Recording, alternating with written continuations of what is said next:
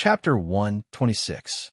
After agreeing on Qin Shubao's treatment plan, Sun Simiao put away the medicine box and prepared to leave.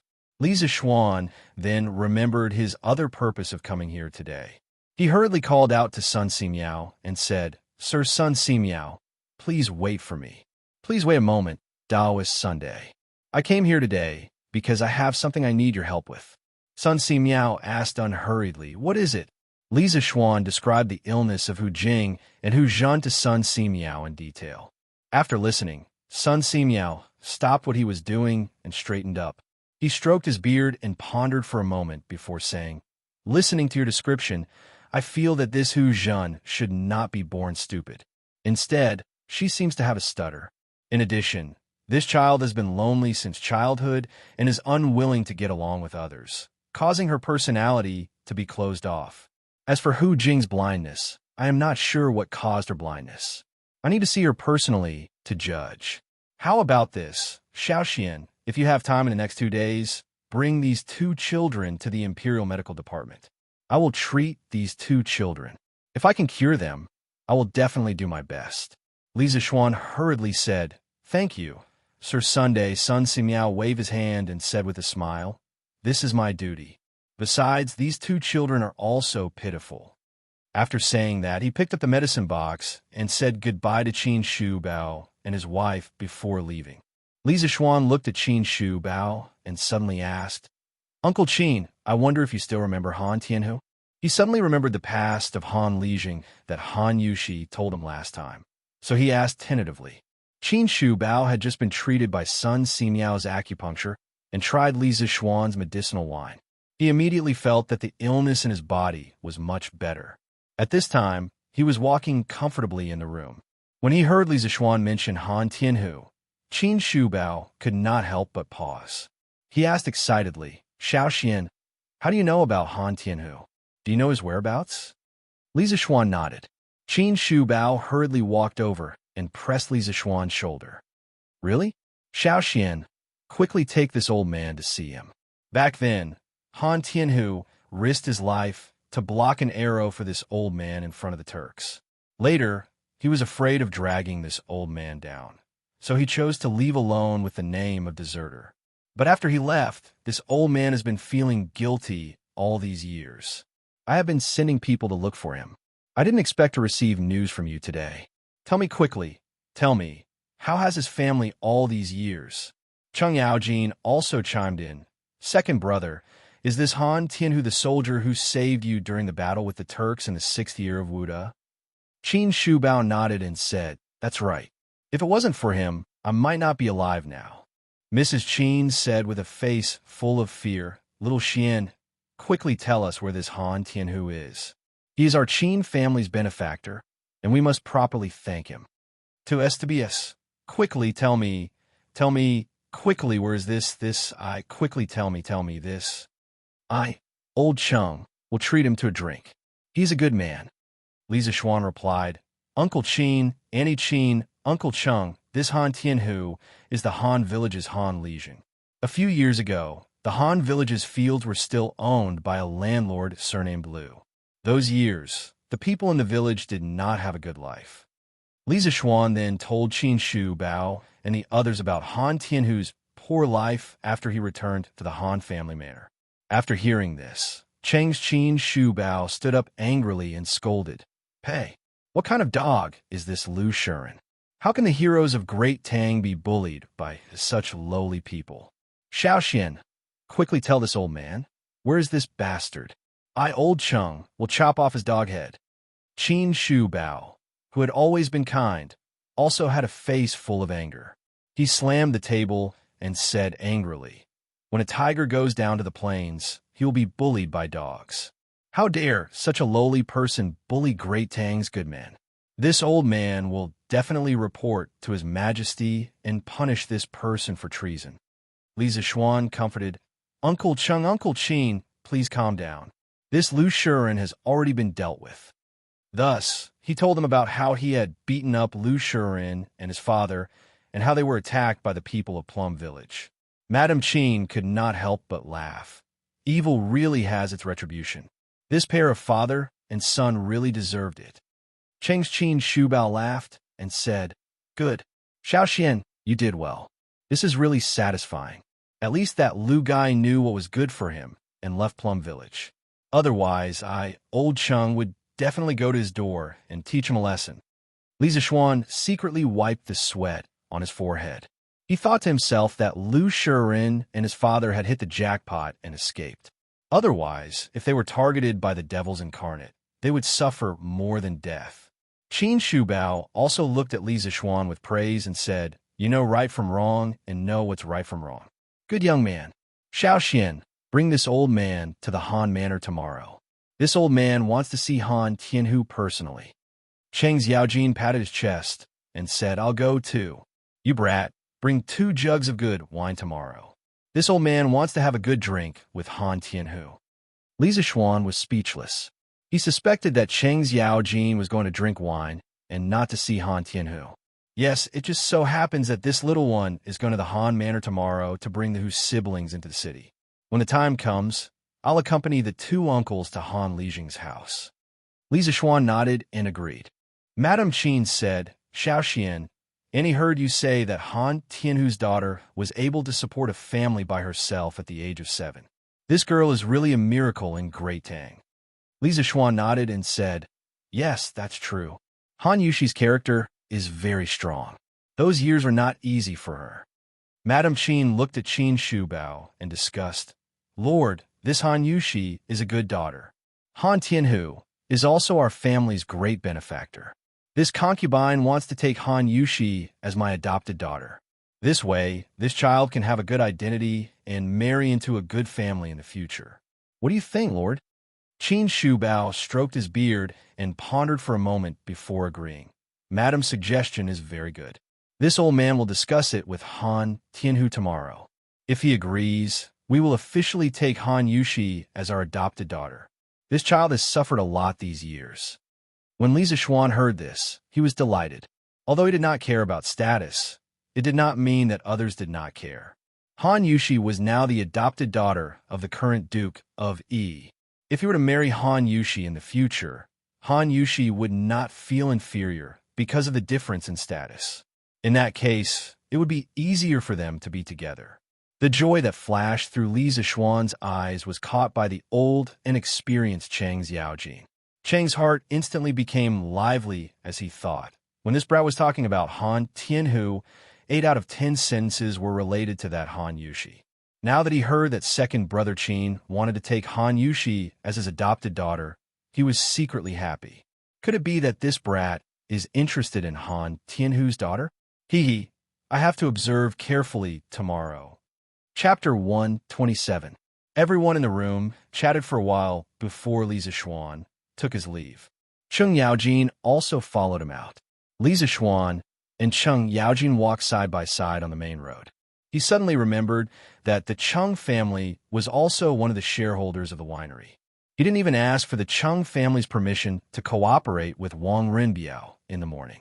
Thinking of this, Li Zishuan said somewhat embarrassedly, "Uncle Cheng, there's something I forgot to tell you today.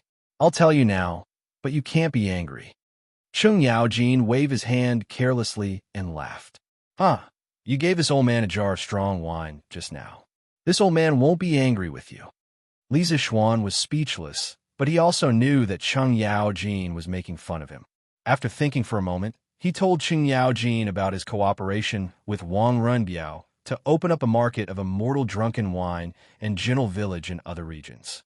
After hearing this, Cheng Yaojin became serious for once. He pondered for a long time and looked around. After confirming that there was no one around, he said to Li Zishuan, "Little Xian, this old man actually doesn't want you to get involved in the affairs of the aristocratic families. In today's world, apart from the imperial family, the 6 aristocratic families have tens of thousands of direct descendants. There are also countless officials, scholars, and Jianghu wanderers who rely on the aristocratic families. This has already formed a huge force that is enough to threaten the stability of the Tang Empire. His Majesty is already thinking of weakening the aristocratic families. If you get too involved with the aristocratic families, I'm afraid it will be detrimental to your future." After hearing this, Li Zixuan was startled. He cupped his hands and said to Cheng Yaojin, "Thank you for your reminder, Uncle Cheng. After this cooperation, this little one will try not to interact with the aristocratic families." Cheng Yaojin nodded and continued, "But little Xian, the person you're cooperating with this time, is not bad. Wang Renbiao is from the Wang family of Taiyuan in Qi County. Wang Renbiao's father, Wang Yu, is now the governor of Sui Province. Wang Renbiao's mother is the younger sister of the retired emperor, Princess Tong. His Majesty dotes on their family, and Wang Yu is also a supporter of His Majesty. Even if His Majesty really wants to clean up the aristocratic families in the future, Wang Yu's bloodline will definitely be fine. It won't be a big problem for you to cooperate with his son." Wang Yu's father, Wang Bing, was also a powerful person. He was once the Grand Minister of the Sui dynasty, a rank 1 official. Wang Yu's wife, Princess Tong, and was conferred the title of Grand Princess after the founding of the Great Tang. Lier had always been especially respectful to this aunt of his. After she married Wang Yu, he visited her house many times and rewarded her with many gifts. There was once a time when Princess Tong was ill. Li Er personally visited her and bestowed upon her 500 maidens and maids. According to historical records, Wang Yu also had a beautiful and docile grandniece. Princess Tong mentioned to Li Er that Li Ji took her as his princess consort. She was Empress Wang, who was later killed by Wu Zetian. Wang Yu's grandson, Wang Fangyi, was also a famous general during the Gaozong era. From this, it could be seen that Wang Yu's family was a true aristocratic family in the Tang dynasty. Under the background of the emperor's efforts to weaken the aristocratic families were all excluded from the center of the imperial court. Very few of them were able to reach rank 4 and above. As for the branch of the Wang family of Taiyuan in Qi County, Wang Yu relied on the emperor's favor to first become a secondary 3rd-grade provincial governor. Finally, he was promoted to a secondary 1st-grade provincial governor. This level of favor from the emperor was rare among the aristocratic families of that time. The next day, Li Zixuan, Qin Shubao, and Cheng Yaojin met up and rushed to the Han Manor. "Uncle Qin, is your body okay riding a horse? Why don't we hire a carriage for you?" Li Zixuan looked at Qin Xiong's sallow face and asked worriedly. Qin Xiong laughed and waved his hand. He said in a clear voice, "This old man is not that fragile. After taking Dr. Sun's medicine yesterday and drinking your medicine, this old man feels much better today." Cheng Yaojin said excitedly that in a few months, second brother Qin will be as lively as a dragon and as lively as a tiger. When that time comes, we 2 brothers will be able to fight side by side on the battlefield. "Ha, great, great." When the 3 of them arrived at the Han Manor, it was already close to noon. Li Zixuan planned to bring them directly to the Han Manor's small courtyard. Along the way, many villagers saw Li Zixuan and greeted him enthusiastically. "Oh, Lord Ju, you're here. Can you come to my house for lunch? My husband's cooking is very good." "Nonsense. Old man Wang, can your husband's cooking be eaten? Lord Ju, you should come to my house. I hunted 2 wild rabbits on the mountain yesterday and stewed them today. I hunted 2 pheasants and a rabbit this morning. Lord Ju, come to my house for lunch. Come to my house. Come to my house." Li Zixuan hurriedly dismounted from his horse and comforted these people. Only then did they reluctantly open up a path for him. Qin Xiong and Cheng Yaojin stroked their beards and stood quietly at the side. They nodded at this scene. "Xiao Xian, I didn't expect you to be so popular in the Han Manor," Qin Xiong said with a casual smile as they walked on the path in the manor. Li Zixuan said humbly, "Uncle Qin, you must be joking. This is just the love of the villagers. Actually, I didn't do much for them." Qin Xiong shook his head and smiled without saying anything. Cheng Yaojin chuckled and said, "You brat, you're learning from those rotten scholars. Aren't your words sour? If second brother Qin and I praise you, you have to accept it. You're dawdling like a woman." Li Zixuan was speechless. He was just being modest out of habit. This Cheng Yaojin really didn't know how to say personal things. In the Han Manor's small courtyard. "Yushi, I'm going to Plum Village in the afternoon to see how the chicken farm is doing. You're alone at home, so be careful," Han Lijing said to his daughter as he tidied up a pile of firewood in the courtyard. "Yes, father. Don't worry. I'll be fine," Han Yushi agreed. "Uncle Han, look who's here to see you." The courtyard door was only ajar and not locked. Li Zixuan directly pushed open the courtyard door and shouted at Han Lijing. When Han Yushi heard Li Zixuan's voice, she quickly turned around and looked at Li Zixuan with her big, watery eyes. Han Lijing also looked over when he heard this. He saw Li Zixuan and was about to greet him, but then he saw Qin Shu Bao and Cheng Yaojin behind Li Zixuan. Han Lijing was about to greet them, but he couldn't say anything. His mouth was wide open as he stood rooted to the ground. "Father?" Han Yushi saw that her father was rooted to the ground for a while, so she reminded him in confusion. Han Lijing immediately came back to his senses. He hurriedly got up and limped over to greet them. He first greeted Li Zixuan, then looked at Qin Shu Bao. His lips kept trembling, and he was so excited that he didn't know what to say. In the end, he knelt on one knee and made a military salute. He said loudly, "I'm sorry. Deserter Han Tianhu greets General Qin and General Cheng." Unlike those ordinary villagers, Han Lijing had been in the army for many years, so of course he knew Cheng Yaojin. When Qin Shu Bao came in earlier, he saw the dilapidated courtyard and the father and daughter who depended on each other. He felt a little suffocated. When he heard Han Lijing call himself a deserter, Qin Shu Bao couldn't hold it in anymore. He pulled Han Lijing up from the ground and shouted, "Han Tianhu, you're not a deserter. Who dares to say that you're a deserter? I, Qin Xiong, would rather give up the title of duke and make him kneel down and apologize to you.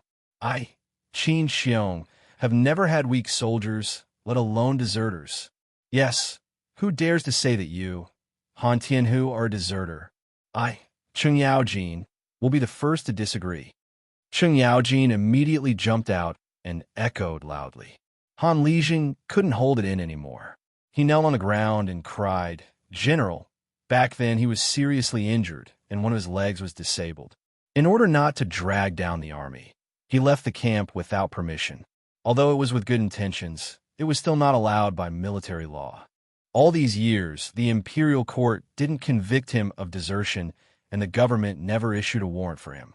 Han Tianhu knew that it was Qin Shu Bao who mediated for him and helped him get off the hook. Every night when he woke up, his ears would ring with endless shouts of killing. Although he left the army, his heart was always on the battlefield. But he was still a deserter. He didn't dare to meet his fellow soldiers, and even more so, he didn't dare to meet Qin Shu Bao. He was afraid that he would embarrass Qin Shu Bao. Now that Qin Shu Bao had personally cleared his name and said that he wasn't a deserter, the demon that had been lingering in his heart for many years had finally dissipated. How could he not be emotional? Qin Shu Bao's eyes were also wet. He squatted down and pressed on Han Lijing's shoulder, comforting him. "Tianhu, you have suffered all these years." Han Lijing choked and said, "I didn't suffer. As long as the general doesn't think that I am a deserter, I am satisfied and can die without regrets." These incomparably sad words deeply touched Cheng Yaojin and Qin Shu Bao, who had been on the battlefield for a long time. The two of them couldn't help but cry. The three men hugged each other and cried bitterly, reminiscing about the years of killing each other. Li Zixuan stood at the side and saw this scene. He was also very touched. At this time, he really wanted to sing Lu Tianwang's "It's Not a Crime for a Man to Cry."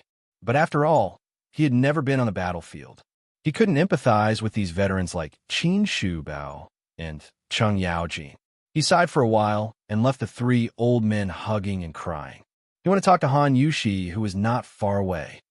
Chapter 128. In the small courtyard of the Han family. "Yushi, how have you been recently?" Standing side by side with Han Yushi under the parasol tree in the courtyard, Li Zixuan had a lot of things he wanted to say, but he could not bring himself to say them. In the end, he stammered for a while before squeezing out such a meaningless sentence. When Han Yushi saw Li Zixuan walking straight toward her, she was very shy and happy. Now that she heard this meaningless sentence, she could not help but secretly roll her eyes. She cursed Li Zixuan's slow EQ in her heart. She felt that she had already made it very obvious, but Lisa Schwan just could not understand her feelings. She had also suspected that Lisa Schwan already had someone he liked. However, later on, she saw that Lisa Schwan had always been alone and liked to stick to her. This proved that Lisa Schwan did not like anyone and did not hate her. After thinking about it, Han Yushi could only attribute it to Lisa Schwan's slow EQ. I've been doing well recently. It's just that I kind of miss. Han Yushi was not careful and almost blurted out her true thoughts. Fortunately, she sobered up and stopped in time. Miss what? Miss what? Lisa Schwan was overjoyed and quickly asked with anticipation in his eyes. I missed the iron egg. Han Yushi secretly glanced at Lisa Schwan's handsome face and understood the anticipation in his eyes. Although she was happy in her heart, she swallowed the words that were about to come out of her mouth. How could a girl take the initiative to admit such a thing? Therefore, her mind raced, and she quickly thought of this excuse to smooth things over. Oh, you missed the iron egg. Lisa Schwan was overjoyed by this sudden turn of events and scratched his head in disappointment. Yushi, go and prepare some food and wine. General Qin, General Chung, and young master are all having lunch at our house. After the three old men in the courtyard finished crying, Han Lijing walked over and said to Han Yushi, Yes, father, your daughter will go now. Han Yushi responded and glanced at Lisa Schwan before walking to the kitchen. Today was also the first time she had seen her father cry. She secretly thought of making something delicious for lunch so that her father wouldn't be so sad anymore. Young master, General Qin, General Chung, let's go inside and sit. Uncle Han, please accompany Uncle Qin and Uncle Chung in and have a seat first. I brought some pastries, wine, and dishes. I'll bring them to the kitchen and let Yushi heat them up. After Lisa Schwan finished speaking, he slipped out of the courtyard like a wisp of smoke and took the bundle from the horse. Han Lijing could only take Qing Yaojin and Qin Shubao into the house to rest.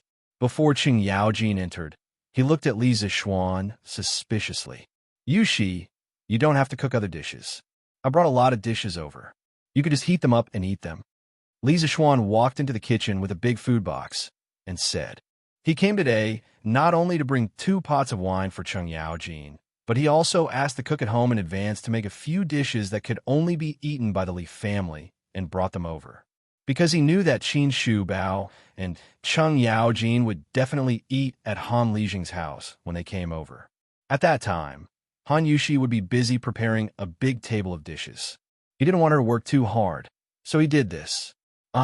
Young master, how can this be? Isn't it too rude? Han Yushi was a little hesitant.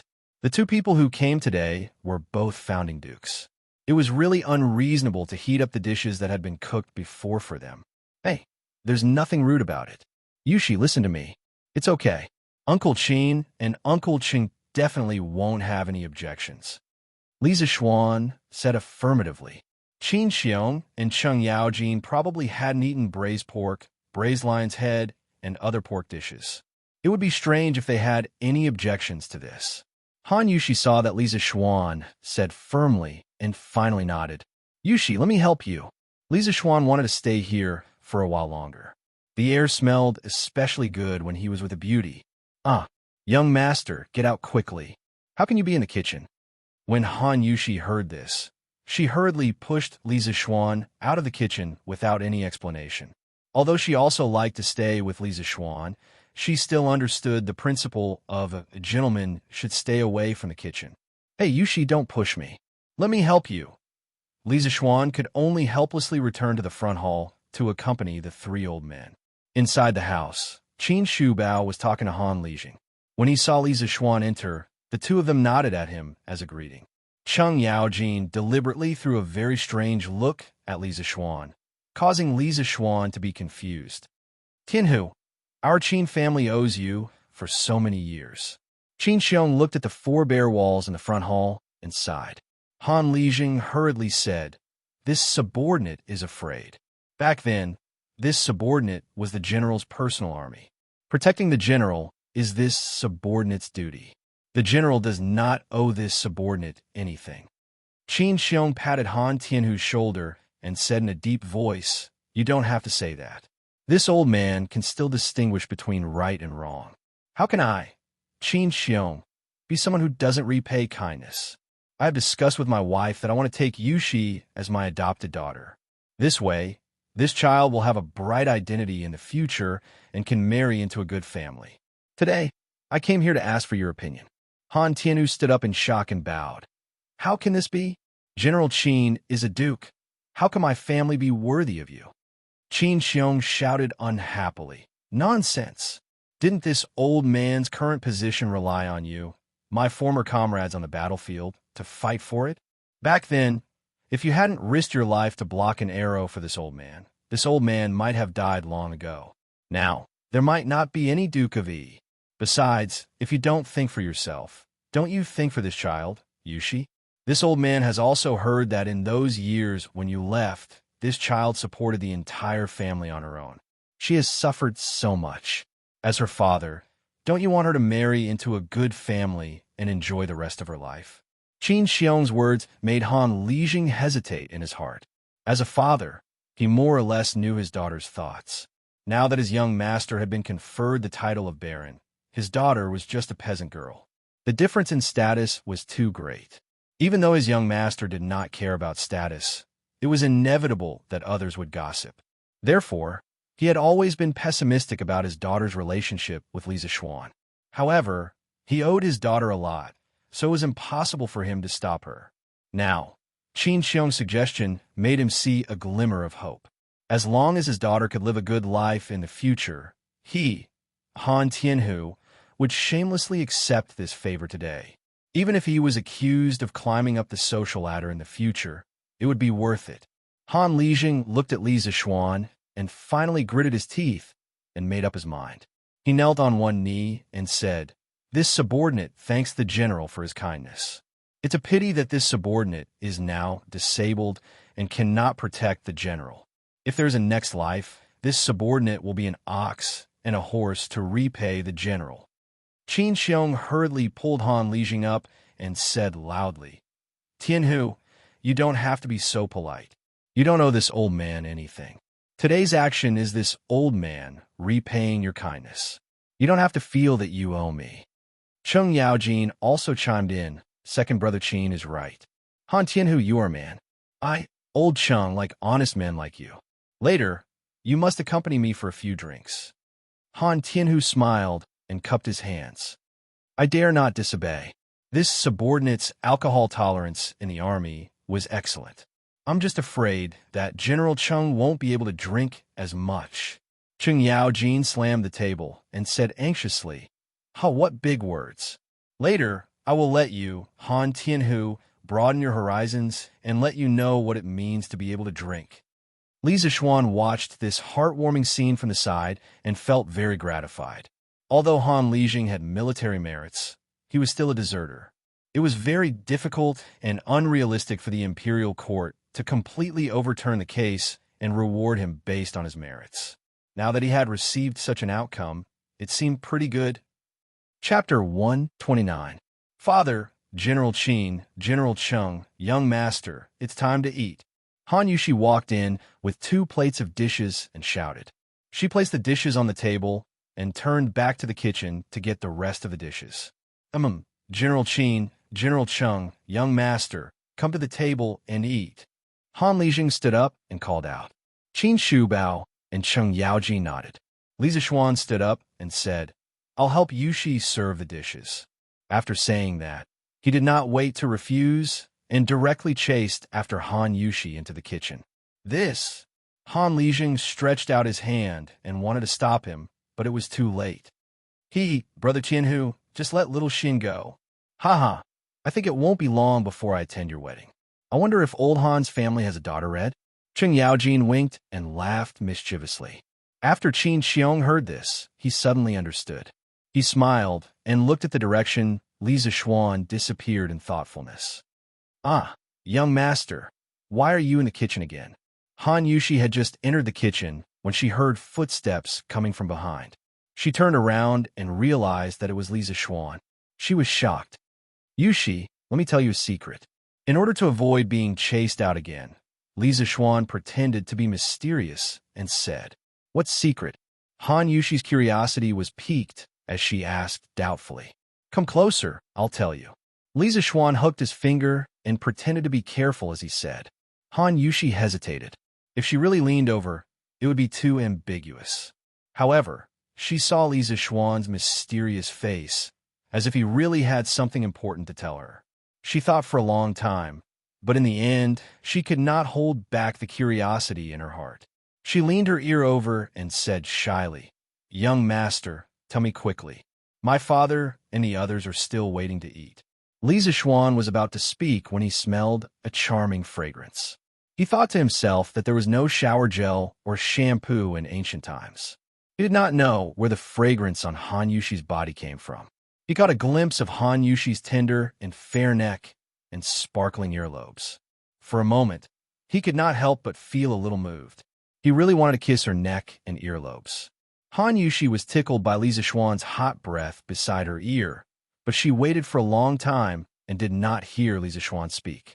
She thought that Li Zishuan was deliberately teasing her, and she could not help but feel a little embarrassed.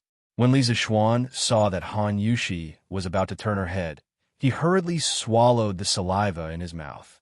He forcefully suppressed the thoughts in his heart and said in a low voice, Yushi, in a moment, Duke, he wants to recognize you as his adopted daughter. You have to be mentally prepared. Ah, what? When Han Yushi heard this, she did not care about the shyness in her heart and asked in disbelief. Li Zishuan smiled and said, What I said is true. Let's take the dishes out quickly. After saying that, he did not care about Han Yushi, who was still in a daze at the side. He carried 2 plates of dishes and went out. Sigh. Han Yushi reacted and was about to ask Li Zishuan to put down the dishes, but Li Zishuan had already walked far away. She stomped her feet in anger, but she felt a little sweet in her heart. When the dishes were served, Han Lijing said to Han Yushi, Yushi, father wants to tell you something. Tianhu, let me say it. Qin Xiong waved his hand and interrupted. Then he looked at Han Yushi and asked, Yushi, my wife, and I want to take you in as our adopted daughter. We just discussed it with your father, and he agreed. What do you think? Although Han Yushi had just heard Li Zishuan mention this in the kitchen, she still could not hide her surprise when she heard Qin Shubao say it himself. She looked at her father hesitantly, hoping to get some pointers from him. Seeing Han Lijing gently nod his head, Han Yushi bowed and said, Yushi greets foster father. Ah, good child, quickly get up. Qin Xiong laughed heartily, but it was not appropriate for him to pull her up. He could only tell Han Yushi to get up quickly. Han Yushi stood up and poured a cup of tea for Qin Xiong.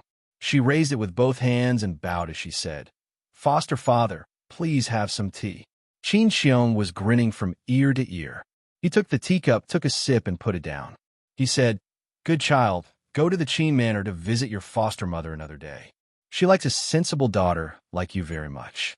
Yes, foster father, Qin Xiong said with a smile. All right, you will be my daughter from now on. If anyone dares to bully you, just tell me. I will definitely uphold justice for you. Han Yushi's heart warmed as she thanked him sincerely. Thank you, foster father. Ha! Second brother Qin, you have taken an adopted daughter today. This is a joyous occasion. We must drink to our heart's content. Brother Tianhu, don't you think so? Ha! Cheng Yaojin laughed heartily. He looked at the delicious food on the table and thought of the wine Li Zishuan brought. He could not help but want to eat. General Cheng is right. I must toast to the 2 generals today. Han Lijing smiled. Cheng Yaojin could not wait and said, Ha! Xiao Xian, quickly take out the good wine you brought.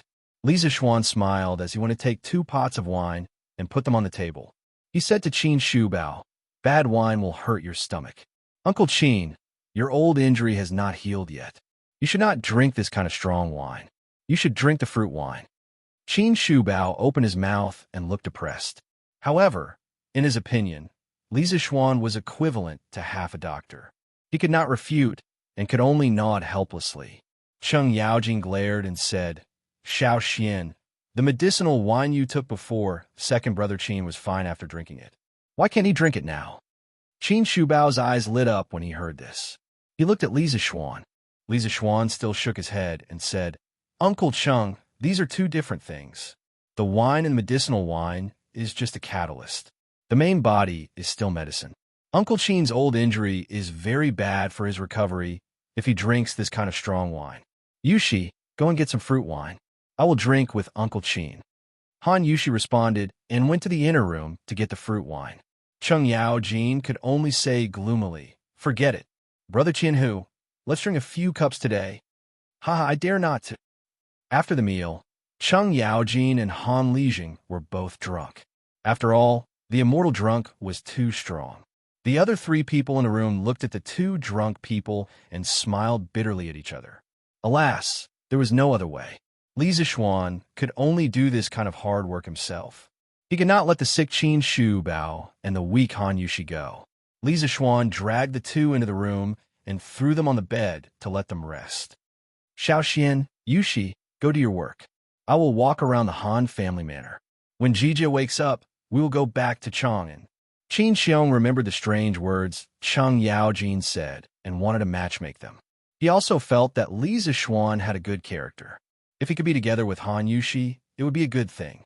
Li Zixuan quickly said, "Uncle Qin, please be careful." Han Yushi also said with concern, "Godfather, your body is not well yet. Why don't I go with you?" Qin Xiong quickly waved his hand and said, No, your godfather is much better now. It's okay. If he let Han Yushi come, wouldn't his efforts be wasted? So he quickly left the courtyard after saying that. P.S. The subscription data is terrible. Readers who like this book, please pay a few cents to subscribe so that Swordsman will have the motivation to continue writing. Thank you. I can't continue writing like this. Please subscribe. Don't read the pirated version. Brothers, you still have to subscribe when you need to. Chapter 130. Yushi, do you want to enter the city with me today? We could go to Uncle Chin's house and visit Aunt Chin. In the courtyard, a man and a woman were alone. It was very ambiguous. Li Zixuan really wanted to spend the rest of his life quietly with Han Yushi. Han Yushi looked at Li Zixuan, who was sitting on the swing beside her. She felt a little amused. This swing was tied to the iron egg by Han Lijing in the past. Now Li Zixuan was sitting on it to play. Her young master was sometimes mature and steady, but sometimes he was like a child. Hearing Li Zixuan's words, Han Yushi thought for a while and replied, "Young master, when you go back today, it will definitely be late. If I go, I probably won't be able to make it back in time, so I'll go tomorrow." Li Zixuan subconsciously wanted to say, "If you can't go back, then stay in my house." However, he was afraid that he would offend the beauty, so he could only swallow the words that were about to come out of his mouth. "Then you have to be careful when you go alone tomorrow. Or you can go with the farmer who is going to the market tomorrow." Li Zixuan thought for a while and still instructed. He still had no clue about the martial arts expert who stole the wine that Han Lijing mentioned last time. He always felt that the person's goal was not that simple. Han Yushi's heart warmed. She replied softly, "Young master, don't worry. Yushi will be careful." Li Zixuan's heart was slightly relieved. He looked up at Han Yushi, who was holding the rope of the swing. Suddenly, his childish heart was awakened. He smiled and said, "Yushi, sit on top. I'll help you on the swing." Han Yushi frowned and said, "Young master, this is for children. Who said that this thing can only be played by children? Didn't you see that I played with it just now?" Han Yushi was speechless. "Come up quickly. If you don't come up, I'll carry you up." Li Zixuan was a little unrestrained at this moment. "Don't, I'll go up myself."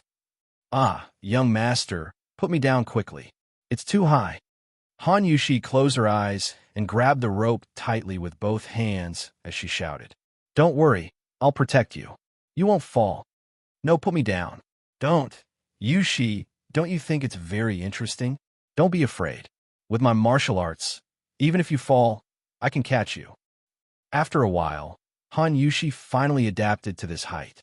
She stopped screaming and gradually quietened down. Under the setting sun, a flower-like young girl sat on a swing. Behind her, a handsome man was slowly pushing the swing. Both of them were silently enjoying this rare tranquility and warmth. Cough, cough. Qin Xiong felt that he had returned late enough, but he did not expect to see something that he should not have seen. He hurriedly coughed twice to remind them that someone had come. Han Yushi was like a frightened rabbit. She hurriedly grabbed Li Zixuan's hand and signaled him to stop pushing. Then, Han Yushi got off the swing. Li Zixuan only felt a burst of warmth and smoothness in his hand, and he couldn't help but stop. Then, the wonderful touch disappeared, and he couldn't help but feel a sense of loss. "Godfather, you're back." Han Yushi clenched her hands and greeted Qin Xiong like a child who had done something wrong. "Yes, I'm back." Qin Xiong naturally pretended that he didn't see anything and replied, "Uncle Qin, how was your tour of the manor?" Li Zixuan spoke to hide his awkwardness. When Qin Xiong heard this, he stroked his beard and said half-jokingly, "This old man discovered that the villagers of this Han manor are clearly much wealthier than the people in other manors. Xiao Xian, you're a good landlord." Li Zixuan chuckled and said, "You're flattering me." Qin Xiong wanted to say something, but hesitated. In the end, he said, "Little Xian, come out with me. I have something to ask you." With that, he walked out of the courtyard, leaving Li Zixuan with his back. Li Zixuan looked at Han Yushi and said, "Yushi, I'm going out for a while. Go and see if Uncle Han and Uncle Cheng are awake." Han Yushi nodded. At the same time, she was a little nervous. She didn't know what her godfather wanted to say to Li Zixuan. Could it be that he and she... "Aya, please don't be like that." Han Yushi blushed at the thought of this and hurried into the house.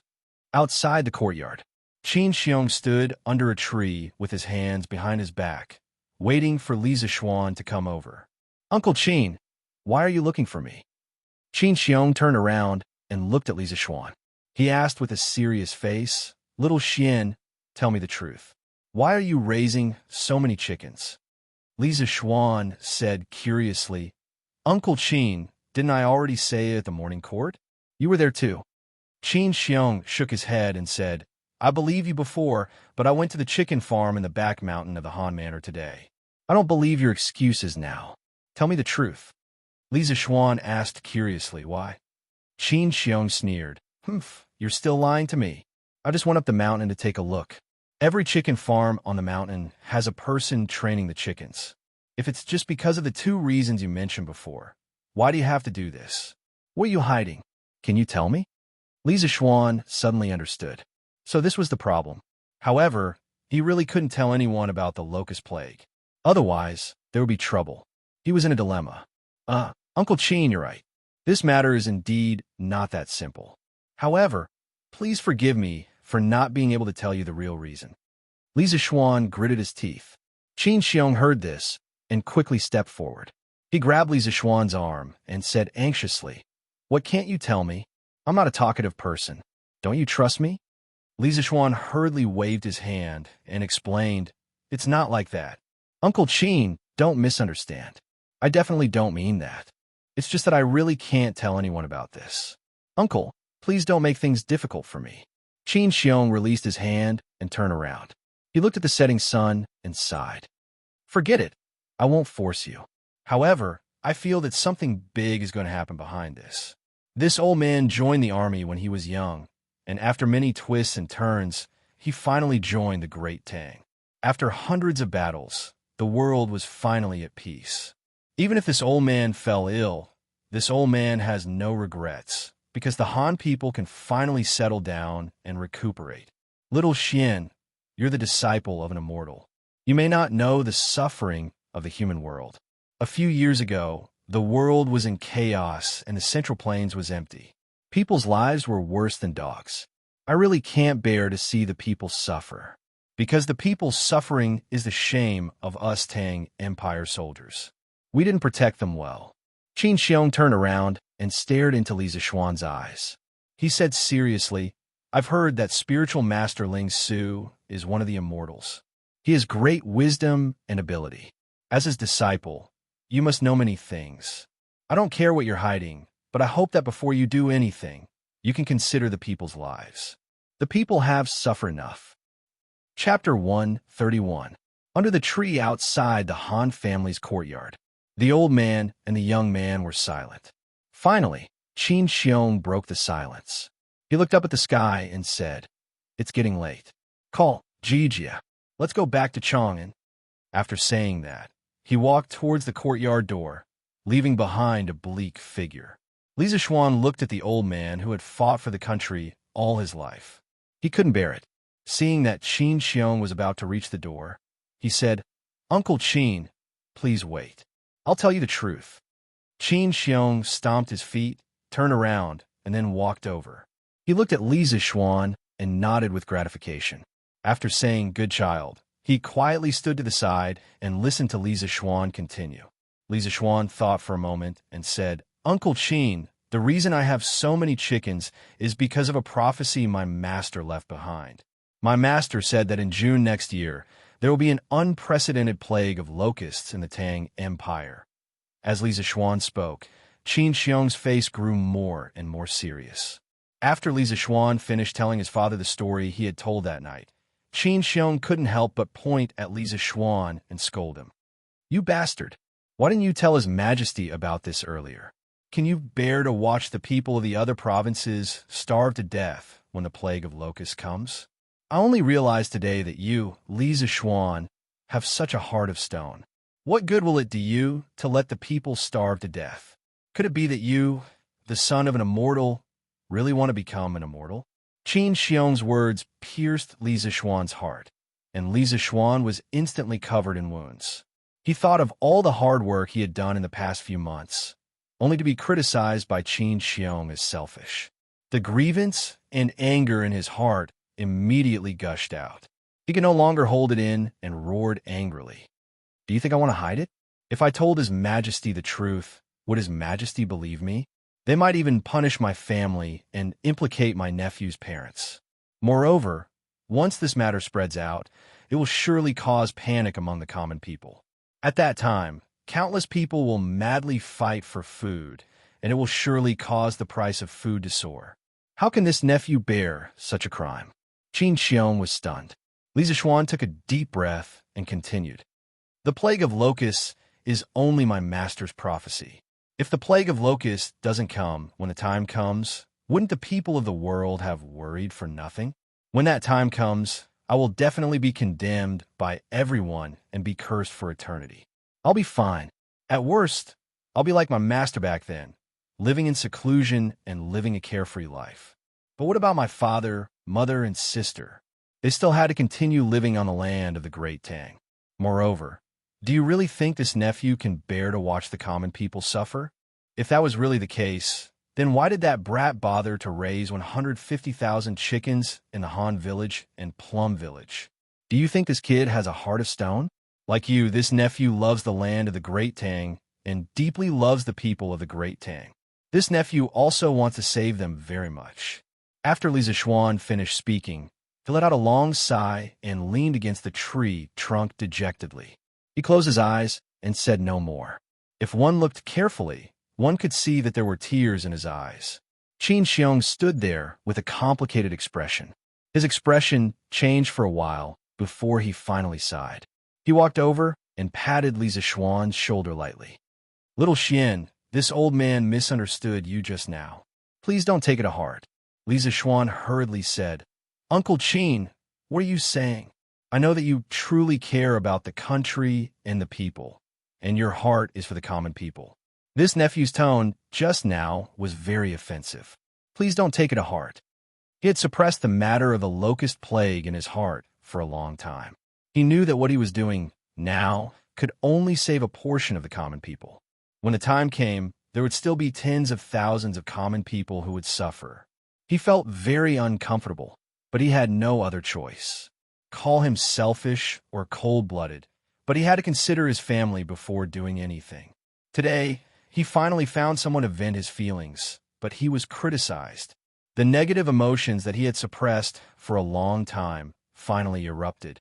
Although he felt much better now, he also realized that his tone just now was too harsh. Qin Xiong shook his head and said, "It's normal for young people to be angry. This old man will not blame you. But little Xian, is there really no other way?" Li Zixuan thought for a while and replied, "Since ancient times, haven't the kings of the past been helpless in the face of the locust plague? I also want to save more common people, but this nephew's ability is limited. There really is no other way." Qin Xiong was silent for a long time. Then he sighed deeply. At this moment, he seemed to have aged 10 years.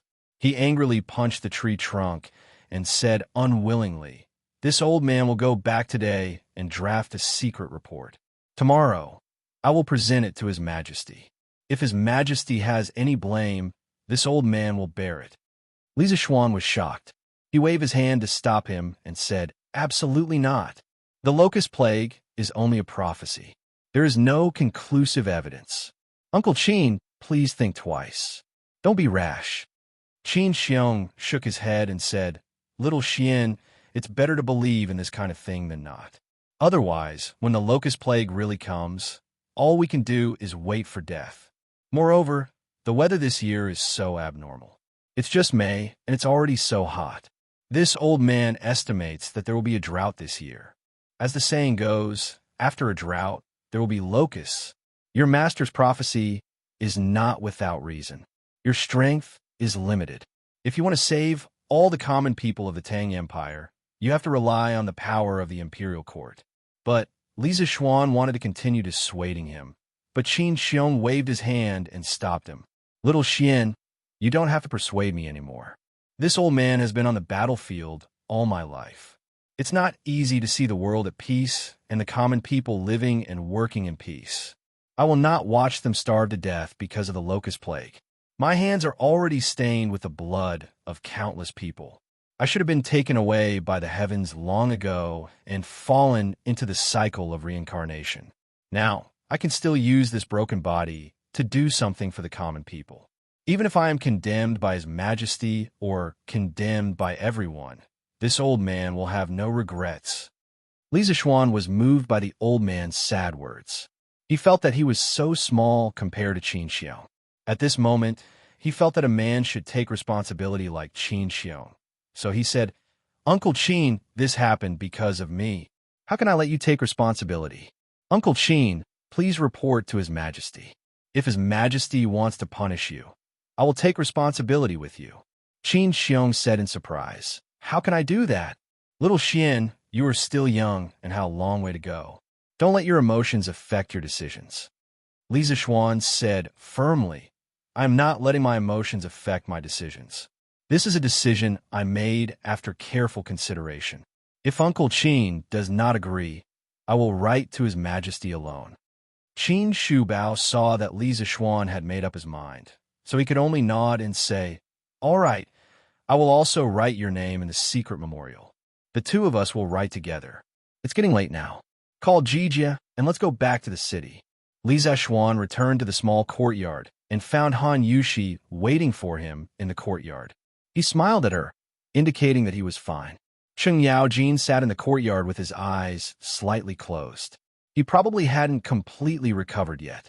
He didn't see Han Lijing. He was probably still drunk. Li Zishuan went over to say a few words to Han Yushi and reminded her again to be careful when she entered the city tomorrow. Then, he pulled Cheng Yaojin, who was slightly sober, and called Hu Jing and his brother over. Anyway, they were just two children and weren't heavy. Each of them could sit on one more. Just like that, the five of them rode 3 horses and left the Han family village.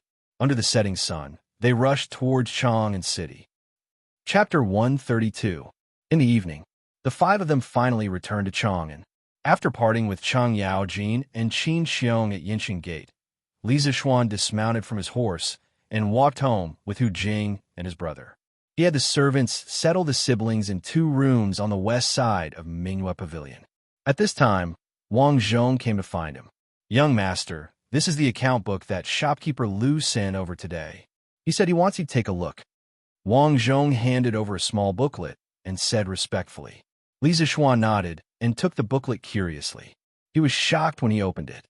It turned out that it was the profits of the Drunken Immortal restaurant for the past few days.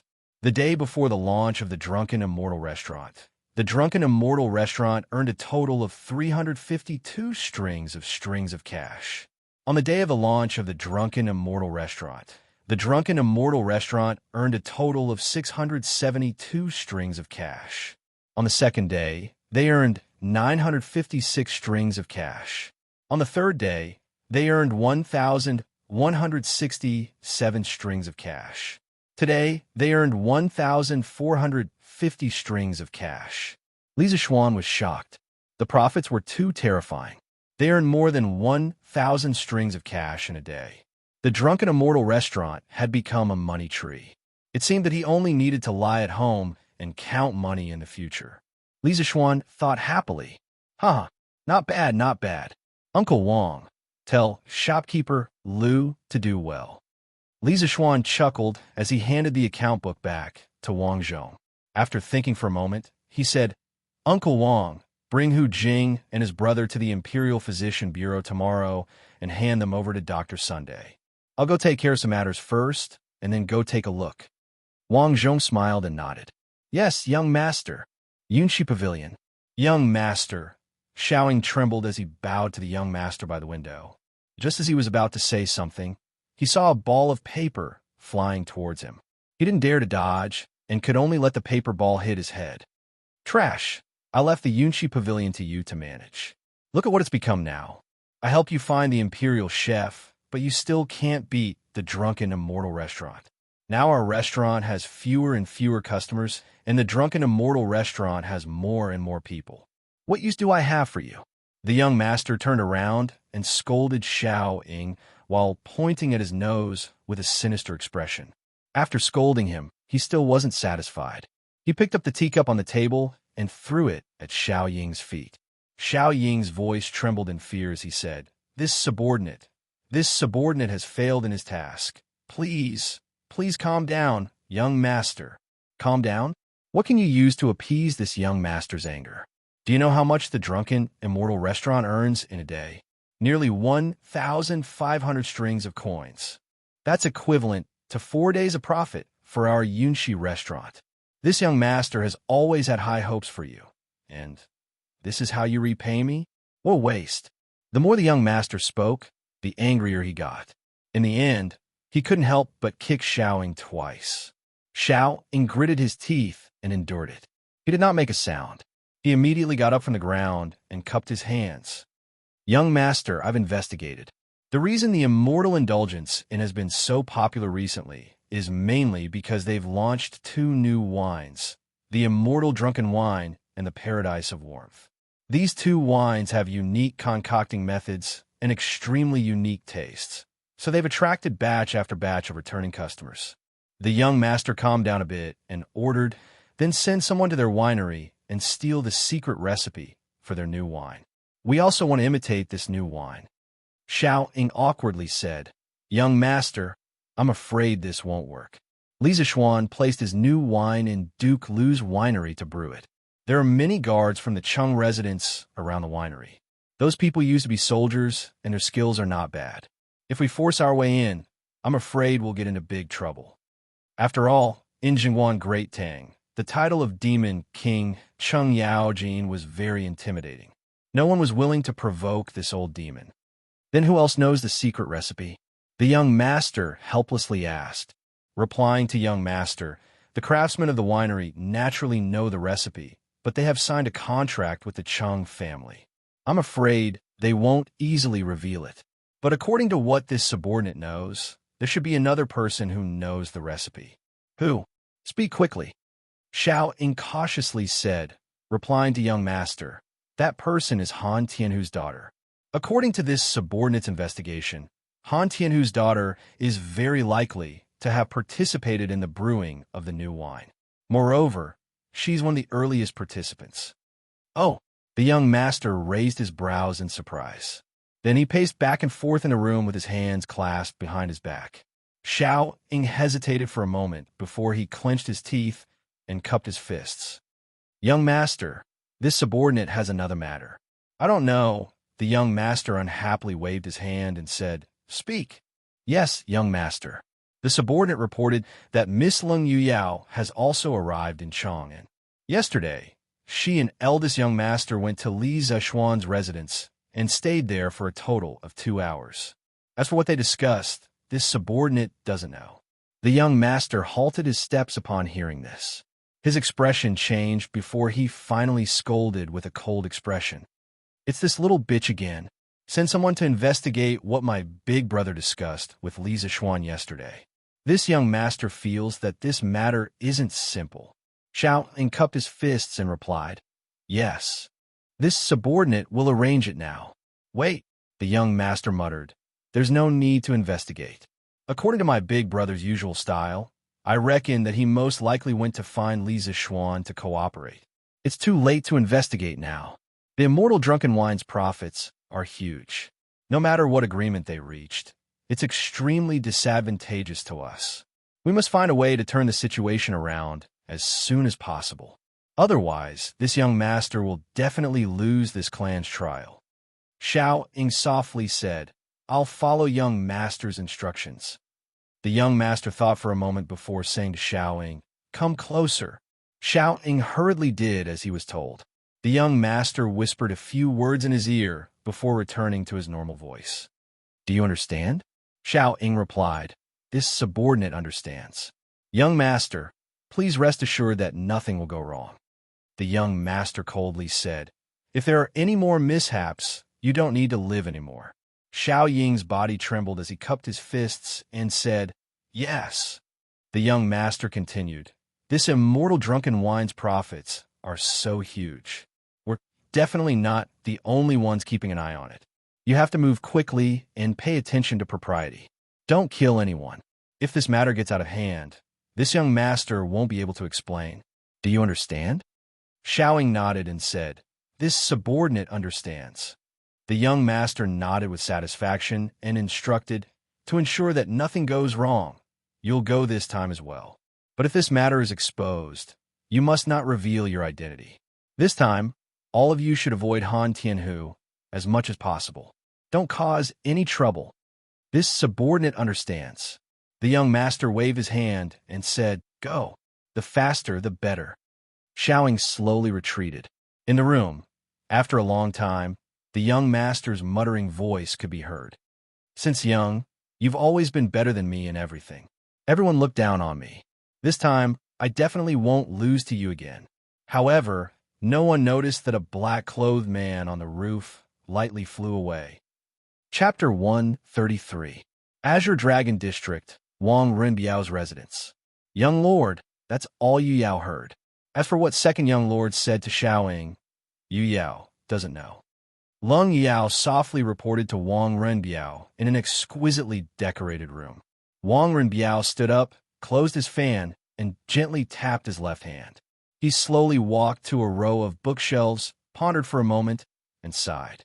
Alas, even if you didn't hear those words, this young lord can guess most of it. It seems that this younger brother of mine is going to do something foolish. Lung Yao was curious, but she didn't ask. This was also her nature. In her mind, if the young lord was willing to tell her, he would tell her even if she didn't ask. Wang Renbiao hesitated for a moment, then finally made up his mind. No, Lisa Schwann is no longer the same as before. If second brother is allowed to do as he pleases, it will definitely bring disaster to the Wang family. Besides, I just started working with Lisa Schwann. How can I let him ruin it? Yao leave immediately and secretly follow Xiao Ying. If he does anything unusual, immediately send a message to me. Lung Yao nodded. Yes, young lord. With that, she picked up her sword and was about to leave. Wait, Wang Renbiao called out to stop her. Lung Yao turned back and asked, Young lord, do you have any other orders? Wang Renbiao took a deep look at Lung Yao's beautiful eyes and said in a deep voice, Be careful in everything you do. Don't try to be brave. If you're discovered, remember to withdraw in time. Nothing is more important than your life. A trace of gentleness flashed across Lung Yao's frosty face. She said softly, Don't worry, young master. Yu Yao's divine breathing technique is a secret technique of my sect. Even a grandmaster-level expert would find it hard to detect it. Wang Renbiao nodded. Lung Yao pushed open the door and left the courtyard, disappearing without a trace in a flash. The next day, in Taiji Palace, the morning court had reached its end. Your Majesty, the 30,000 curved plows manufactured by the Ministry of Works have all been distributed to the county offices near Chang'an.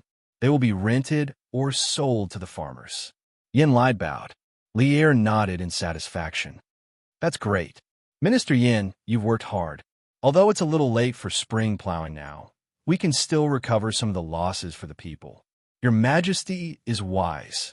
After saying that, Yenlide returned to his original position. Is there anything else you would like to report? Lier secretly rubbed his old waist and asked the officials. In his heart, he thought that he seemed to have overworked himself last night. He should get the imperial chef to make some tiger penis soup to replenish his energy. The ministers looked at each other and then lowered their heads. Seeing this, Lier announced the end of the court session. Not long after, the officials dispersed. Only Qin Xiong walked out and quietly turned back. After Lier left the court, he went to the back hall of Taiji Palace. Just as he was about to change his clothes and go to the West Inner Garden to rest, a servant came in and reporting to your majesty. Duke E requests an audience. Lier stopped what he was doing and said in surprise, "Oh, what business does Shu Bao have? Hurry up and announce it." "Yes." The attendant cupped his hands in acknowledgement and slowly retreated. A moment later, Qin Xiong walked in shakily and bowed to Lier. "Greetings, your majesty," Lier hurriedly said. "Shu Bao, quickly dispense with the formalities.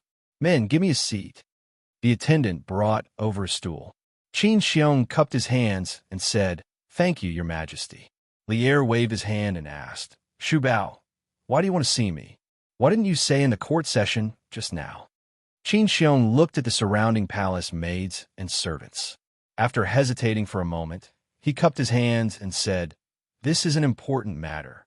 If I may be so bold, your majesty, please dismiss your servants." Lier was even more curious. He waved at the palace maids and servants and said, "You may leave first." "Yes." After they all left the inner hall, Lier looked at Qin Xiong and smiled. "Shu Bao, this is the first time you are discussing matters with me so seriously. Now that everyone has left, Shu Bao can speak, right?" Qin Xiong took out a memorial from his sleeve and stood up to present it to Lier with both hands. He said, "Your Majesty, please take a look." Lier smiled and took the memorial. He casually opened it and took a look. A moment later, Lier's expression suddenly changed. The relaxed expression on his face was no longer there. Qin Xiong stood quietly at the side with his hands behind his back, silent. About 15 minutes later, Lier put down the memorial. His face was as black as the bottom of a pot. He stood up and stared at Qin Xiong. "Shu Bao, do you believe the prophecy of spiritual master Ling Su?" Replying to your majesty, this old subject believes that it is better to believe that such a thing is true than not. Furthermore, spiritual master Ling Su is an immortal with great achievements. I think that this prophecy is credible. Lier said angrily, "Nonsense. Do you want me to order the people of the world to deal with the locust plague in advance because of a prophecy? Do you know that this matter will cause chaos in the world if it gets out? This nonsense must have come from that brat, Li Zishuan's mouth, right? That brat is restless every day.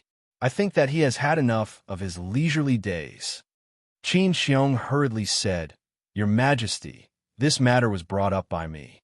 Li Zishuan did not intend to speak of this prophecy. He was forced by me to speak of the truth. My personal honor is irrelevant. I only hope that the people of the world will suffer less. I am willing to bear the consequences of this matter." Qin Xiong bowed deeply to Lier. Although he and Li Zishuan had agreed yesterday that they would jointly sign the memorial and share the responsibility when something happened, Qin Xiong had thought about it and decided not to write Li Zishuan's name when he was writing the memorial last night.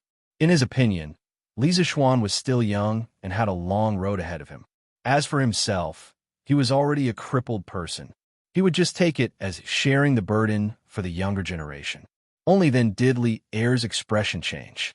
He hurriedly helped Qin Xiong up and said, "Shu Bao, why do you have to do this? You are dedicated to the country and the people. How can I not distinguish right from wrong? But Shu Bao, are you so sure that this prophecy will come true?" Until now, Lier was still unwilling to believe that there would be a locust plague, because once the locust plague happened, there would definitely be people spreading rumors that the ruler was heartless and that this was a punishment from the heavens.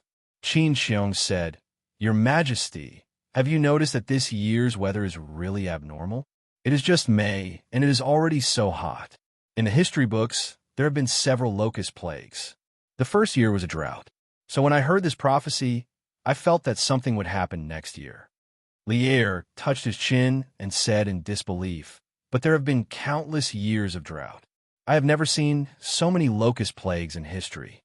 Seeing that he could not persuade Lier, Qin Xiong hesitated for a moment and gritted his teeth. Your Majesty, according to Li Zixuan, spiritual master Ling Su had another prophecy a few years ago. Lier instinctively asked, what prophecy? Your Majesty, that prophecy came true on the 4th of June last year at the Xuanwu Gate. Silence. The entire hall suddenly fell into a strange silence. Only Lier's heavy breathing could be heard. Qin Xiong frowned and held his breath. His expression was serious as he stood to the side with his head lowered and did not speak. Lier's eyes were red as he stared fixedly at Qin Xiong. The Xuanwu Gate change. There was someone who dared to mention the Xuanwu Gate change in front of him.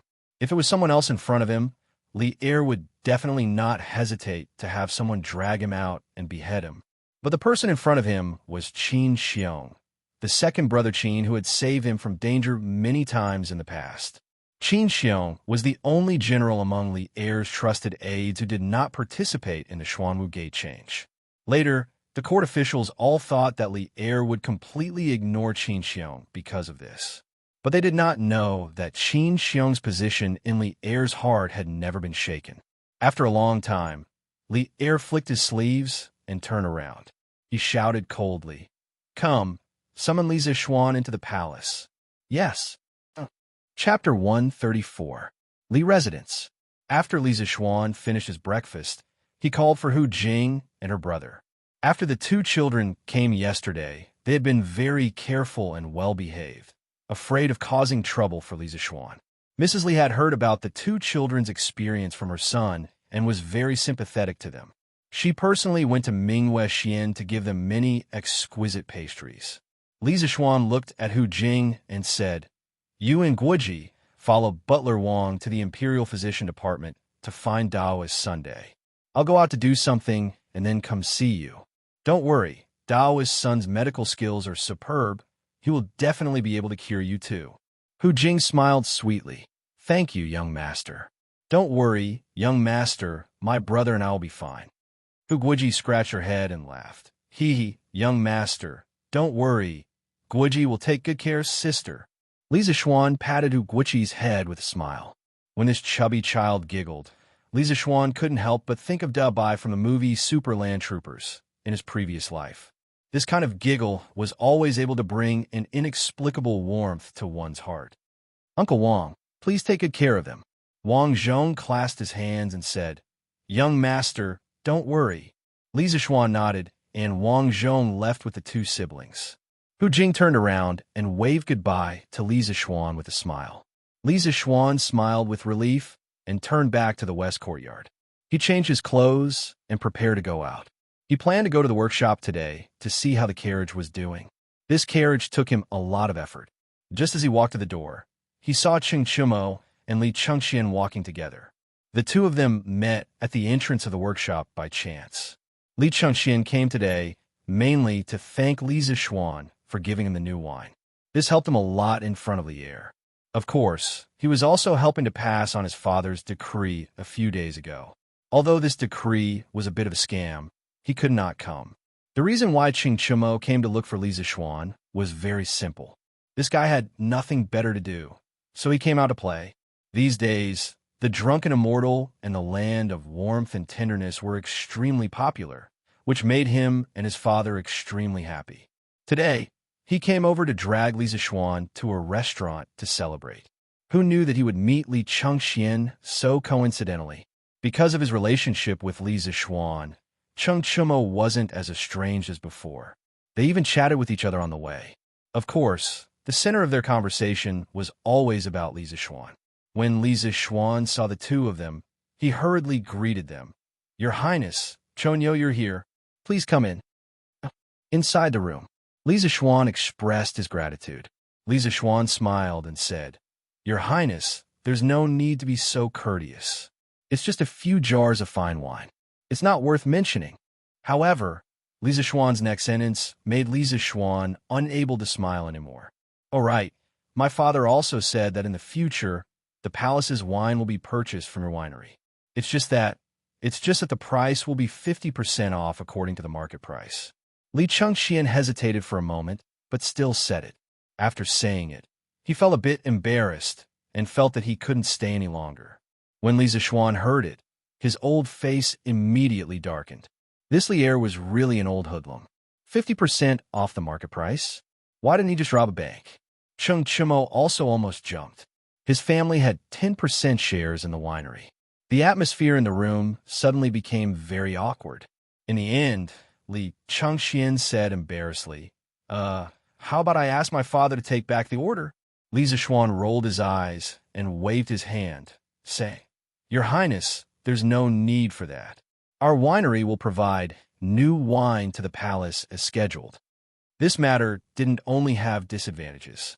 It also had advantages.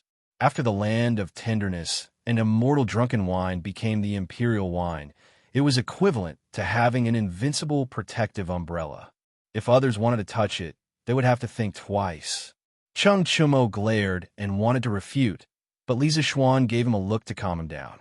Cheng Chumo then sat down reluctantly, thinking that his majesty was really black-hearted. Li Chengxian said happily, Thank you, Zishuan, for understanding. Li Chengxian's goal was achieved. He chatted with Li Zishuan for a while and was about to leave. Li Zishuan and Cheng Chumo sent him to the door. At this moment, a group of people suddenly came from afar. They were carrying a badly mutilated, injured person and rushed over. Young master, something bad happened. Li Zishuan looked carefully and saw that these people were the villagers of the Han village. He couldn't help but be shocked and quickly went to greet them. Uncle Nyo, what happened? Young master, something bad happened. Old Who was almost beaten to death. We wanted to go to the East Market today and found Old Who on the way. He was already unconscious. Old Nyo said, while wiping his sweat and panting. Li Zishuan then noticed Old Who was being carried by a few people behind him. He saw that Old Who was covered in blood, as if he had walked out of a blood pool. Li Zishuan was shocked. He quickly squatted down and patted Old Who's face and shouted, Uncle Who, wake up! Wake up! After shouting for a long time, Li Zishuan tried to pinch Old Who's philtrum. Old Who groaned and opened his eyes with a painful expression. When he saw Li Zishuan in front of him, he immediately shouted excitedly, Young master, quickly go and save the Han family's girl. She was taken away. Boom! Like a bolt from the blue, Li Zishuan was immediately shocked by this news and was stunned on the spot. Little Xian, what's wrong? Cheng Chumo walked over and saw Li Zishuan as if he had lost his soul. He quickly shook his arm and asked with concern. Li Chengxian also looked at him with a worried face. Li Zishuan immediately reacted. Now is not the time for him to be sad. He looked at Old Who and asked anxiously, Uncle Who, quickly tell me where Yushi was taken, who took her, and where did they take her? Old Who held his breath, afraid that he would faint at this critical moment. He quickly bit the tip of his tongue, and blood immediately flowed out of the corner of his mouth. He said weakly, Young master, it's four black-clothed masked men and a group of bandits. Me and Han girl at Rhinoceros Slope were blocked by them. Old Who couldn't beat them. Han girl was taken away by them. They went to the Qinling Mountains. Young master, quickly go, save. Before Old Who could finish speaking, he fainted again. Ridiculous, little Xian, don't worry. I'll go back now and ask my father to send someone to help you find her. Han Yushi is now Uncle Qin's adopted daughter. I believe Uncle Qin will also send someone to help you. Cheng Chumo understood the whole story and immediately shouted. Li Chengxian also said, These bandits are too arrogant. Zishuan, don't be impulsive. I'll go back to the palace and report to my father. I'll send the Yulin guards to help you find her. Li Zishuan's heart was in a mess. The woman he loved the most had been taken away. He only wanted to kill someone at this moment. He wanted to save her. Even if the other party had thousands of experts, he was not afraid. He still wanted to go. He couldn't even protect his own woman. What kind of man was he, Li Zishuan? Your Highness, I'll have to trouble you to send Uncle Who to the Imperial Medical Department. I'll go save Yushi. His voice was bone-chilling, without a trace of emotion. After he finished speaking, he went into the house to take the wind-chasing sword.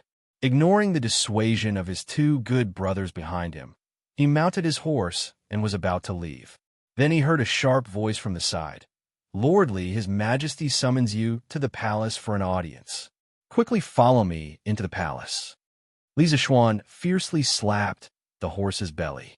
He ignored the attendant who delivered the decree and rushed out like a gust of wind, leaving only an angry roar. "I don't have time." The attendant was so scared that he fell to the ground, not knowing how to return to the palace and report the decree. Li Chengxian hurriedly had people carry old Hu to the Imperial Medical Department and called for the captain of his personal guards. Wu San quickly mobilized all the Imperial Guards of the Eastern Palace to assist Li Zishuan in investigating Miss Han's whereabouts. "Yes." Wu San bowed in agreement.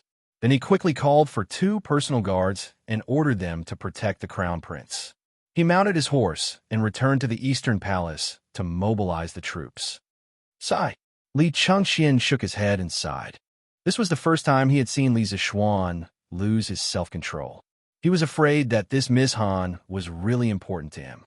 He hoped that both of them would be safe and sound. Cheng Chumo anxiously stamped his feet and said goodbye to Li Chengxian. He went home to find his father for help. Chapter 135. Taiji Palace. Your Majesty. The messenger who went to deliver the decree to Li Zishuan bowed to Lier, trembling in fear as he did not know how to report to Lier. Where's Li Zishuan?" Lier frowned and asked unhappily. "Your Majesty, Lordly." Lordly said he's not free. The messenger felt Lier's blade-like gaze and hurriedly told the truth. Of course, he omitted the first 2 words of Li Zishuan's sentence. Although Qin Xiong, who was standing at the side, remained calm on the surface, his heart was in turmoil. He thought to himself that this Li Zishuan was really bold. Lier slammed the table and said angrily, "Impudent! This brat is simply lawless." Men. Qin Xiong knew that something was wrong and was about to plead for mercy when another servant hurriedly came in and bowed. "Your Majesty, the Crown Prince requests an audience." Lier suppressed the anger in his heart and said, "Let him in." "Yes." A moment later, "Greetings, Father." Lier acknowledged and asked, "Chengxian, what's the matter?" "Father, I'm here today for Li Zishuan." Li Zishuan had just left. As a friend, he naturally had to help him clean up his mess. Otherwise, the consequences would be unimaginable. You still dare to mention that brat to me." "I summoned him, but he didn't even dare to come." "He's getting bolder and bolder," Lier said angrily. Li Chengxian hurriedly said, "Father, please calm down. Li Zishuan has a reason for this. Father, please listen to me slowly." Li Chengxian told him everything that had just happened. When Qin Xiong heard that something had happened to Han Yushi, he immediately rushed forward and said, "Your Majesty, this Han Yushi is the adopted daughter that I just adopted. I didn't expect that she would be captured by criminals today. I beg your Majesty to allow me to bring people to rescue her." Lier said in surprise, "Shu Bao actually adopted a daughter?" Qin Xiong nodded anxiously and said, "Your Majesty, I just acknowledged it yesterday." Lier saw the anxious expression on Qin Xiong's face and knew that now was not the time to ask for details. He said, "Shu Bao, you are injured and cannot go. Men, summon Dugu Xian." "Greetings, Your Majesty." Dugu Xian, clad in radiant armor, cupped his fists at Lier. Lier ordered Dugu Xian, "Take 1,000 Featherwood guards and immediately search for Han Yushi's whereabouts in the vicinity of Mount Qinling. If you encounter bandits who resist stubbornly, you can kill them without mercy." Dugu Xian said awkwardly, "Your Majesty, I don't know Han Yushi." Lier thought for a moment and said, "Go to the Imperial Physician's office and bring an uninjured Han villager with you. Have him search with you." "Yes." Dugu Xian cupped his fists and left. "Wait." Lier glanced at Qin Xiong and added to Dugu Xian, "You must ensure the safety of Han Yushi and Li Zishuan." Although he was angry at Li Zishuan, he did not want Li Zishuan to die. He also admired Li Zishuan's talent. "Yes, Your Majesty." Your Majesty, I wish to return home and send my men to search. Your Majesty, please allow me, Qin Xiong said with a sorrowful expression. At this time, there was no time to continue discussing the locust plague. Thus, Lier nodded and said, Shu Bao, take care of yourself. Go. Soon, only Lier was left in the hall. After thinking for a long time, he shouted, Summon Li Junxian. Then, a valiant young man in martial attire entered the hall. He bowed and said, This general, Li Junxian, greets your Majesty. Lier nodded and told Li Junxian about Han Yushi's capture. Then he ordered Junxian take 500 cavalry and investigate the background of these bandits. How dare they cause trouble near the capital? This general obeys the decree.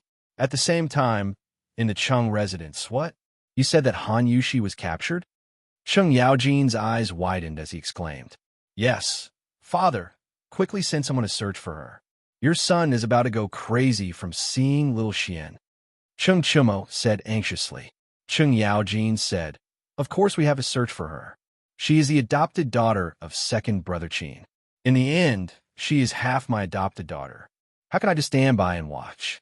After saying that, Cheng Yaojin rushed outside the house and shouted, Zhuang Qi. A few seconds later, a man came in and bowed. Master, Cheng Yaojin said, Zhuang Qi, immediately take all the guards in the residence and search for Li Zishuan in the Qinling Mountains. If he needs your help, do as he says. Yes, master. Zhuang Qi cupped his hands and accepted the order. He was about to go out to search for him. Wait, father, I'll go with them. Cheng Chumo said anxiously. He remembered how cold-blooded and violent Li Zishuan was like a demon from hell. He was worried about his good brother. If he did not go personally, he would not feel at ease. Cheng Yaoji nodded. All right, Chonyo, you go first. I'll look for Shu Bao and come later. Cheng Chumo and Zhuang Qi immediately mobilized their men and headed for the Qinling Mountains. Qin Manor. Master, why are you leaving court so late today? Madame Qin asked when she saw that the other officials in the square had already returned home. Qin Xiong was full of impatience. He did not have the time to chat. He hurriedly said, Madam, we don't have time to talk about this now. Han Yushi has been captured. Little Xian went to search for her alone. Both of them are in danger. I have to rescue them as soon as possible. Madame Qin was shocked at first. Then she was endlessly anxious. Yesterday, Qin Xiong told her that Han Yushi had agreed to acknowledge him as her godfather. Madame Qin was overjoyed from the bottom of her heart. She and Qin Xiong only had one son, Qin Huaiyu. Although before giving birth, she hoped that she would give birth to a son. After giving birth, she would greedily think about how good it would be if she had a daughter. Han Yushi was obedient and strong. She was also the daughter of their benefactor. Madame Qin was very satisfied to be able to take in such a daughter. Therefore, she asked the servants in the manor to clean the entire manor early in the morning, inside and out. She was waiting for Han Yushi to visit her. In the end, she received such bad news. Master, you must not let anything happen to our daughter. Madame Qin sounded like she was about to cry. Qin Xiong waved his hand in annoyance and asked someone to take out his pair of golden maces. He walked into the courtyard and shouted, Ding Quan, quickly gather all the guards in the manor and follow me to save them. Qin Xiong could not care less about his injuries at this moment. Whether it was Li Zishuan or Han Yushi, he did not want anything to happen to either of them. Yes, master. A loud answer came from a corner of the courtyard. Second brother, is your body all right? Why don't I take them to find it? Cheng Chumo rode his horse over. He knew that Qin Xiong would not be able to sit still. He might even go personally. He was worried that Qin Xiong's body would not be able to hold on, so he let Cheng Chumo leave first. He would come over himself to take care of him. Jijia, I'm much better now. It's fine. Time is of the essence. Let's set off quickly. Qin Xiong waved his hand and said anxiously. Cheng Chumo was naturally not a wishy-washy person. He saw that Qin Xiong's complexion was indeed much better than a few days ago, so he laughed loudly and said, Good, I can finally fight side by side with second brother Qin again. I want to see which group of bandits dare to bully us. Go. Qin Xiong was also full of heroic spirit. He flipped onto his horse and held his golden maces. He shouted, "Follow me." The dozens of guards behind him mounted their horses one after another and loudly answered, "Yes." They were all old soldiers who had followed Qin Xiong into battle. At this moment, they felt as if they were on the battlefield again. A bloodthirsty killing intent gradually spread out in the field. Go! More than 70 riders whizzed past like a whirlwind, heading straight for Yinxing Gate in the east of Chong and City. Chapter 136. The general guarding the gate of Chong, An's Yinxing Gate, had truly broadened his horizons today. First, he saw a youth, dressed in white and mounted on a white horse, charge toward the gate like an arrow. Although one could ride a horse in Chong, and such a fast horse was not permitted unless there was an urgent report from the front line. Just as the general of the city gate was about to extend his lance to stop him, he met the young man's cold eyes. Immediately, a chill rose from the bottom of his feet. In that moment of hesitation, the young man had already rushed out of the gate and disappeared without a trace. The general immediately felt that he had lost some face. After cursing at the youth, he returned to the gate to drink tea. A little while later, he saw another group of soldiers, several hundred in number, charging toward him. Upon questioning them, he realized that they were Eastern Palace guards. Frightened, he hastily let them pass. 15 minutes later, a large group of soldiers, led by a young general, charged toward Yinxing Gate. The general took a closer look and estimated that there were around 1,000 soldiers. He couldn't help but be shocked, wondering if there was another battle going on. Why would the imperial court send so many soldiers? Only when the group entered did the general realize that the leader was a Featherwood Guard commander. After examining the token, he immediately let them pass. Once the thousand-some soldiers had all left the city, he couldn't help but wipe away the sweat on his forehead. Just what day was it today? This lineup was truly frightening. But the following scenes left him completely numb. First, Li Junxian came with 100 of the Great Tang's most mysterious horsemen. Then, the Demon King's eldest son came with 70 to 80 powerful guards. Finally, he saw the ailing Duke of Yi ride a horse to Yinxing Gate with the Demon King of Luguigong. The guard at the city gate pinched his thigh hard to make sure that he was not dreaming. He could not figure out what had happened that had alarmed so many big shots in Chang'an. Cheng Chumo had told Li Zixuan that Chang and only had a few things happening throughout the year. If there was even the slightest rustle of grass in the wind, those who paid attention would definitely know. Today's Chang and wasn't as simple as a rustle of grass in the wind. Those with a little status would immediately find out what was going on. Buzheng Fong, Yuqi Jingda's home. Jingda, I heard that Xu Bao and Jijia went out of the city together. It seems they're going to search for Li Zixuan and a girl. Yuqi Jingda stroked his large beard and said solemnly. Niu Jingda nodded and said, I've also heard about it. Jingda, Xu Bao's body has yet to fully recover. How can we just watch with folded arms? Why don't we bring our family generals and lend him a helping hand? Yuqi Jingda laughed heartily and said, That's exactly what I was thinking. Speaking of which, us brothers haven't fought side by side for a long time. Moreover, Li Zixuan is also a pretty good young man. Who knows how many people have been saved by the curved plow he invented. Azure Dragon District. Young Master, the army in Chong, and has been deployed everywhere. His Majesty has even sent out hundreds of riders. Li Zixuan was the first to leave the city, followed by the Eastern Palace Imperial Guards of the Crown Prince. Then, Cheng Yaojin, Qin Xiong, Yuqi Jingda, Niu Jingda, and other military generals have also led their families out of the city. In the courtyard, Lu Yun reported the unusual movements in Chong and city to Wang Renbiao. Hearing this, Wang Renbiao's face turned ashen. He frowned in disbelief and shouted, How did this matter become so big? Han Yuxi is just a peasant girl. It's fine if Li Zixuan is crazy about her, but why are these military generals also? Lu Yun carefully said, Young Master, it said that Han Yuxi is the adopted daughter of Duke Yi yesterday. Wang Renbiao's face suddenly froze.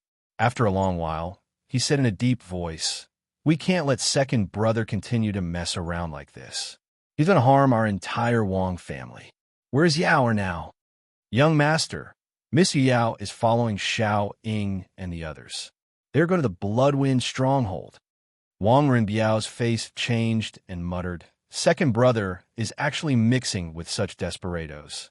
This is simply ruining the family's reputation.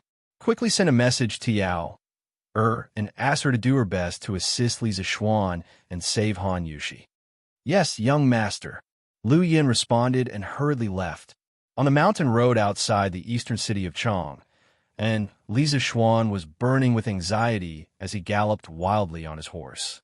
Although the big white horse under him was a famous horse in the western region, it couldn't withstand such a wild gallop. However, Li Zishuan couldn't care less about the horse now. He just wanted to find Han Yushi quickly. If he had known that something like this would happen today, he would have taken Han Yushi back to Chang, and yesterday, even if he had to forcefully snatch her. Unfortunately, there was no medicine for regret in this world. Thinking of Han Yushi's gentle personality and peerless appearance, Li Zishuan only hated himself for not taking the initiative to pursue Han Yushi earlier. Then, she would have stayed in Li residence, and this kind of thing wouldn't have happened. In less than a quarter of an hour, Li Zishuan had already arrived at the Rhinoceros Slope, which was 10 miles away from Chang'an City. He saw 4 or 5 pools of blood on the ground and many traces of a fight. It was enough to show that the battle was fierce. Previously, he had heard from Han Lijing that Old, who had also been a government soldier a few years ago. Judging from the traces of the battle, Old, whose kung fu was probably not weak. It was just that 2 fists couldn't fight against 4 hands. Before Old, who fainted, he said that the group of thieves took Han Yushi and fled in the direction of the Qinling Mountains. Li Zishuan raised his head and looked at the vast Qinling Mountains in the north. He couldn't help but feel despair in his heart. Where could he start looking for such a large mountain range? The more delay, the more danger Han Yushi would be in. Li Zishuan had never been so desperate and anxious as he was at this moment. He was unwilling to give up and shouted to the north, "Yushi, where are you?" The roar lasted for more than a mile before it gradually subsided. The pedestrians on the road heard the roar and stopped to look in this direction. Li Zishuan vented the depression in his chest, adjusted his mood, and mounted the horse. No matter how big the Qinling Mountains were, even if he had to search for a lifetime, he would find Han Yushi. At this moment, a ball of object flew towards Li Zishuan's face. Although the speed was fast, Li Zishuan didn't feel any killing intent. He tilted his head and used his strength to grab the ball of object in his palm. "Who is it?" Li Zishuan looked around and saw that there was nothing around except trees and weeds. He paused and looked at the object in his hand suspiciously. He saw that it was a silk cloth wrapped around stone. Li Zishuan threw away the stone and opened the silk cloth. He saw the words on it. "If you want to save Han Yushi, go to the Bloody Wind Stockade of Mount Mang quickly." Li Zishuan was suddenly shocked and hesitated. He didn't know if the person who delivered the letter was purposely making a diversion to distract him or was sincerely helping him. After hesitating for a moment, Li Zishuan gritted his teeth. He had to risk it. Having a specific location was much better than him running around like a headless fly. He threw away the silk cloth and walked to an open area. He found a passerby and asked for the location of Mount Mang. He rode his horse and galloped over. Chapter 137. Giddy up. On the mountain path to the southeast of the Qinling Mountains, Li Zishuan whipped his horse and galloped wildly. The white horse beneath him seemed to have sensed his master's anxiety. Its 4 legs were crisscrossing at an extremely high frequency, kicking up a trail of dust. Li Zishuan's mind kept thinking about Han Yushi's smile and the words on the silk cloth. Bloodwind Stockade, Bloodwind Stockade. He could not help but murmur. At this time, he felt that Bloodwind Stockade sounded very familiar. Suddenly, he quivered. Wasn't the previous owner of this body accidentally knocked off the cliff to save a woman from the bandits of Bloodwind Stockade? According to his memory, these bandits were extremely vicious. They even dared to kill people. If Han Yushi fell into their hands, wouldn't she be in great danger? Thinking of this, Li Zishuan became more anxious. The horse was urged faster and faster by him. Suddenly, The white horse under him neighed tragically and fell forward. Li Zishuan quickly flew down from the horse. After stabilizing himself, he saw that the white horse was panting heavily and its front legs were retracted. It seemed to be injured. Li Zishuan quickly went forward to check carefully. He found that the horse's front hooves were nailed with thorny vines. Li Zishuan touched the white horse's ears and said softly, "You've worked hard today. From now on, you can follow me and enjoy your life. You stay here first. When I'm done, I'll take you home." The white horse seemed to understand his words. It shook its head on the ground and gently touched Li Zishuan's palm with its nose. Li Zishuan gave a knowing smile and patted its head. Using the cloud-piercing steps, he rushed towards Mt. Meng in the north. Time was of the essence, and he did not have the time to find another horse. He could only rely on his Qing Gong to hasten his journey. At the foot of the North Meng Mountain, a group of bandits in ragged clothes were escorting a flower-like girl up the mountain. "Boss, this little girl is crying and walking so slowly. Why don't you let this little one carry her?" A wretched young man flatteringly said to the leader. After he finished speaking, he couldn't help but glance at Han Yushi's stunning face. "If you dare to touch me, I will immediately bite my tongue and commit suicide." Han Yushi's eyes reddened when she heard this. She had been sad for the dead Old Hu the whole way. After all, Old Hu had been beaten to such a state. Han Yushi thought that Old Hu must be dead. That family, which was already very unfortunate, had now lost its pillar of support because of her. Thinking of this, she could not help but feel a wave of grief in her heart. She cried all the way, almost forgetting the dangerous situation she was in.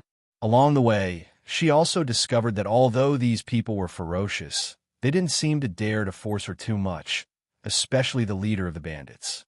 He was very wary of the black-clothed middle-aged man beside him. The bandit leader slapped the young man's head and scolded him. "Put away your tricks. Do you think I don't know what you're trying to do? If this juicy little girl could do it, would it be your turn? Get lost." After saying that, he kicked the wretched young man twice. The middle-aged masked man next to the bandit leader nodded when he saw this. He turned around and said in a suppressed voice, "Han Yushi, you'd better hurry up. Don't stall for time. You should get rid of your unrealistic thoughts as soon as possible. No one will come to save you in this wilderness. My patience is limited. You better not force me." Han Yushi's body trembled when she heard this. The reason why she walked so slowly was because she wanted to stall for time and wait for Li Zishuan to save her. She didn't expect that the other party would still see through her. Han Yushi was also worried that the masked middle-aged man would do something excessive next, so she could only reluctantly speed up. Next to the masked middle-aged man stood a very thin and weak masked man. Han Yushi couldn't tell whether he was a man or a woman along the way. At this moment, she heard that person say softly, "I owe Master Xiao. You see, I'm not interested in women. Why don't you let me carry this fair and tender little girl up the mountain?" After saying that, he used his orchid fingers to poke the masked middle-aged man's shoulder. He saw that Master Xiao was obviously shocked. He was probably disgusted. He quickly frowned and said, "Don't talk nonsense. Hurry up and don't complicate things. If you ruin Master's plans, Master won't forgive you." That thin masked man used his orchid fingers to stroke his cheek and snorted unhappily. He twisted his butt and walked in front of the crowd with enchanting steps.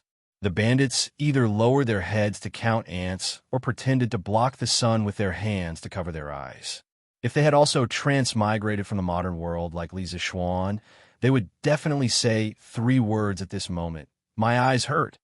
On the other side, reporting, "General, there's a piece of silk cloth with words and horsehoof prints ahead."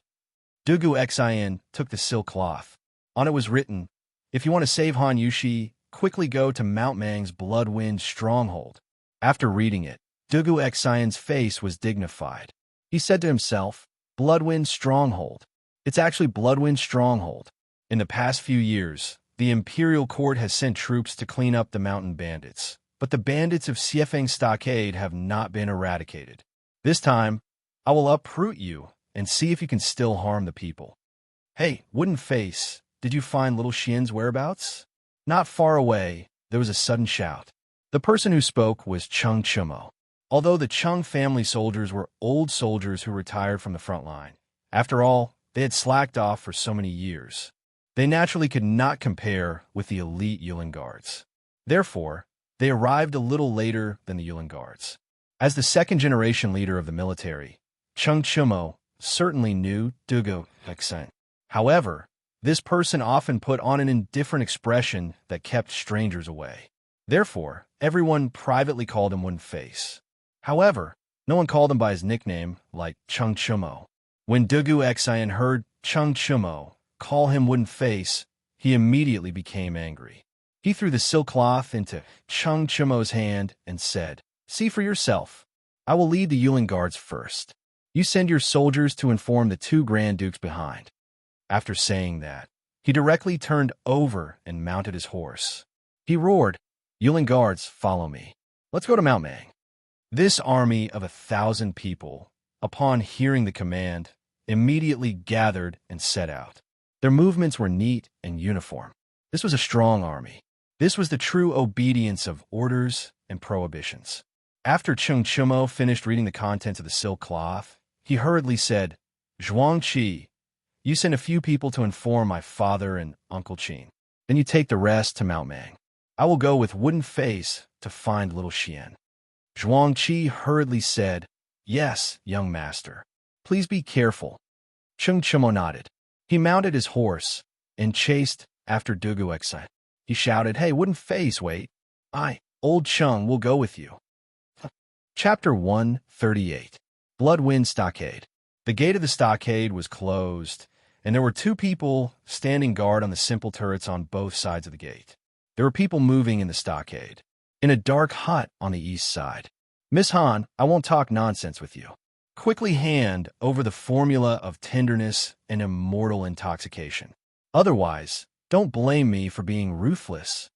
Master Xiao played with the knife in his hand, stared at Han Yushi, and threatened her. Han Yushi's hands were tied to a pillar. She was shocked when she heard that.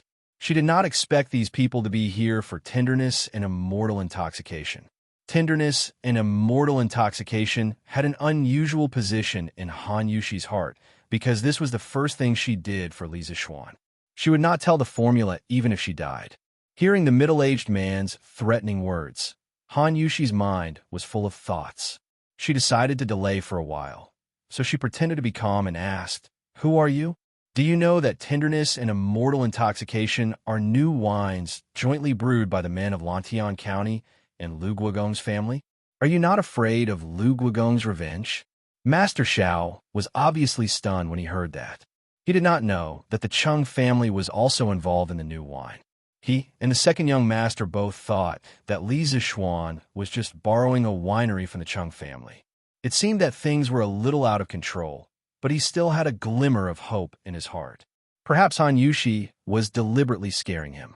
Panic flashed in Master Zhao's eyes. He said sternly, "Little girl, you're talking nonsense.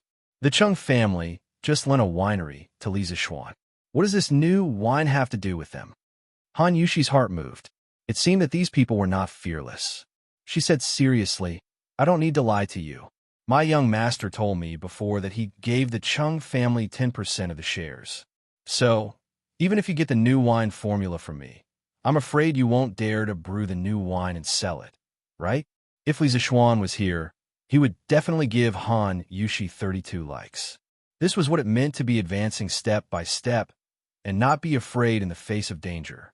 Master Xiao panicked, but he was unwilling to let Han Yushi take the initiative to control the situation like this.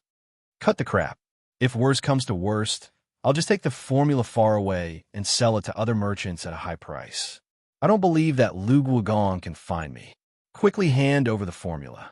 Otherwise, you will not be able to avoid physical pain." He thought to himself, since he had already spent so much effort to capture Han Yushi, wouldn't it be a loss to let her go so easily? He would get the new wine formula first. As for the follow-up matters, he would go back and slowly discuss it with the second young master. Han Yushi's heart sank, and she had a bad feeling. She said stubbornly, "I don't know the formula, and I won't give it to you." Master Xiao smiled coldly and said, "Fine. It seems like you're refusing a toast only to be forced to drink a forfeit. Don't think that I won't dare to do anything to you. Many people in the stronghold are drooling over your beautiful face." Han Yushi's face turned pale. The thing she was most worried about was still going to happen. She pretended to be fierce and shouted, "You dare? My young master won't let you go." Of course, Master Xiao didn't dare to be too ruthless. This Han Yushi had a strong personality. If she really killed someone, she would really have a life and death feud with Li Zixuan. In the end, it wouldn't be easy for him to clean up the mess. He was just deliberately scaring Han Yushi. Master Xiao pretended to be indifferent and said, "Hee hee, why wouldn't I dare? I advise you to obediently hand over the formula. After we verify its authenticity, we will let you go down the mountain." Han Yushi's heart was suddenly filled with despair. Master Zhao's words had blocked her last path. It wasn't that she hadn't thought about it. If it really didn't work, she could just say a fake formula to fool them. "What? You still don't want to say it? Then I'm going to call someone over," Master Xiao said with a fierce face. Han Yushi closed her eyes and clenched her teeth, ready to bite her tongue and commit suicide. At this moment, a scream suddenly came from outside. Ouch! Someone broke into the stronghold. Master Xiao frowned and looked at the bandit leader beside him. He asked, "What's going on?" The bandit leader shouted outside, "Men!" A small follower immediately came in from outside and hurriedly said, "Boss, there's a young man outside the stronghold. He's breaking into the stronghold. He even killed a few of our brothers." The bandit leader stared with his bell-like eyes. He stepped forward and grabbed the follower's collar. He angrily said, "You guys can't even beat a little kid?" The follower quickly said with a bitter face, "Boss, that young man's martial arts are too powerful." Master Xiao frowned and said, "Song Tiandao, get someone to guard this door. Don't mess around. Let's go out and take a look." It turned out that the bandit leader was called Song Tiandao. Song Tiandao nodded. After arranging the men, he went to the stronghold gate with Master Xiao and the others. The person who was breaking into the stronghold was Li Zixuan. He ran all the way and finally came to the vicinity of Mount Mang. After spending a lot of effort, he finally found the stronghold. He saw that the stronghold was located in the middle of a lofty mountain range. It was surrounded by cliffs. Only this 30 feet wide stronghold gate could be passed through. It was easy to defend and hard to attack. Li Zixuan took a breath and no longer wasted time. He planned to force his way in. At least he had to see Han Yushi first. He gathered his chi in his palm and threw out 2 pebbles. With his current power, just his hand strength alone had the strength of 1,000 pounds. The 2 pebbles instantly shot out like bullets and sank into the space between the eyebrows of the 2 bandits who were dozing off on the turret. Yes, Li Zixuan did not plan to leave anyone alive. From the moment he heard that Han Yushi was captured, he had been suppressing a killing intent in his heart. Anyone who dared to touch his woman must die. He used the cloud-piercing steps and directly crossed the stronghold gate. After the 2 bandits guarding the gate were killed, they directly fell to the ground. At that time, the bandits in the stronghold were already alarmed. At this time, they saw a young man jumping in from outside the stronghold gate. They immediately shouted and gathered their companions to surround Li Zixuan. "Where did this kid come from? How dare he kill our brothers of Bloody Wind stronghold? Does he want to die? Yes. How dare he come to our Bloody Wind stronghold to make trouble? Does he want to die? Brothers, chop him up and avenge Doggy and Doggy. Kill." Time was tight. Li Zixuan did not have the patience to listen to their nonsense. There were only 20 or 30 people in front of him. He was confident that he could deal with them. He directly used the 3rd move of the 9 Taishian swords, snow treading. Li Zixuan's footsteps changed cleverly. He waved his sword and attacked in all directions. The bandits only saw a blur in front of them. A moment later, they saw more than 10 bandits covering their throats and falling to the ground dead. This was the suppression of strength. Facing a group of bandits, most of whom had not even succeeded in chi drawing, Li Zixuan, a master at the peak of chi forming, was like an adult strong man bullying a newborn baby. Today was the first time Li Zixuan had killed someone. He did not feel any discomfort, nausea, or dizziness. He only thought of Han Yushi in his heart. There was only endless killing intent. He did not even look at the fallen bandits.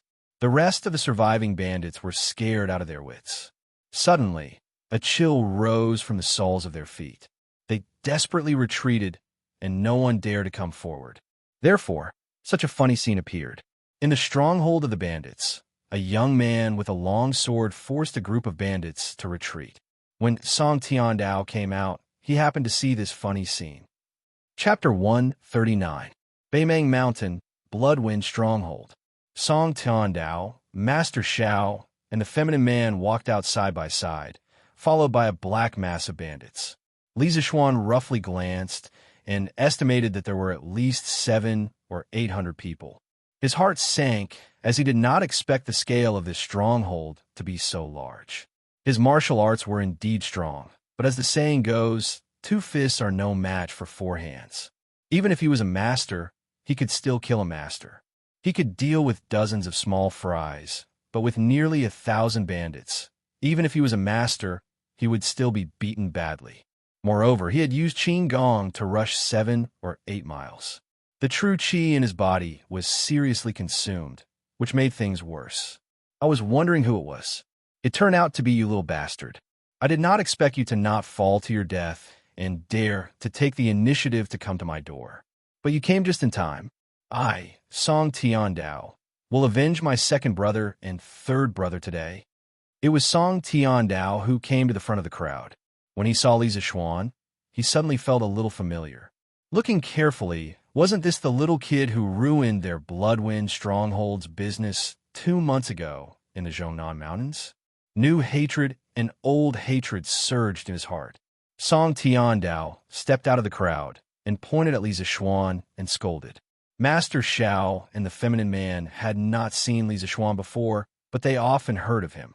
At this time, they looked at Song Tiandao suspiciously. They did not expect Song Tiandao to have an old grudge with the young man in front of them.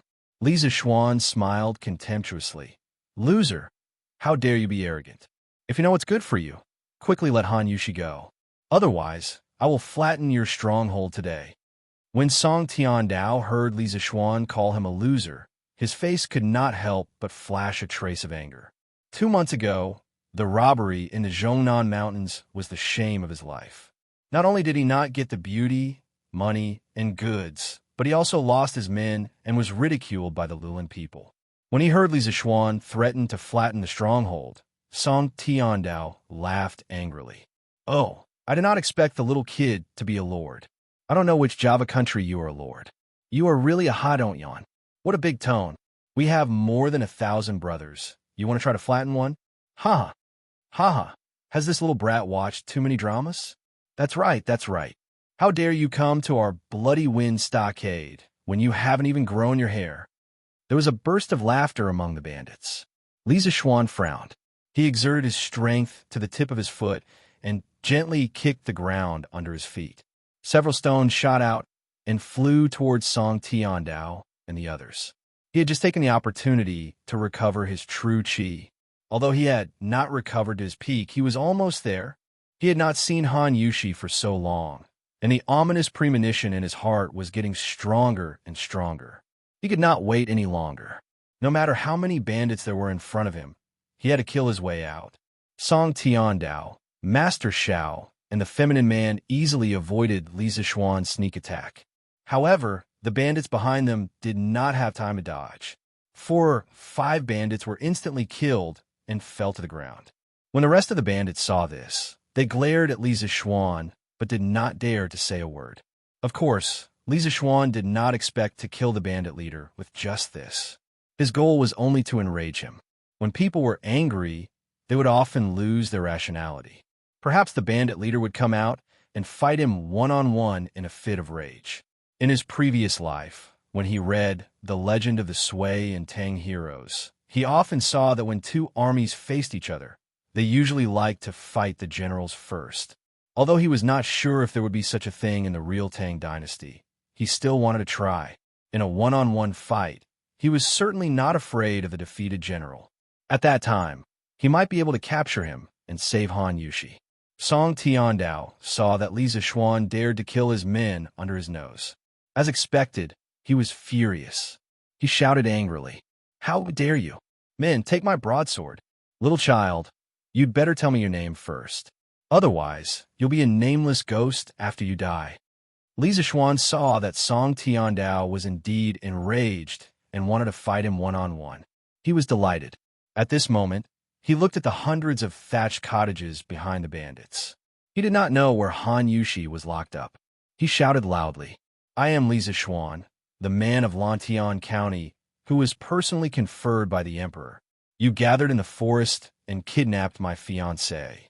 If you don't want to die under the encirclement of the imperial army, immediately put down your weapons and hand over my fiancée.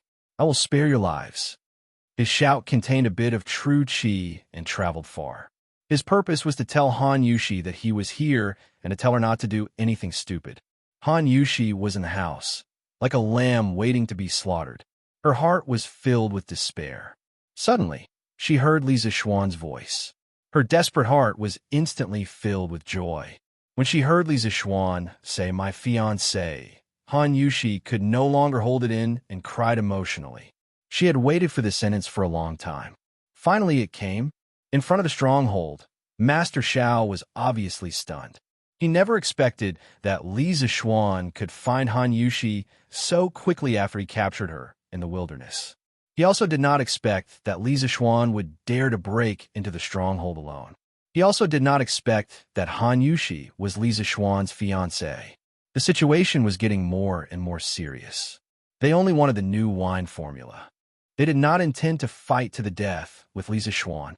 The hatred of snatching his wife was comparable to the hatred of killing his father. This time the grudge was big. Song Tiandao did not have so many scruples. His heart was full of hatred and anger.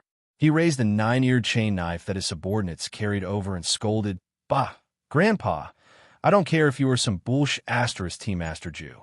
Last time, you ruined Grandpa's good deed and caused my second and third brothers to be captured and beheaded by the imperial court's dog officials.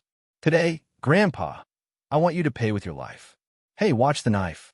Song Tiandao took 2 steps and jumped up. He aimed at Li Zixuan's forehead and chopped it with great force.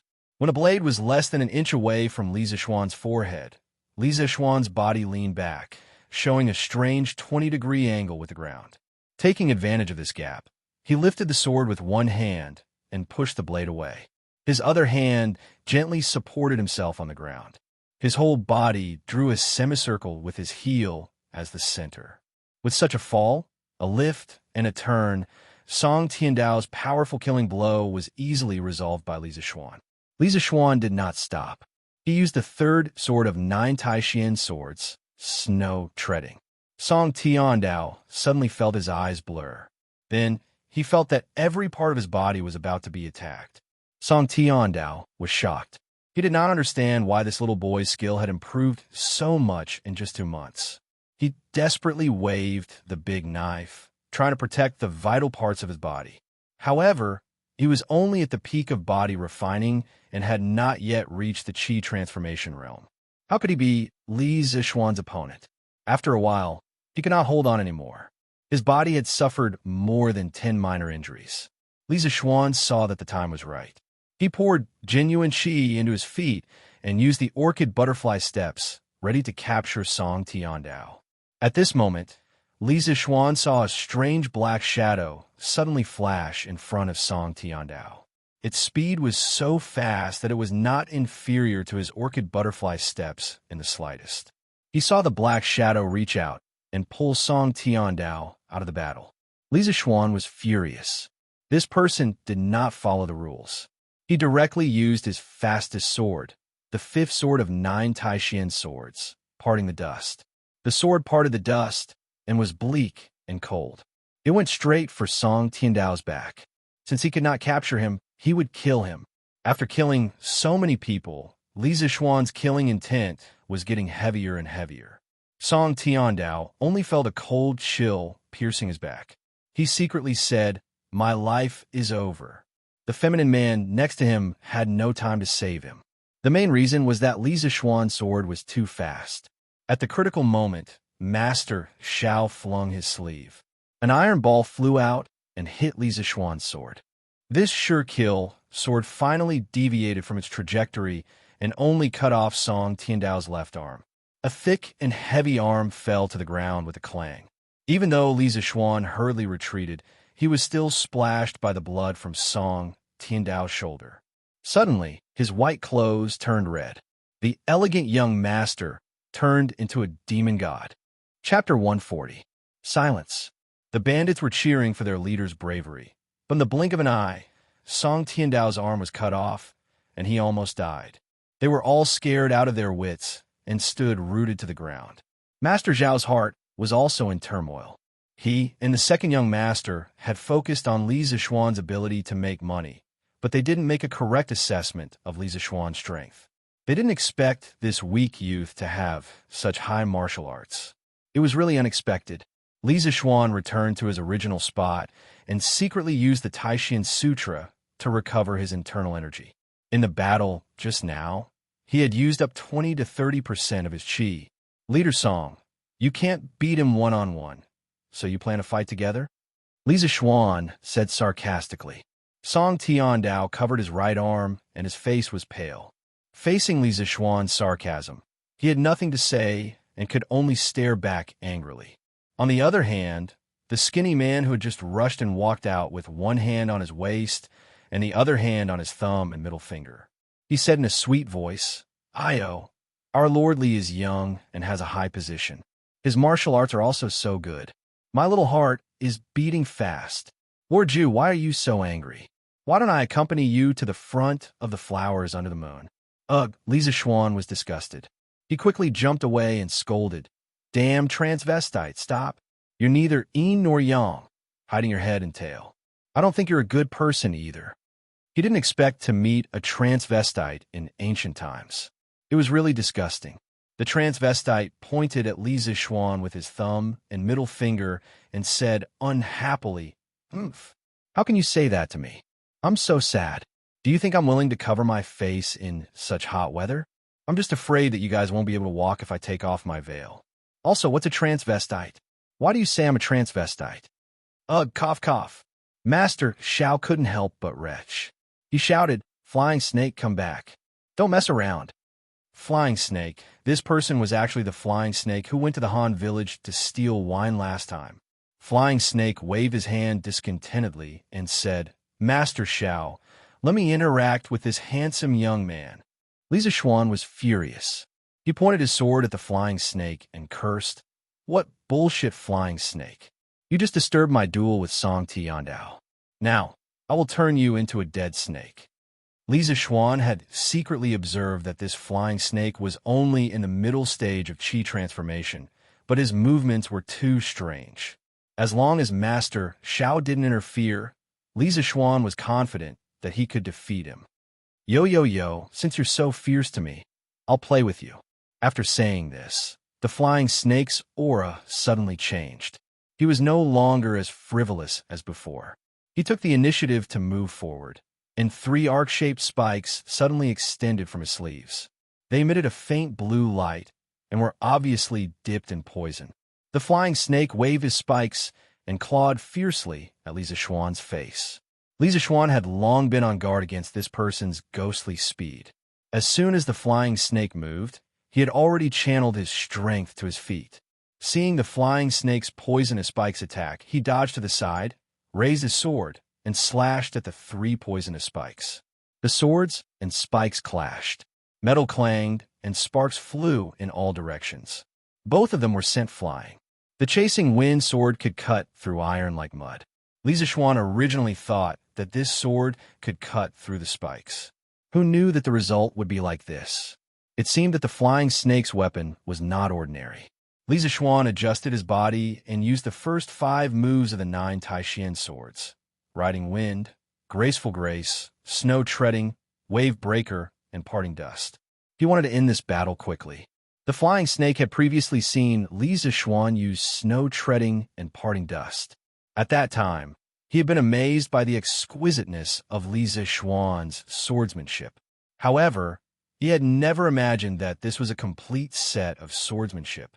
Furthermore, As he continuously used them, his attacks were endless. Each move was fiercer than the last. The flying snake could only rely on his ghostly body movements to barely block. However, when Li Zixuan used his final move, Parting Dust, the flying snake could clearly see that this move was exactly the same as the one that had cut off Song Tiandao's left arm. However, it was even faster than before. It was truly as fast as flowing light. This was the superposition effect of the 9 Taishian swords.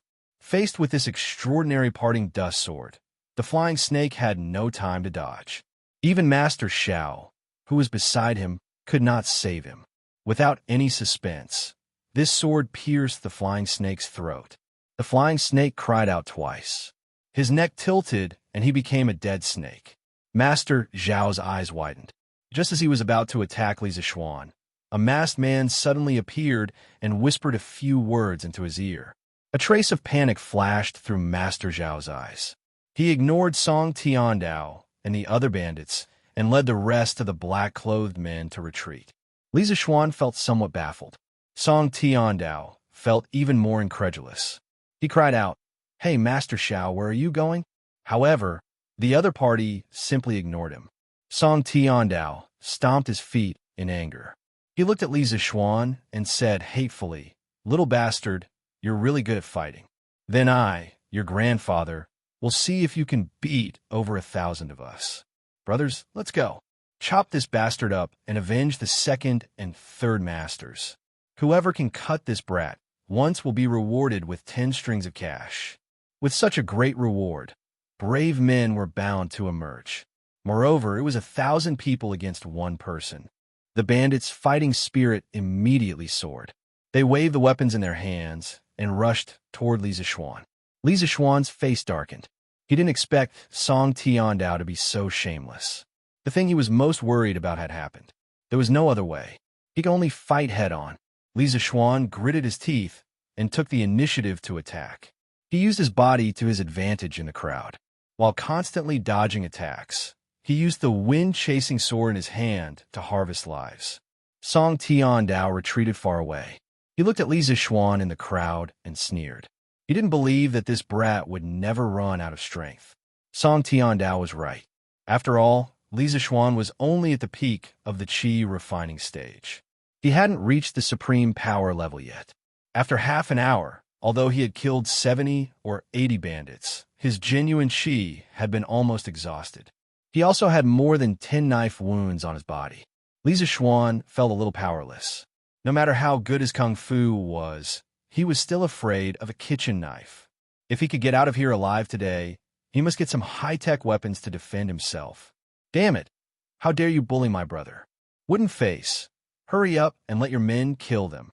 Just when Li Zixuan was feeling desperate, he suddenly heard Cheng Chumo's voice behind him. He used the last of his genuine qi and used the orchid butterfly steps to escape the battle in an instant.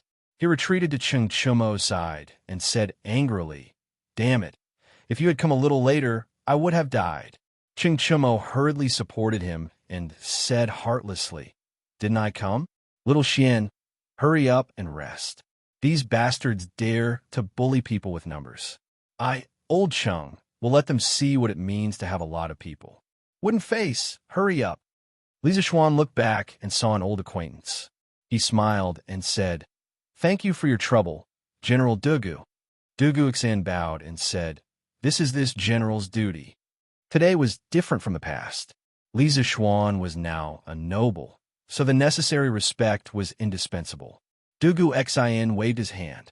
1,000 featherwood guards in bright armor entered in a line with murderous intent. It's the imperial court's officers and soldiers. It's the featherwood guards. It's over. Run. When the numerous mountain bandits saw the dense mass of soldiers swarming in from the stronghold gate, they were immediately thrown into disarray and were about to scatter and flee. They were nothing more than a motley crew. How could they dare to cross hands with the elite regular army of the Featherwood Guard? All officers and soldiers, listen to my order. Don't let anyone go. If there is resistance, kill without mercy. Yes. The bandits pushed and shoved each other in panic. The well-trained Featherwood guards wrapped all the bandits like dumplings in a moment. There were also bandits who were unwilling to be captured and wanted to kill their way out of the encirclement. However, they were cut down by the Featherwood guards in a few rounds. As the Imperial Army, if they couldn't even defeat the bandits, then wouldn't they, the Featherwood guards, be laughed at by the other armies? Song Tiandao also wanted to run, but he was surrounded by people. He was seriously injured and couldn't run. A small bandit next to him said with dissatisfaction, "Boss, who did you catch in the end? How did you provoke the Featherwood guards?" Song Tiandao said angrily, "How the hell did I know that girl's background was so big? It was Master Shao who paid me 3,000 strings of cash to catch her. It doesn't seem like it's just the Featherwood guards. How come there are people behind them? Hey, that seems to be Lu Guogong. I've seen him before in Chang'an City. First Master, you've put us in a lot of trouble. Why did you provoke that madman Lu Guogong?" Song Tiandao said with displeasure, "Mother of Asterisker, you were more active than anyone else when it came to splitting the money. Now you have the face to say this? Hey, that's Guogong and Wu Guogong." It turned out to be the Eastern Palace Imperial Guards following behind the Featherwood Guards. Cheng Yaojin, Qin Xiong, Yuqi Jingda, Niu Jinda, and the others all rushed over one after another. The bandits were scared out of their wits. They never thought that they would alarm so many important people. Now their legs were weak. How could they dare to run? They could only pray that they would suffer less after being caught. Chung Chumo laughed arrogantly at the bandits. "Ha! You want to compete with Lousy in terms of numbers? Mother of Asterisker, come out and fight again." Li Zishuan ignored that fool. After he thanked Cheng Yaojin and the others, he quickly called a bandit to take him to find Han Yushi. People often don't know how precious they are until they lose something. He really wanted to see Han Yushi right now. He didn't want to wait a moment longer. Chapter 141. The underling led Li Zishuan through many twists and turns before arriving at a small, shabby hut. Then, he respectfully said, "Lord Zhu, it's here." Li Zishuan nodded and said, "Go squat in front of the stockade by yourself. Don't think about running away. As long as you haven't committed murder or arson, I'll get someone to give you a lighter punishment." The henchman immediately bowed excitedly and said, "Thank you, Lord Zhu." "Don't worry, Lord Zhu. I definitely won't dare to run away." Li Zishuan waved his hand and sent him away. Then, he pushed the door open and entered. He saw Han Yushi's hands tied to the pillar. She was looking at him with tears in her eyes. Li Zishuan hurriedly went forward and helped Han Yushi untie the rope. He grabbed her shoulder and asked with concern, "Yushi, are you okay? They didn't do anything to you, right?" Han Yushi shook her head. She looked at Li Zishuan's tattered and blood-stained clothes. She thought of the person in front of her running dozens of miles alone and ignoring the danger. He went deep into the nest of thousands of bandits to save her. She could not help but say sadly, "Young master, why are you so seriously injured?" "It's all my fault. I caused Uncle Hu's death and young master's injury. Yushi isn't an auspicious person." Sob sob. Li Zishuan's heart melted when he heard Han Yushi's crying. He ignored the pain in his arm and pulled Han Yushi into his arms. He said gently, "Nonsense. How can you be an inauspicious person? Yushi, you're a fairy given to me by the heavens. At the same time, you're a demon sent to me by the heavens." Han Yushi was obviously stunned when she heard these contradictory words. She stopped crying and looked up at Li Zishuan. "Young master, how can I be a demon?" Li Zishuan stared at Han Yushi's beautiful face that was still stained with tears. He brewed his emotions and said in a slightly magnetic voice, "Yushi, no matter how many lives the flower blooms and how many times the flower falls, no matter where the wind rises and where the wind stops, you will never be able to escape because you know in your heart that you are my inner demon." Han Yushi had never heard such touching words of love. She could no longer hold it in and threw herself into Li Zishuan's arms. She hugged him tightly and cried bitterly, sob sob, "Young master, Yushi is not worth your effort. Yushi is not worth it. Yushi even killed Uncle Hu before," sob sob. Han Yushi hugged him too tightly. Although Li Zishuan grimaced in pain and gasped, He couldn't bear to break such a warm and romantic atmosphere. He could only grit his teeth and endure. He stroked Han Yushi's soft long hair and said softly, "Silly girl, who said that uncle who is dead? He's not dead yet. He's being treated at the Imperial Physician's Department." Han Yushi raised her delicate tear-stained face and said in disbelief, "Young master, are you saying that uncle who is still alive? Young master, is this true?" Li Zixuan nodded. Although old Li Zixuan's injuries were serious, his vital parts were not injured. Li Zixuan believed that with Sun Simiao's medical skills, he would definitely be able to save old Hu. Uncle Hu is indeed still alive. Yushi, don't blame yourself for everything. It's my fault. I didn't protect you well. Han Yushi quickly shook her head and said, "It's not young master's fault. It's not young master's fault." Li Zixuan stroked her cheek and said affectionately, "Yushi, marry Yushi. Yushi, marry me. Let me protect you for the rest of your life. You are my inner demon. I can't leave you. I want to turn my inner demon into a fairy who will accompany me for the rest of my life. I want to love you until we grow old."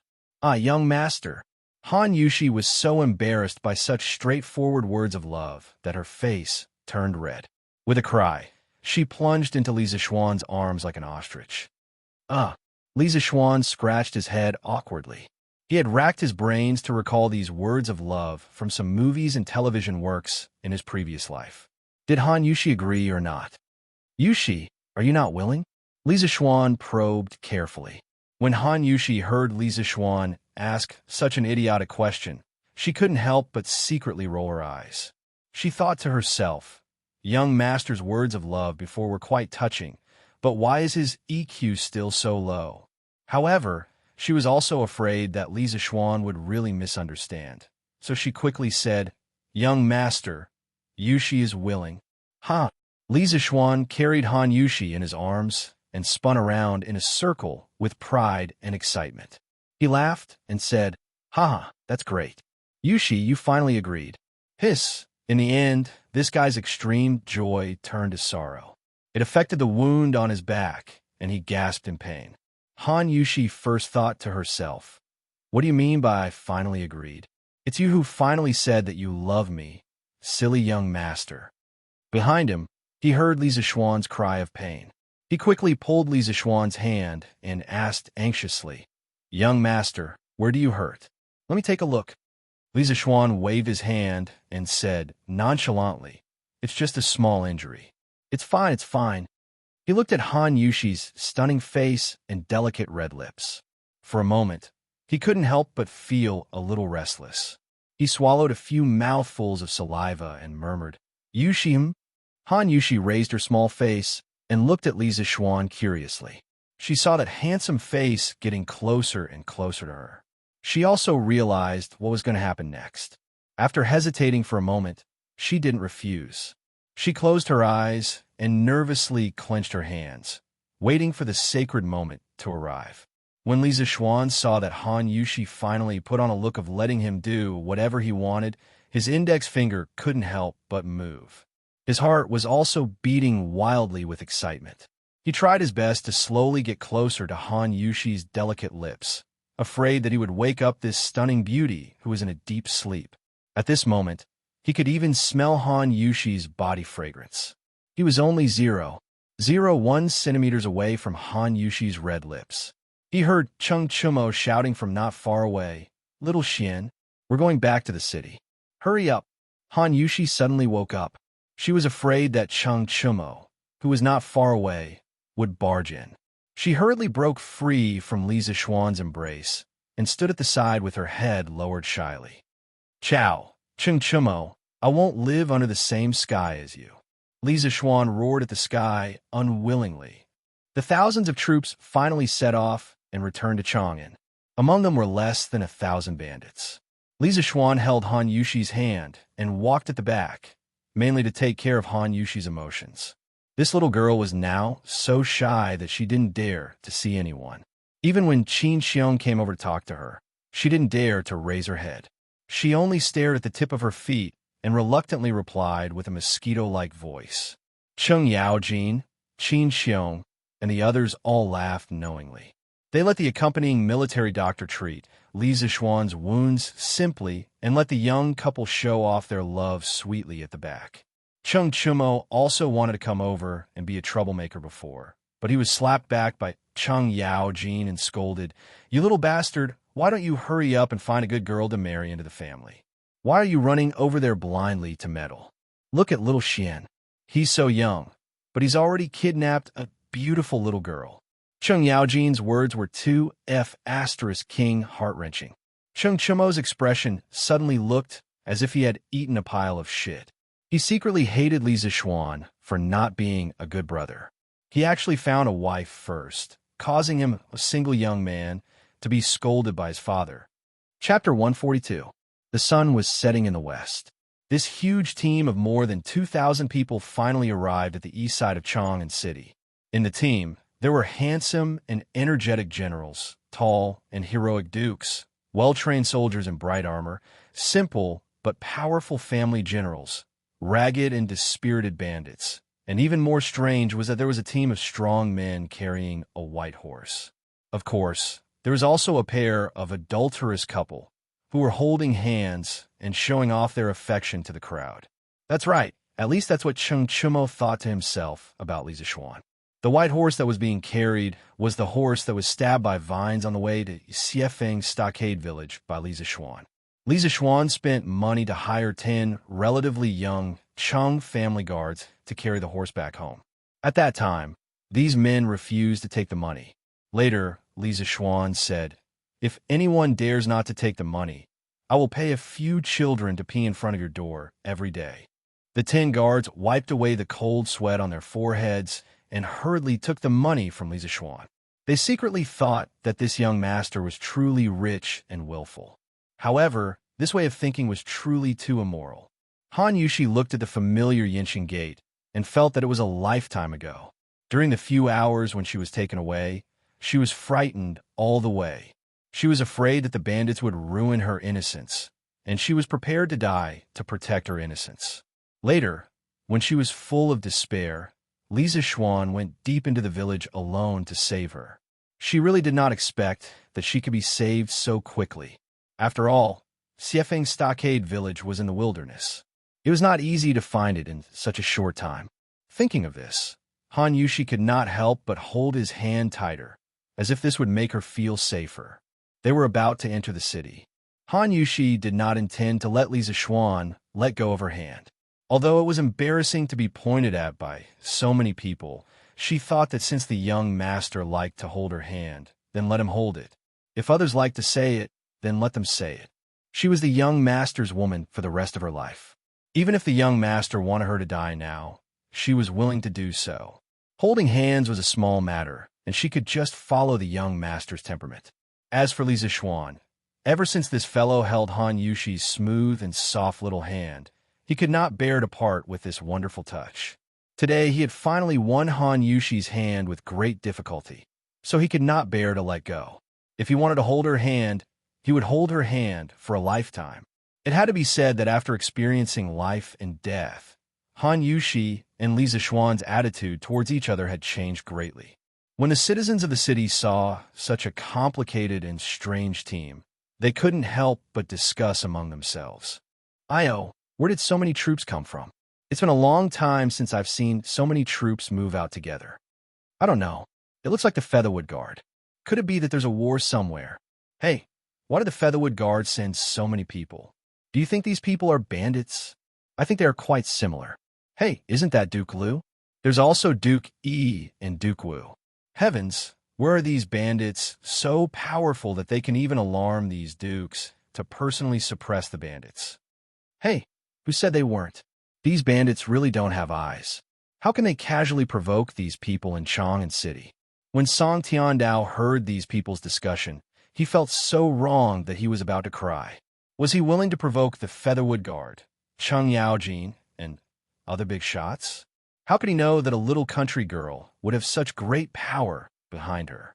Song Tiandao was now cursing Master Shao in his heart. If it weren't for him, he would still be the head of the carefree camp in a mountain stronghold. As a result, not only did he not get the 3,000 strings of cash, but he also became a prisoner. Thinking about how Li Zixuan was alone among thousands of people in the mountain stronghold, as if he was in a no-man's land. With a long sword, he killed people like cutting melons and vegetables. Thinking of this, Song Tiandao felt goosebumps all over his body. This was not something a 14 or 15-year-old child would do. This was much more ferocious than the authentic bandits. Song Tiandao looked at Cheng Yaojin, Qin Xiong, and other big shots in front of him, and then secretly glanced back at Li Zixuan, who was talking about love. He couldn't help but feel despair in his heart. He didn't know what kind of cruel punishment was waiting for him.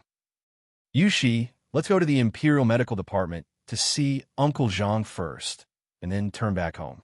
Li Zixuan thought about it and suggested. The main thing was that he was now injured all over. When he went back, his mother would definitely be distressed. Moreover, she might even resent Han Yushi because of this. After all, her son was seriously injured in order to save her. Li Zixuan was sure that according to his mother's personality, this kind of thing could really happen. In order to avoid affecting their relationship, Li Zixuan decided to go to the Imperial Medical Department to see Old Hu first, treat his wounds, and change his clothes before going home. Han Yushi didn't know that Li Zixuan had secretly thought so much for her. Hearing this, she raised her head and said, "Young master, you're going back so late. Will master and madam be worried? Why don't you go home first while Yushi goes to see Uncle Hu?" Li Zixuan smiled and said, "It's okay.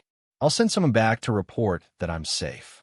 He brought Han Yushi to the front of the group, bowed to Qin Xiong, Cheng Yaojin, Yuqi Jingda, and Yo Jinda, and said sincerely, "I thank all of you for your help today. In 2 days, I will hold a banquet at the Drunken Immortal restaurant. I will use the strongest wine and the most delicious dishes to entertain all of you." Cheng Yaojin laughed loudly and said, "Ha! Good boy. I like hearing these words." Yuqi Jingda and Yo Jinda nodded with a smile. Although part of the reason they came today was because of Li Zixuan, it was mainly because of Qin Xiong. Qin Xiong smiled and said, "Little Xian, you don't have to be so polite to me. Yushi is my adopted daughter. You went to save her alone. I should thank you." Li Zixuan repeatedly said that he didn't dare. He thanked Dugu Xian again and asked him to investigate the person behind this group of bandits. Then he bid farewell to Qin Xiong and said, "Uncle Qin, I'll bring Yushi to the Imperial Medical Department to see Uncle Hu first." Qin Xiong nodded and said solemnly, "Speaking of which, this Hu Han Yun was injured because of Yushi. It's already late today, so I won't go over. Little Xian, you have to thank him on my behalf. I'll visit him personally another day." Li Zixuan replied, "Don't worry, Uncle Qin. I will." Qin Xiong looked at Han Yushi and said, "Yushi, you have to visit your adoptive mother tomorrow. She has been talking about you. When she heard that something happened to you, she was worried sick at home." Han Yushi bowed and said, "Yes, adoptive father. Yushi will definitely visit adoptive mother tomorrow." Qin Xiong smiled and waved his hand. He said kindly, "Good child, quickly go to the Imperial Medical Department." Chapter 143. "Uncle Hu, are you all right?" Li Zixuan and Han Yushi came to the Imperial Physician's office and asked about Old Hu's room. They pushed the door open and entered. They saw that Hu was indeed serving Old Hu, who was wrapped up like a dumpling, medicine. He quickly walked over and asked. When Old Hu saw Li Zixuan come in, he quickly pushed the medicine bowl away and smiled at Li Zixuan. "Young master, you're here. I'm here today to thank you for helping Jinjing and Jinjing find a miracle doctor. Sai, it's great that you saved the Han family's girl so quickly. Otherwise, Old Hu, would never have the face to return to the Han family village." Hearing this, Han Yushi said with red eyes, "Uncle Hu, please don't say that. It's all Yushi's fault that you're so seriously injured. If anything happens to you, Yushi won't have the face to see Aunt Lu." Old Hu said indifferently, "Sai, this injury is nothing. When I was fighting in the early years, I was injured more seriously than this several times, but I'm still fine. Han girl, young master, don't worry. Old Hu have a tough life." "What do you mean by fine? You broke 12 bones and lost more than half a liter of blood. If your injuries were more serious, I'm afraid you would have died. At this moment, Sun Simiao walked in and said angrily. Behind him, Hu Jun, who had a white cloth wrapped around his eyes, followed. When Old Hu heard Sun Simiao scolding, he laughed embarrassedly and didn't say anything else. Patients were always in awe of doctors.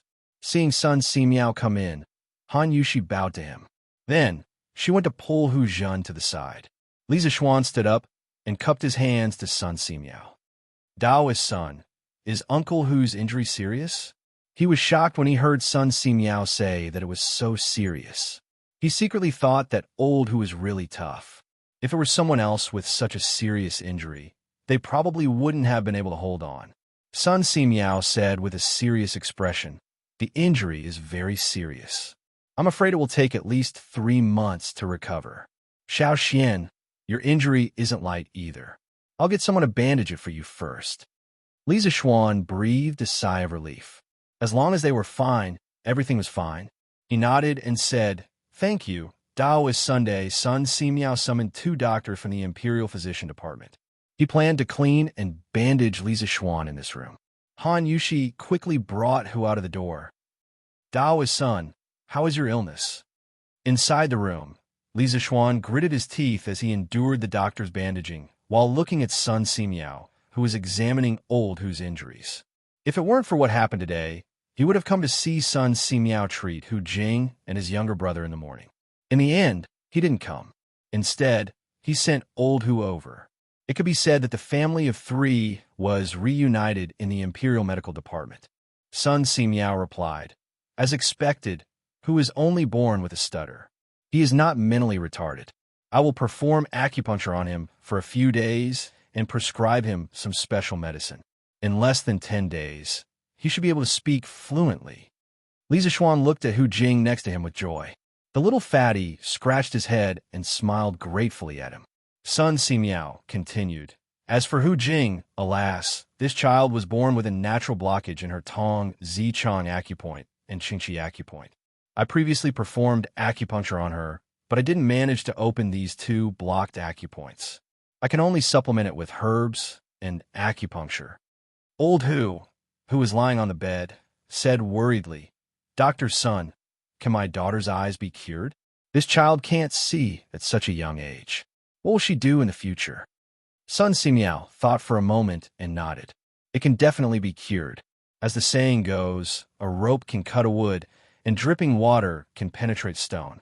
Her blocked acupoints are not unbreakable, but it will take a lot of time to cure her eyes. Old Hu's eyes widened in surprise. He pleaded excitedly, Dr. Sun, please save my daughter. I beg divine Dr. Sun to save my daughter. This child has suffered too much since she was young. Every time I see this child's eyes, I Old Hu feel heartache. As long as you can help my daughter see the light again, I, Hu Hanyun, am willing to do everything I can and serve you for the rest of my life. Li Zixuan also said, Priest Sun, since this child's eyes can be cured, please help. You can use whatever herbs you need. All the expenses will be on me. Old Hu said in surprise, Young master, how can I do that? Sun Simiao patted Old Hu on the shoulder with a smile and said, Why not? Xiao Xian is so rich. Who else can pay for him? Don't worry. How can I not save a dying child? This penniless Taoist will definitely save this child. Old Hu said happily, Thank you, Dr. Sunday. Thank you, young master.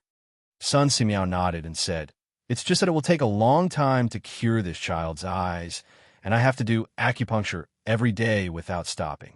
But I can only stay in Chang'an for a month. If you want her to see the light again, this child must leave Chang and with me in a month. After her eyes are cured, I will send her back to Chang'an. Old Hu lowered his head and thought for a moment. Sun Simiao was really a person of virtue and prestige.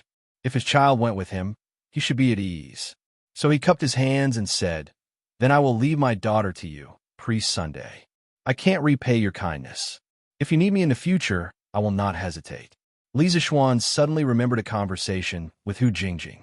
He suddenly had an idea and said to Sun Simiao, Priest Sun, since she will follow you from now on, why don't you teach her some medical skills?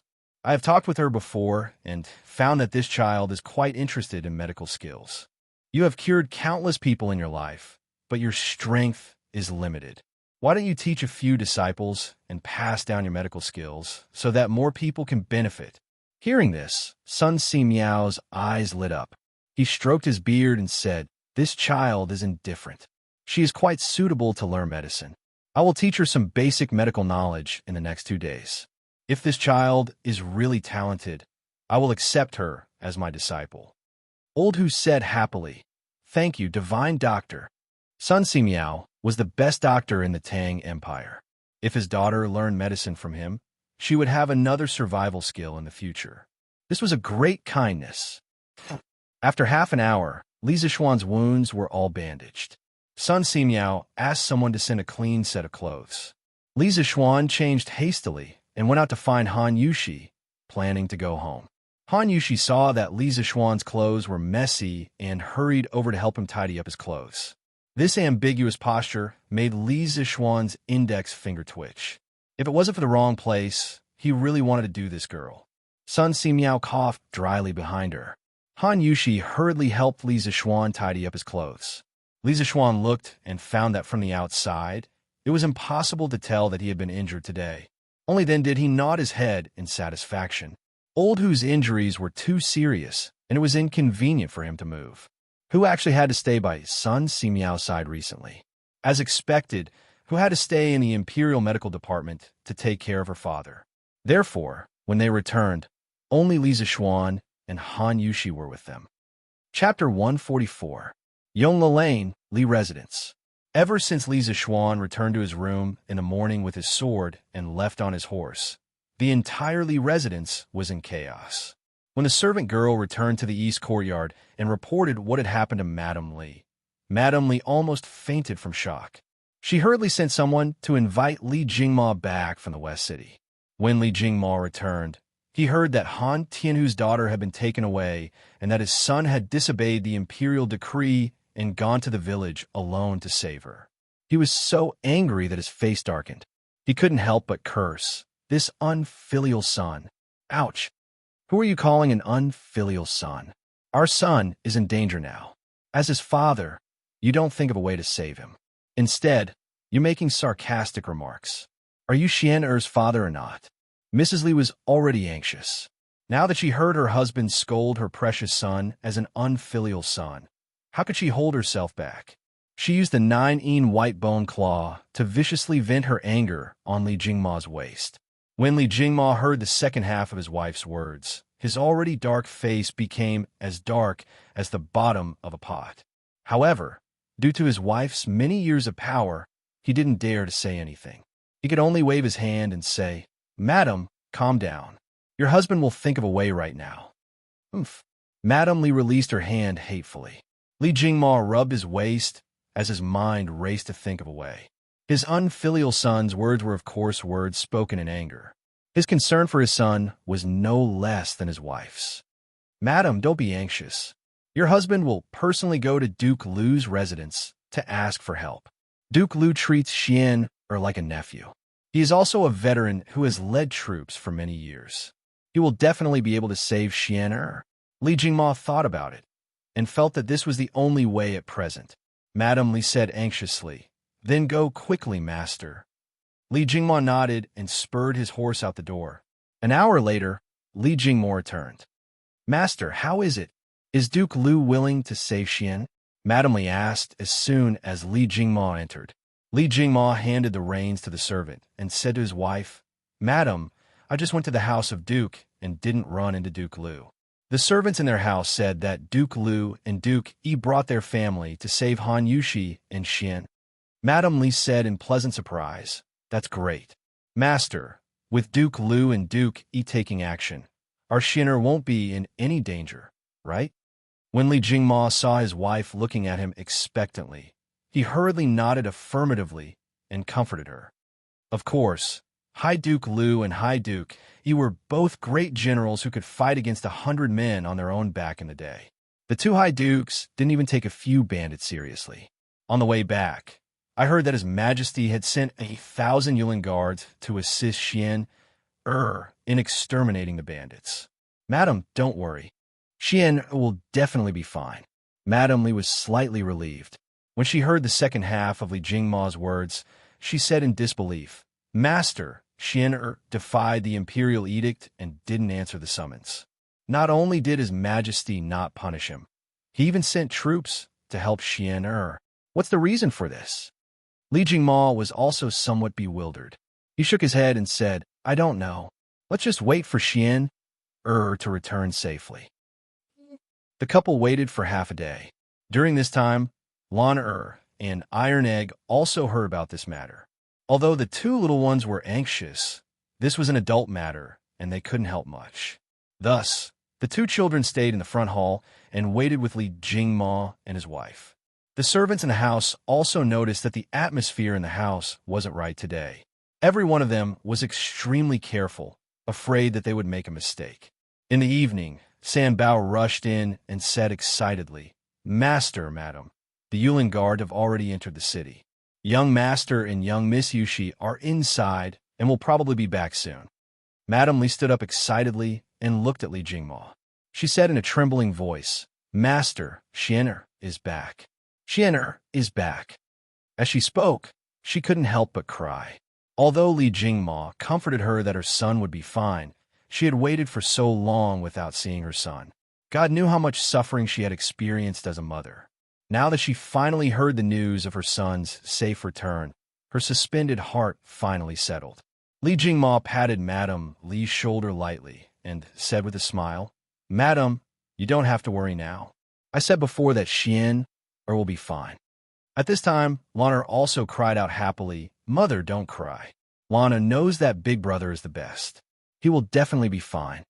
Iron Egg heard that his sister and young master were fine, and he couldn't help but breathe a sigh of relief.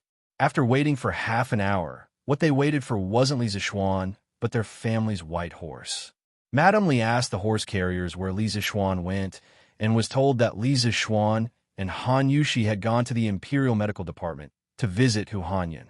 When Madame Li heard this, she was secretly annoyed at her son's thoughtlessness. He didn't even know to come back and see his parents first. It wasn't until nightfall that Li Zishuan led Han Yushi back home. Lan was the first to run over. She held Li Zishuan's hand and asked, "Big brother, are you okay?" Lan and mother were worried sick. When Li Zishuan heard this, he patted Lan's head with heartache and said, "Big brother is fine." Madame Li and Li Jingma also walked out at this time. Madame Li hurriedly stepped forward and held Li Zishuan's arms with both hands. She carefully examined Li Zishuan's body for a while before saying, "Xian'er, are you hurt?" Li Zishuan hurriedly pretended to be relaxed and said, "Mother, I'm not hurt at all. Don't worry, I've learned martial arts for so many years. I'm very powerful." Lan'er interjected, "Mother, you see, Lan'er already said that Big Brother's martial arts are the best. He'll definitely be fine." At this time, Iron Egg ran over to greet Li Zishuan first. Then he went to Han Yushi's side and asked softly, "Big sister, are you okay?" Han Yushi shook her head and whispered, "Big sister is fine." At this time, Madame Li looked at Han Yushi with a complicated expression. Every mother was selfish when it came to their children. She did like Han Yushi before, but today her son was in danger because of her. Madame Li's heart more or less had a knot in it. "Miss Han, it's good that you're okay." Madame Li thought for a long time, but still said this in a neutral tone. Han Yushi's pretty face turned pale when she heard these obviously distant words. She immediately realized that Madame Li had distanced herself from her because of what happened today. She was so anxious that tears almost rolled out. She held back her sadness and hurriedly bowed down. "Madam, it's Yushi's fault. Yushi caused young Master to be in danger. Yushi has let Master and Madam down." Li Zishuan also heard the coldness in his mother's words. He secretly thought that it was a good thing that he went to the Imperial Medical Department first. Otherwise, if he came back covered in blood, wouldn't his mother turn the sky upside down? He quickly went over to help Han Yushi up and said to his mother, "Mother, you can't blame Yushi for this. Those bandits kidnapped her mainly to get the formula for our family's new wine from her. In fact, it's still my fault. If I didn't ask Yushi to help me brew wine, she wouldn't have gone through this disaster now." On the way back, Han Yushi told Li Zishuan everything that had happened during the time when she was captured. When Madame Li heard Li Zishuan's words that were obviously protective of Han Yushi, she couldn't help but roll her eyes at her son. She thought to herself that her son had forgotten his mother when he had a wife. She couldn't help but say unhappily, "Mother didn't blame Yushi. Why are you in such a hurry to jump out and say this?" Actually, she just had a knot in her heart. She didn't really have a problem with Han Yushi. Li Jingma saw that the atmosphere was awkward, so he quickly coughed dryly and said, "Cough, cough. Yushi, you haven't eaten yet, right? Don't stand here. Go in, madam, go in too. Cough, cough." Wan also chimed in, "That's right, mother. Hurry up and eat. Wan, I didn't even eat lunch. She's hungry and thin." Puffed. Madame Li couldn't help but laugh. She poked Lan Er's forehead with her finger and said angrily, "You little girl, you only know how to eat." Chapter 145. Yunshi Building, Private Room. Bang! You dog. Han Yushi is Qin Xiong's adopted daughter. Why didn't you investigate clearly? Now, not only did you not get the formula, but you also made enemies on all sides. This time, I'm in big trouble because of you. The second young master of the Wang family was no longer as calm and composed as before. At this moment, his eyes were spitting fire, and he was like a mad demon. Although the great expert Xiao Ying's head was broken, he still did not dare to make any movements. He could only let the blood roll down from his forehead and down his cheeks. In fact, he felt wronged in his heart. Han Yushi had just become Qin Xiong's adopted father. How would he know? Young master. Xiaoying wanted to explain, but the young master waved his hand and said with a dispirited face, "It's over. It's all over. This time, we have offended almost half of the forces of the imperial court and the military. It seems that this young master will directly lose the qualification for this family trial." Azure Dragon Lane. Young master, this is what happened. The Yulin guards, the Eastern Palace guards, Duke Liu, Duke Yi, Duke Wu, and General Niu all came together. In the end, of the 1,128 bandits of the Bloody Wind Stockade, except for the 82 who were killed by Li Zishuan, the rest were captured by the Yulin guards. Li Zishuan was slightly injured, and Han Yushi was safe and sound. In an exquisite room, Lung Yao was reporting to Wang Renbiao in detail what happened during the day in the Bloody Wind Stockade. Wang Renbiao gasped after listening. First, he was shocked by the relationship between Li Zishuan and the military leaders in the imperial court. Second, he was shocked by Li Zishuan's shocking fighting strength. Alas, in order to defeat me, my second brother actually came up with such a stupid idea. I'm afraid he can't stay in Chang'an anymore. I'll write a letter and tell my father everything. As for my second brother's punishment, I'll let the family make the decision. But this time, it's all thanks to you. If you hadn't told Li Zishuan Han Yushi's location, I'm afraid that Han Yushi would have already met with misfortune. If that happened, it wouldn't be easy to deal with this matter. Our Wang family would also have offended too many powers because of this. Although the Wang clan was one of the 5 clans and 7 watch clans and had a deep foundation, if they were to directly go against these high-ranking military bigwigs, the Wang clan would not be able to withstand it. At this time, the 5 families did not have an absolute advantage in the imperial court. The first reason was that the Guanlong military group was still very powerful at that time. The second reason was that the emperor wanted to suppress it.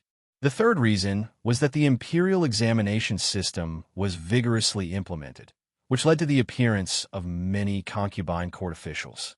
Their only advantage at this time was the public opinion of the world and their unparalleled right to speak as a landowning household. Lung Yao shook her head and continued. The Jianghu expert's second young master recruited, Flying Snake, was also killed by Li Zishuan with a single sword strike. Li Zishuan's combat strength is infinitely close to the Grandmaster level. If young master wants to be his enemy in the future, you must be careful.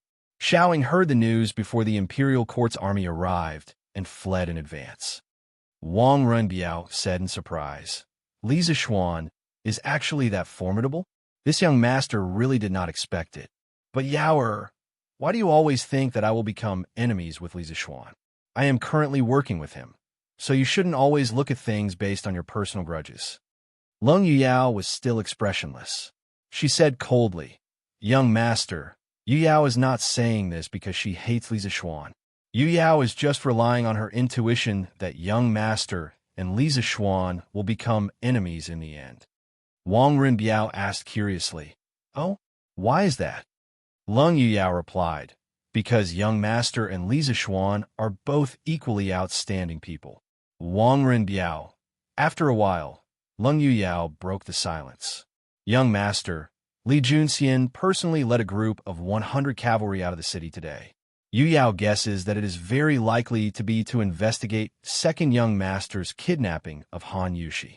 Wang Renbiao's expression became unprecedentedly grave.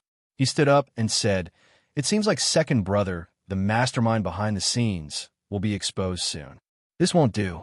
If I want to save second brother's life, I'm afraid that I'll have to have my father personally make a trip to Chang'an.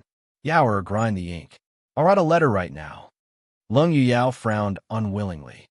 Second young master was against young master before. Why are you still helping him now? Wang Renbiao scratched Lung Yuyao's nose in amusement and sighed. "Although he doesn't treat me as an older brother, I have always treated him as a younger brother." Lung Yuyao's face turned slightly red.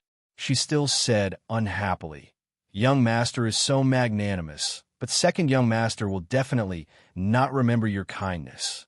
Wang Renbiao smiled and shook his head, not replying. Taiji Palace. It was still brightly lit.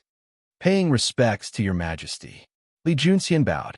Li Er nodded and asked, "Junxian, have you found out who ordered these bandits?" Replying to your majesty, according to this general's investigation, the person who contacted the bandit leader Song Tiandao is called Xiao Ying, the shopkeeper of Yunshi Pavilion. He intended to kidnap Han Yushi to obtain the recipe for immortal intoxication and gentle softness. The owner of immortal intoxication is Wang Rini, the bastard son of Sui Province's Governor Wang Yu. His birth mother is Cui Qinfang of the Cui family of Qinghe.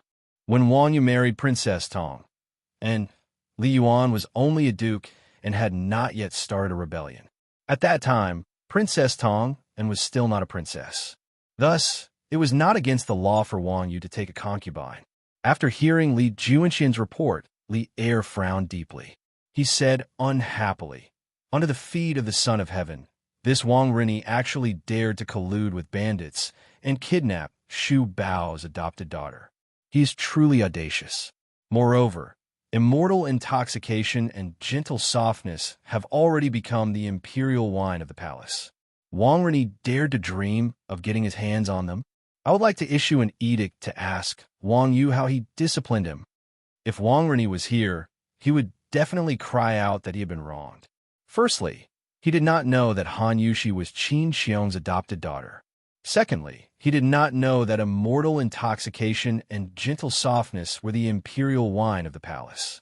If he had known either of these points, he would definitely not have done so. This was completely a disaster caused by the lack of information. Tonight, Chang'an City was not peaceful. Those who were observant would be able to find out what had happened during the day. Thus, those who had hedonistic sons were all taught not to offend the girl called Han Yushi. Of course, they could not offend Li Zixuan either. The military forces supporting them were simply too powerful. Yongla Lane, Li Mansion. This place was filled with laughter. Li Zixuan did not even have time to eat lunch. Later on, he had used up so much energy that he was so hungry that his chest was sticking to his back. Now that he saw a table full of delicious food, how could he endure it? Not long later, he was full to the point of groaning. Just as he was about to go outside for some fresh air and digestion, he heard Li Jingma say, "Xin sleep early tonight. You still have to attend the morning court tomorrow." Li Zixuan opened his eyes wide in disbelief. "Father, why do I have to attend the morning court?" If he attended the morning court, he would not be able to sleep in. He did not want to attend the morning court. Li Jingma said angrily, "His Majesty sent someone to pass on a message this afternoon. He wants you to attend the morning court tomorrow. You have to go this time. You disobeyed the edict today. Later on, you will have to write a memorial to ask for forgiveness. Go and ask for forgiveness tomorrow." Lisa Schwan was dumbfounded. Chapter 146. The Residence Study. Xian, why are you looking for me? Why are you being so secretive? After dinner, Lisa Schwan quickly invited his mother to the study, while everyone else went back to their rooms to rest. Lisa Schwan smiled as he poured a cup of tea and handed it to Mrs. Li. Mother, have some tea. Mrs. Li looked at her son suspiciously, but still took the teacup. She took a sip and asked, Xian, why are you looking for me? Tell me. Lisa Schwan laughed dryly. Mother, look at what you're saying. Can I chat with you if I have nothing to do? Mrs. Li rolled her eyes and said in disbelief, TSK, do you think I don't know you?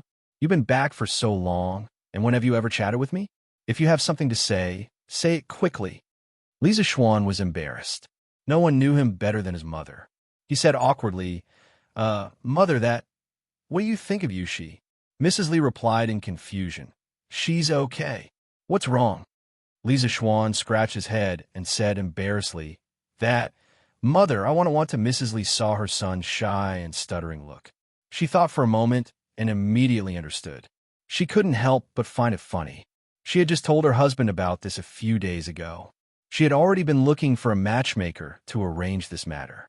She didn't expect her son to be so impatient. Mrs. Li deliberately teased, Xian wants to get married? Although Lisa Schwan was a little embarrassed, if he didn't step forward to arrange this matter, was he going to wait for Han Yushi to bring it up? Lisa Schwan couldn't do such an irresponsible thing. Mother, I want to marry Yushi. What do you think? Mrs. Li was relieved. This blockhead of son was finally enlightened. Mother has already arranged this matter for you. In a few days, a matchmaker will go to Han Tianhu's house to propose marriage. Mrs. Li smiled. Lisa Schwan opened his mouth in surprise. Mother, how did you know? Mrs. Li said unhappily, Mother carried you for 10 months and gave birth to you. How could Mother not know what you're thinking? You just have to stay at home and wait for your bride to come in.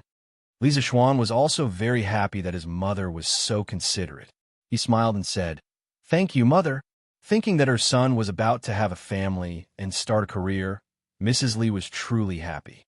She got up and said with a smile, Well, look at how proud you are. Go back and rest. You still have to go to the morning court tomorrow. After Madame Li finished speaking, she went out with a smile. The next day, after the bell and drum of Chong and city had been struck 4 times, the lights in the Li mansion began to be lit one by one.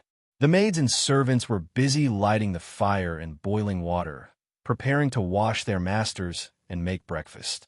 The groom washed the horse clean. Li Jingma and Madame Li hurried back and forth, not daring to be careless in the slightest. Today was their son's first official appearance in court. Last time, Lisa Schwan had been summoned by Li Er to denounce him for his crimes, not to have an official appearance. Lisa Schwan was still asleep when he was pulled up. Mrs. Li gave Xiaohe a strict order.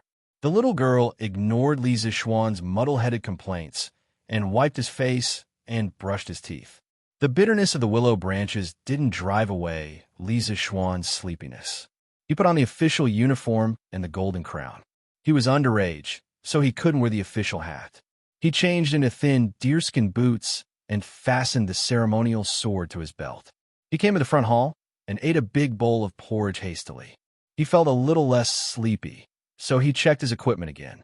Under the gaze of the whole family, he got on the horse and went out. It was about 4 o'clock in the morning, and it was not yet time to open the doors. The entire market was quiet, and a cold crescent moon was hanging in the sky. Shouldn't they be lying on their beds and sleeping comfortably at this time? Lisa Schwan couldn't help but criticize the inhumane morning court again. After a long time, the gate was finally opened. Lisa Schwan got on the horse and went out of Yongla Lane to Vermilion Bird Avenue. He saw soldiers patrolling the streets, but no other officials passed by. After checking his identity, the soldiers of the warden's office saluted in unison, leaving 2 carrying huge lanterns to lead the way. Taiji Palace was in the north of the city. It was built against the mountain, facing the south with its back to the north. This was the privilege of the imperial family. Of course, it wasn't a big deal for ordinary people to live in the north. Lier didn't have to care about this. He arrived at the imperial city. From a distance, he saw the brightly lit gate and a crowd of people. They cupped their hands in greeting and chatted amiably. But whether they were smiling sincerely or hiding a knife in their smile, he couldn't tell. Li Zishuan saw the civil and military officials were divided into two groups, clearly separated. He was in a dilemma. He didn't know whether he was a civil official or a military general. Cheng Yaojin came over to solve the problem. He patted Li Zishuan's shoulder vigorously and said in a rough voice, "You brat, why aren't you coming with me? What are you waiting for? Don't tell me you want to join that group of scholars?" Cheng Yaojin ignored the angry glares of Fang Xianling, Zhang Sun Wuji, and the other civil officials. He slowly pulled Li Zishuan into the military general group. Li Zishuan argued fiercely in the imperial court last time. He fought with Yuan Wendao and Wei Zheng and was finally conferred the title of Baron Lantian. All the military generals knew him. Besides, after the big commotion in Chang and yesterday, everyone had a direct understanding of Li Zishuan's connections in the military. They knew that this young man shouldn't be offended. So they all nodded kindly to Li Zishuan. Li Zishuan was just a loser in his previous life. He had never been an official and wasn't good at socializing. But he adhered to the principle that people shouldn't be offended by too much courtesy. He bowed respectfully to all the big shots. After one round, his face muscles were stiff from smiling and his neck was sore for nodding. Then he returned to Cheng Yaojin, Qin Xiong, and the others. Li Zishuan went to Qin Xiong and whispered, "Uncle Qin, I didn't answer the summons yesterday. Will His Majesty punish me today?" He heard that Han Yushi was in trouble yesterday and his heart was in a mess. He didn't have time to care about Li Er's summons. Later, when he returned home, he felt a lingering fear. In his previous life, he had seen many historical dramas. In them, it was said that disobeying an imperial decree was a serious crime. So he was very uneasy now. Qin Xiong stroked his beard and smiled. "It should be fine. Yesterday, His Majesty heard that you disobeyed an imperial decree and was indeed very angry. But later, His Highness the Crown Prince and I mediated between them. His Majesty then calmed down. Today, he shouldn't punish you too much. In fact, disobeying an imperial decree depended on the situation. There was no such thing as disobeying an imperial decree in the laws of previous dynasties. This was a general term for such crimes. 9 familial exterminations wouldn't be used easily. Even the most violent monarchs would use it carefully. If disobeying an imperial decree was disobeying an imperial decree, then there wouldn't be an immortal poet who said that he was a wine immortal.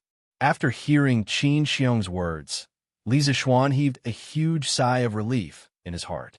He secretly praised Li Chengxian, this brother, and Qin Xiong, this elder, for being too reliable.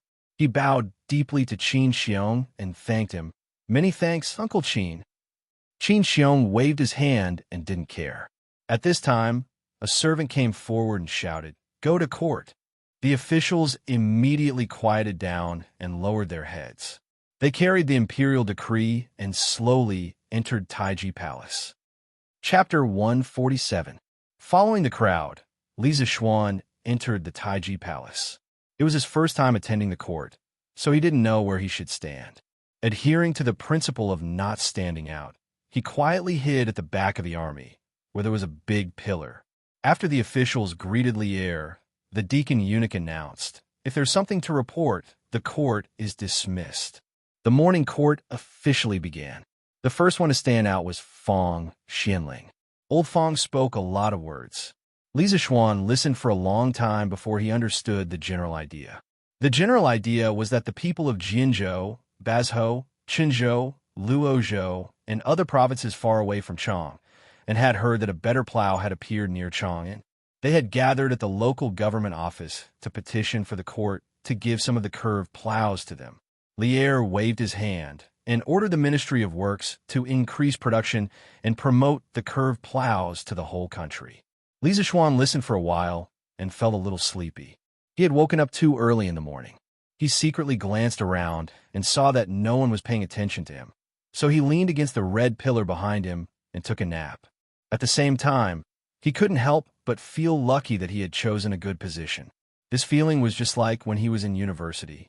He always sat at the back, and the teacher didn't notice him. It had to be said that Li Zixuan's action was quite confusing. He leaned against the pillar, hugged the table, arched his back, and closed his eyes to sleep. From afar, he looked no different from the other officials. After a while, he fell asleep. Li Zixuan had a strange dream.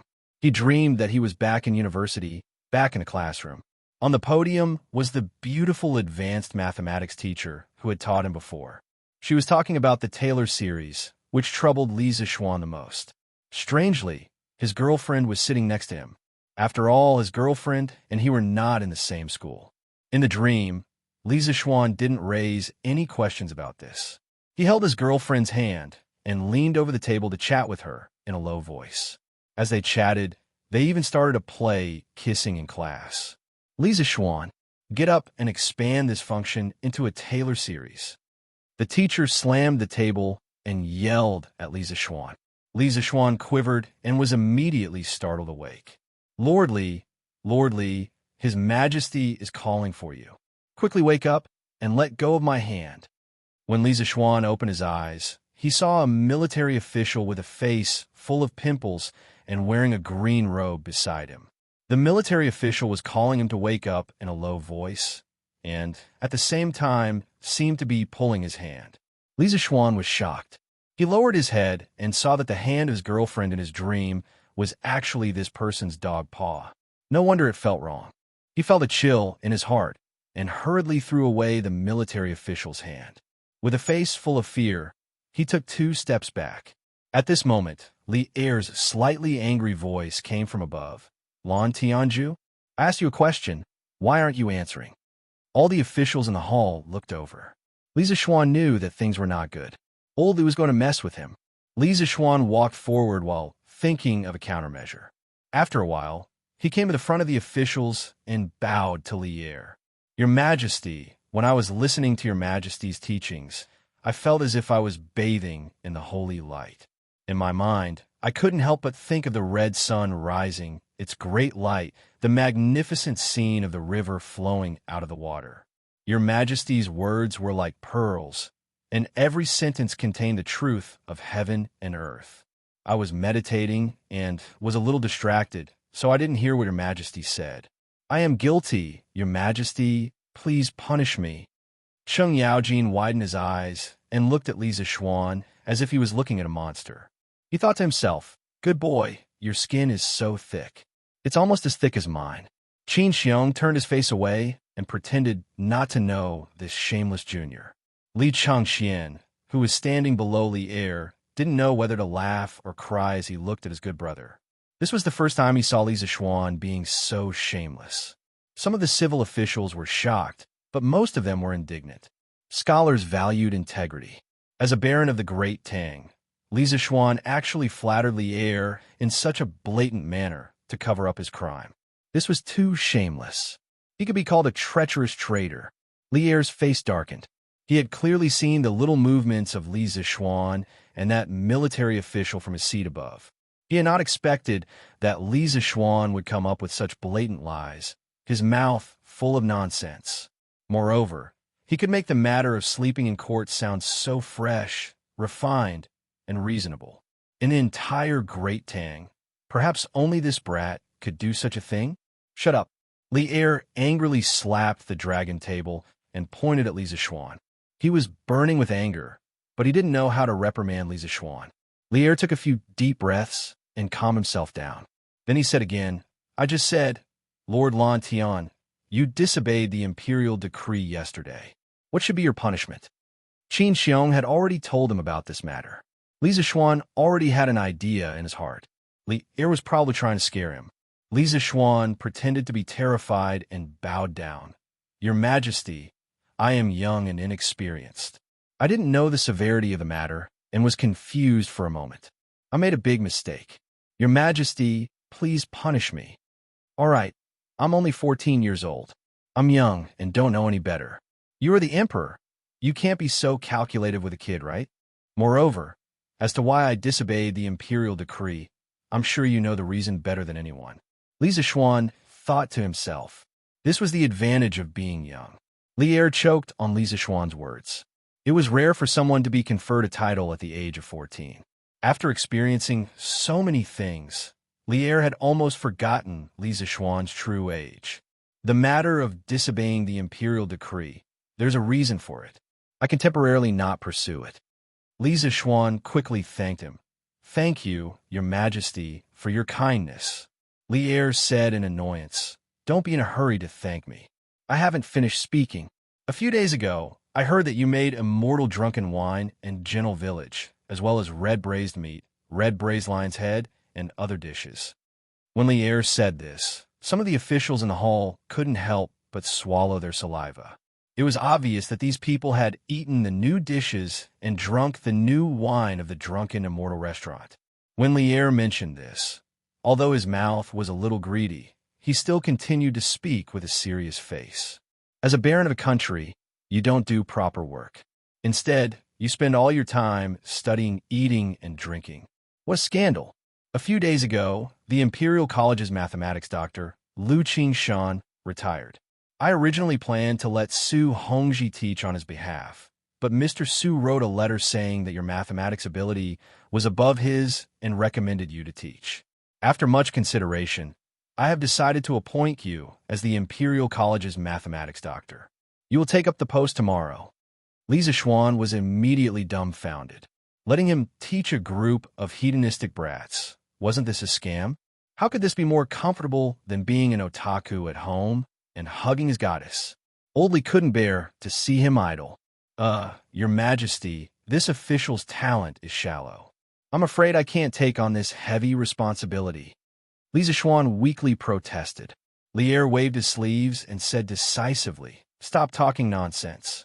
If I tell you to go, then go. Do you still want to disobey the imperial decree? After he finished speaking, he stared at Li Zixuan with a murderous gaze. Li Zixuan felt Lier's deep malice and full of threat. He secretly scolded Lier for not talking about human rights and democracy and for forcing women into prostitution. This official obeys the imperial decree. All right, the arm can't win against the thigh. Li Zixuan could only admit defeat. Only then did Lier nod his head in satisfaction.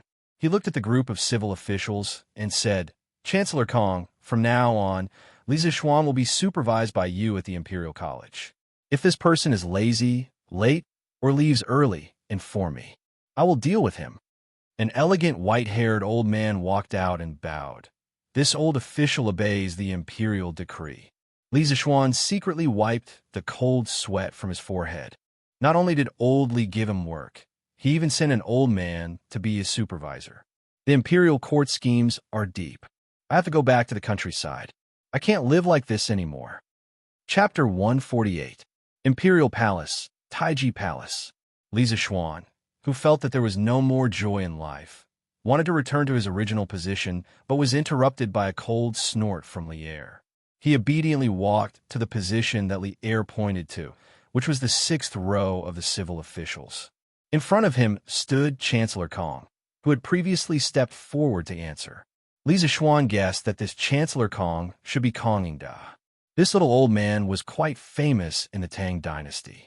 Li Zixuan had heard of him in the future. The morning court session was still going on. Li Zixuan stood there listlessly with his head drooped as he listened to the various big shots tear each other apart. Although the battle was intense, he was not interested in it at all.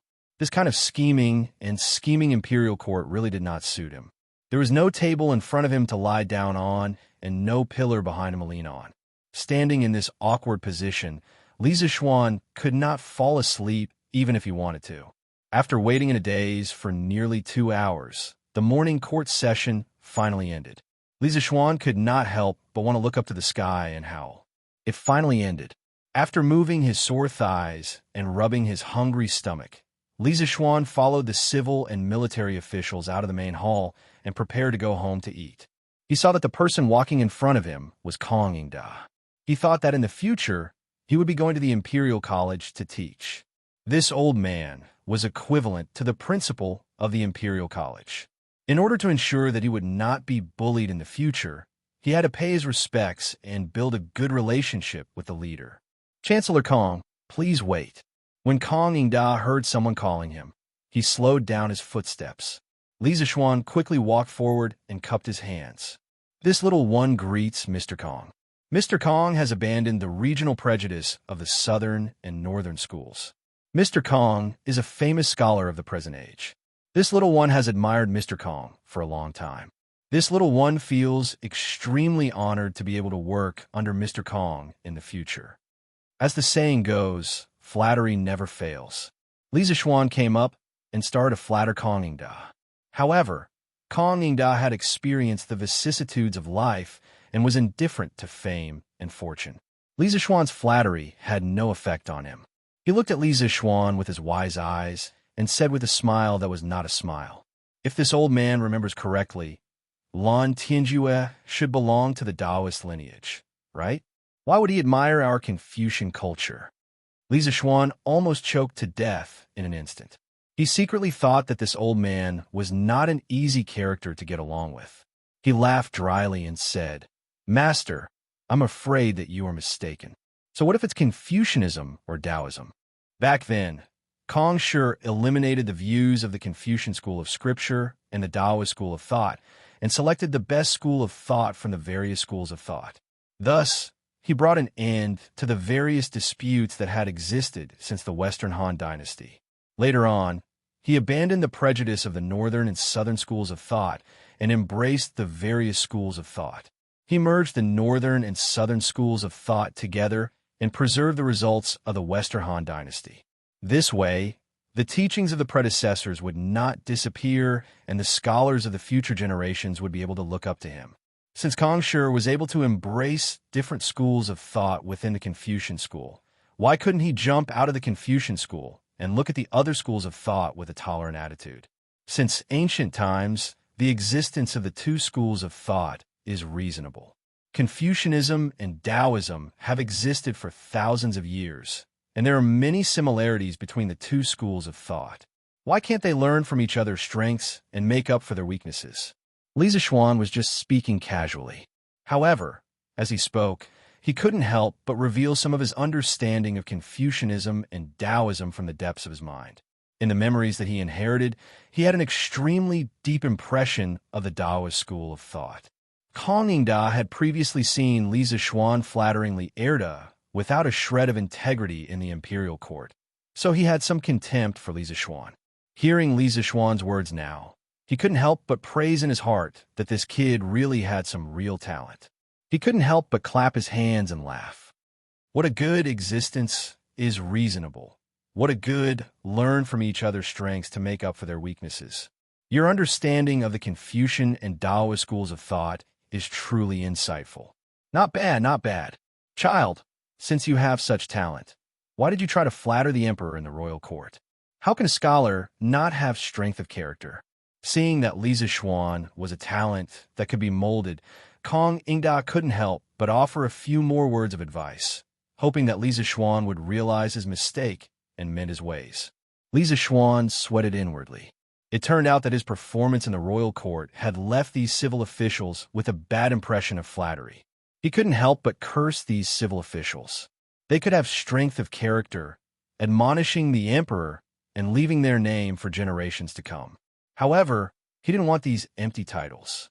He only wanted to hug his wife and live happily for the rest of his life. What did the strength of a scholar have to do with him? Master Kong, this child has just entered the royal court and isn't clear about the matters of the royal court. Today, when I was reprimanded by His Majesty, this child recalled the time when I was young and was scolded by my master for doing something wrong. This is why this child spoke without thinking. Master Kong, please don't take offense. Li Zixuan racked his brains and came up with an excuse that wasn't an excuse. Right now, I'm still a child. You big shots have the nerve to talk to me about the strength of a scholar? What kind of person was Kong Yingda? He immediately understood the meaning behind Li Zixuan's words. Only now did he remember Li Zixuan's age and couldn't help but feel a little embarrassed. He stroked his beard to alleviate the awkwardness. Cough. This old man naturally won't blame you. I just hope that when you take up a post in the Imperial College in the future, you will do your best to educate people. This old man believes that a person who can create a curved plow and bring prosperity to the people naturally has an excellent character. He finally managed to settle this new superior. It wasn't easy at all. Li Zixuan secretly let out a sigh of relief. He clasped his hands and said, "This child will remember Master Kong's teachings." Kong Ingda smiled and waved his hand, saying, "All right then. This old man will wait for Lan Tianju to take up his post at the Imperial College tomorrow." The two of them chatted for a while before parting ways. Li Zixuan wanted to chase after Qin Xiong and the others. Han Yushi was going to visit Madame Qin in the morning, so he could bring Han Yushi home while he was at it. Ever since he and Han Yushi revealed their feelings for each other, Li Zixuan always wanted to be by Han Yushi's side. Even if he didn't do anything, just looking at Han Yushi's beautiful face and feeling Han Yushi's gentle personality was also very good. However, Li Zixuan didn't allow him to be idle and always caused trouble for him. Thinking about how he was going to work at the Imperial College tomorrow, Li Zixuan couldn't help but let out a deep sigh. Just as he was about to leave the gate of Heaven Influence, he heard someone shout from behind, "Sir Li, please wait. His Majesty has something to say." Li Zixuan's face darkened. This was too much. This was too much. What was old Li trying to do? Could he still let him go home to eat? Li Zixuan silently drew countless small circles in his heart, cursing Li Zixuan for not being able to get up at night. Then, he calmed himself down and turned around. When the servant ran over, Li Zixuan's expression had returned to normal. He asked, "May I ask why His Majesty is looking for me?" The servant took a few deep breaths and said, "Sir, I don't know. Please move. His Majesty is waiting." All right. Damned feudalism. Evil imperial power is supreme. Then let's go. Chapter 149. Greetings, Your Majesty. Li Zixuan followed the eunuch to the inner hall behind Taiji Palace. He saw Li Er eating and drinking at a few tables above. Li Zixuan couldn't help but curse inwardly. "If you want to eat, just eat. Why did you call me over? Do you want to watch you eat?" Li Er swallowed the food in his mouth and nodded at Li Zixuan. "No need for formalities. I asked you to come because I want to show you something. You will definitely be very interested in it." With that, he asked the eunuch beside him to deliver a booklet to Li Zixuan. Li Zixuan received it with both hands and curiously flipped it open. He saw rows of densely packed words without even punctuation marks. Li Zixuan forced himself to endure the discomfort and read on word by word. After reading half of it, Li Zixuan finally understood that what was written on it was actually the investigation report of the kidnapping of Han Yushi yesterday. Li Er was right. Li Zixuan was really interested in this. Yesterday's matter wasn't over yet. The mastermind behind the bandits still hadn't been caught. He perked up and finished reading the entire booklet. Then, he returned the booklet to the eunuch. He was extremely shocked. Yunshi Restaurant hired bandits to kidnap Han Yushi in order to obtain the new wine formula. This was within Li Zixuan's expectations. It was just a matter of interest. What he really didn't expect was that Yunshi Restaurant's owner was Wang Renyi from the Wang family of Taiyuan. Although the booklet didn't mention the relationship between Wang Renyi and Wang Renbiao, Li Zixuan could roughly guess it.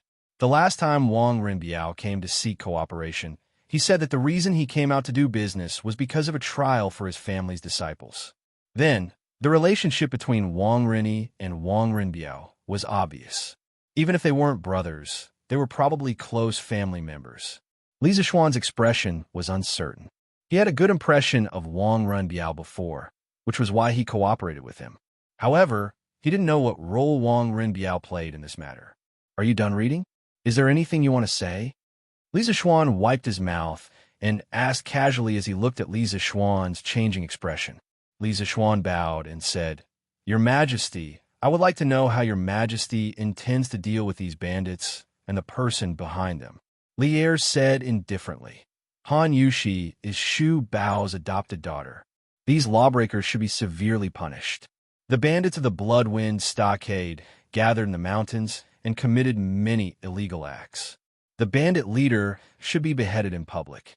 As for the other accomplices, they should be exiled or dismissed. I have already ordered the Supreme Court to arrest the shopkeeper of the Yunshi restaurant. As for Wang Renyi, Hee hee. How do you want me to deal with him?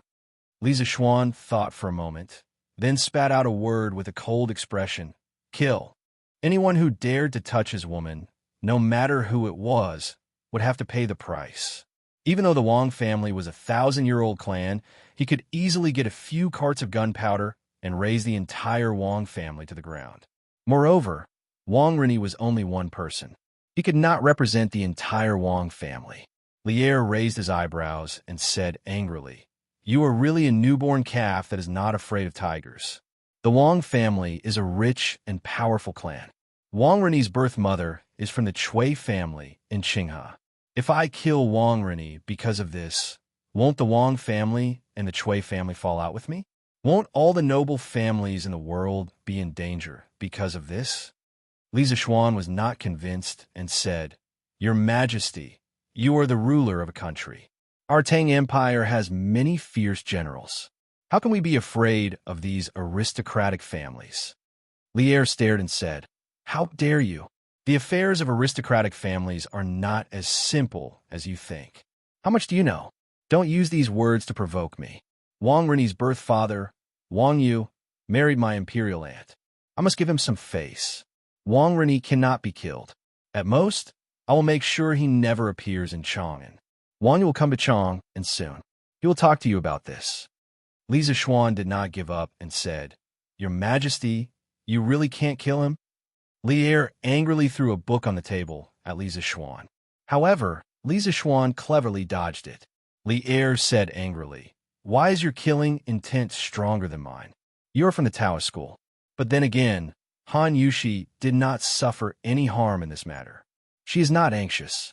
Why are you so anxious? Li Zishuan said, "Your Majesty, Han Yushi is already my fiancé. Of course I am anxious." Hee. I see. No wonder you are jumping around like someone stepped on your tail. All right, let's end this matter here. Don't think about killing people in private to vent your anger. Unless you don't want to be a baron anymore and want to take your family and flee for the rest of your life. Lier made the final decision and drew an imperfect end to this matter. Li Zishuan was helpless. He really wanted to wait for Wang Rini to leave Chang and to kill him. He did not expect to be blocked by Lier's last sentence, which was slightly threatening. "Your Majesty, if Wang Rini threatens my family again in the future, even if your Majesty does not kill him, I will definitely do it. Even if the Wang family and the Chui family join forces to seek revenge, I am willing to bear it alone. At most, I will perish together with tens of thousands of people from the two families. I definitely have the ability to do so." Since he could not kill him this time, he had to be prepared. If Wang Rini did not give up and continued to court death, then he, Li Zishuan, would not be polite. Lier narrowed his eyes and said with a smile that was not a smile, "Hey, you brat, talk big. But don't worry. After Wang Rini returns to the Wang family, he definitely won't have the ability to stand out again, let alone have the ability to deal with you. Oh, by the way, I have seen the trial of the Supreme Judiciary and found that the bandits of Xiefeng Stockade Village also did a case 2 months ago. You were there at that time, right? It is said that you were sneakily attacked and fell off the cliff." Lier paused for a moment and then continued, but his eyes were full of gossip and ridicule. Li Zishuan was speechless. Lier was so shameless and always exposed people's shortcomings. "Your Majesty, it was my first time to go down the mountain, and I did not know how sinister people were. I was careless and was killed by a villain." Lier laughed and said, "I did not expect that an immortal like you would almost be killed by a group of bandits. Ha! Your Majesty, what happened to the girl in the end? Was she taken away by the bandits?" Li Zishuan's heart stirred as he changed the topic. "No." Later, the soldiers arrived and the bandits fled. The soldiers took advantage of the chaos and caught the second and third leaders of Xiefeng Stockade Village. "Why? You saved the beauty. Did you take a fancy to her?" Lier asked with a smile. Lier is so shameless." Li Zishuan quickly shook his head and said, "Your Majesty, what are you talking about? When I see injustice on the road, I draw my sword to help. I did not even see the girl from the beginning to the end. How could I like her?" Lier was surprised and said, "Ha! I did not expect you to be so chivalrous. A few days ago, I heard that you gave Shu Bao 2 bottles of medicinal wine. I saw that Shu Bao's complexion had greatly improved these 2 days. You did a good job. Li Zixuan hurriedly said, Uncle Qin treats me like a nephew. This is what I should do. Li Er nodded with relief and said, Okay, then you can leave. Li Zixuan suddenly thought of something and asked, Well, Your Majesty, I want to ask if the doctor of the Imperial College needs to attend the morning court? Li Er thought that this kid was good, but now he almost spat out blood when he heard this. He really wanted to take him out and chop him up to feed the dogs. Li Er impatiently waved his hand and said, No, get out. The doctor of the Imperial College belonged to the lower 5th rank. Only officials of the 5th rank and above were qualified to attend the morning court every day. Li Zixuan happened to be at the threshold. Hearing that he did not need to attend the morning court in the future, Li Zixuan did not mind Li Er's bad tone at all. He smiled and bowed to Li Er and said, I will leave. Then, he retreated out of the room. Li Er looked at Li Zixuan's back. After a long time, he suddenly felt funny and shook his head and murmured, This kid, I have nothing to do. Why should I bother with him? Chapter 150. In the back hall of Taiji Palace, Li Er supported his chin with his hand and was thinking about what Li Zixuan had said. The foundation of the 5 surnames and 7 hopes was too huge, and they had a high reputation everywhere. It was easier said than done to weaken the aristocratic families. The eunuch in the hall picked up the memorial that Li Er had used to hit Li Zixuan and carefully placed it beside Li Er's hand. Then, he quietly retreated to the side. Li Er's eyes inadvertently swept over and realized that the memorial was the secret memorial that Qin Xiong had presented to him yesterday. It was over. He was so angry that he forgot about the important matter. Men, quickly summon Li Zixuan back. Li Er hurriedly ordered. Yes. Although the eunuch was puzzled, he did not dare to ask. He quickly retreated and chased after Li Zixuan. Waves, waves, waves. I don't need to go to court and don't wake up early. I'll sleep until daybreak tomorrow. Li Zixuan happily walked on the palace road. Although he was unable to kill the mastermind behind the scenes, Li Er had promised him that Wang Rini would not come to provoke him in the future. More importantly, he would no longer have to attend this damned morning court. Guessing that Han Yushi should have come out of Qi Manor by now, Li Zixuan planned to go home and eat. He only had a bowl of porridge in the morning and did not even eat a steam bun. Now he was so hungry that his chest was sticking to his back.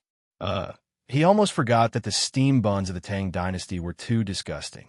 They were sour and had a strange taste. He once vomited after eating a mouthful. Lordly, wait, His Majesty summoned you back. It was the same voice, the same place. Li Zixuan really wanted to jump into the pond and drown. Greetings, Your Majesty. Li Zixuan bowed weakly. You dare not to come back when old Li asked you to? You could say that he was a coward, but if you transmigrated, why don't you try being a coward? Don't make trouble. I just forgot something. I'll let you go after this. When Li Er saw Li Zixuan fooling around, he wanted to laugh. He shook his head and said, This is the secret memorial that Shu Bao presented yesterday. Take a look. A servant passed the secret memorial to Li Zixuan. Li Zixuan took it and flipped it open. It was a prophecy about the locust plague. It seemed that Qin Xiong could not wait any longer. Li Zixuan skimmed through it and was stunned when he saw the last few lines. This old subject believes that the prophecy of the plague of locusts is 80% true. I hope that Your Majesty will make early preparations to prevent the plague of locusts from coming.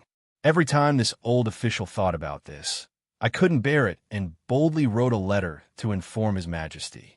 If the plague of locusts does not arrive next year, I am willing to relinquish my title of Duke and hand over all of my family's assets to the National Treasury to make up for the losses suffered by the Imperial Court. Li Zixuan was deeply touched. At the time, he had agreed with Qin Xiong to write a joint letter and share the responsibility if something happened. However, he did not expect Qin Xiong to go back on his word and take all of the responsibility. Li Zixuan was both angry and touched. This was an old man worthy of his lifetime of respect. Is the prophecy of the plague of locusts true? Li Er saw Li Zixuan finish reading and asked in a low voice. Li Zixuan sorted out his emotions and said seriously, Your Majesty, my master did say that in June next year, there would be a plague of locusts on the Guangzhou plains. I have never doubted my master's word since I was young, and am willing to vouch for it. If the plague of locusts does not arrive next year, I am willing to relinquish my title and hand over all of my family's assets to make up for my sins. However, Your Majesty, for the sake of the millions of people in the world, please believe in this prophecy and make early preparations. Since Qin Xiong had bet all of his assets on this prophecy, Li Zishuan had nothing to be afraid of. He had time-traveled to the Tang dynasty. Although he had invented some new things, they were not enough to change the course of history, let alone the timing of a natural disaster like the plague of locusts. The plague of locusts next year would definitely arrive as scheduled. When Lier heard this, he was slightly surprised. He did not expect Li Zishuan, a person who did not want to suffer losses, to say such words that were obviously harmful to him. This made him take this prophecy even more seriously. Since Xu Bao, and you are so sure, then I will believe in this prophecy. However, even if I know that there will be a plague of locusts next year, what can I do? Last year, the Turks emptied the Chong and local government's treasury. The imperial court will not be able to take out so much money to store food for millions of people in advance. When Li Er mentioned the Turks, he could not help but hit the table with hatred. Li Zishuan was silent. The Wei River alliance was indeed a mark of shame on the Tang dynasty. However, in less than 2 years, Li Er would be able to wash away the shame. He thought for a moment and said, Your Majesty, people only store food in advance to survive the plague of locusts. Why did no one think of controlling the plague of locusts? Li Er frowned and said, Control? Since ancient times, there have been countless plague of locusts. Why have I never heard of a way to control the plague of locusts? Li Zishuan said embarrassedly, Your Majesty, do you still remember the 150,000 chickens I raised in the Han village and Plum village? Li Er widened his eyes and said in disbelief, Do you want to use these chickens to control the plague of locusts? But when the plague of locusts comes, the locusts will be overwhelming. How can your chickens eat all the locusts? Li Zishuan smiled and said, Your Majesty, don't underestimate the ability of chickens to hunt locusts. I once read a book. It said that an adult chicken can eat up to 300 locusts a day. At that time, I estimate that 20 to 30 chickens can almost guarantee that there will be no locusts in 1 acre of land. Since you don't believe me, then let's use data. Anyway, I have said the same thing more than once. Lier was also a well-read and cultured person. He frowned and said in disbelief, Would there be a book that recorded such a boring thing?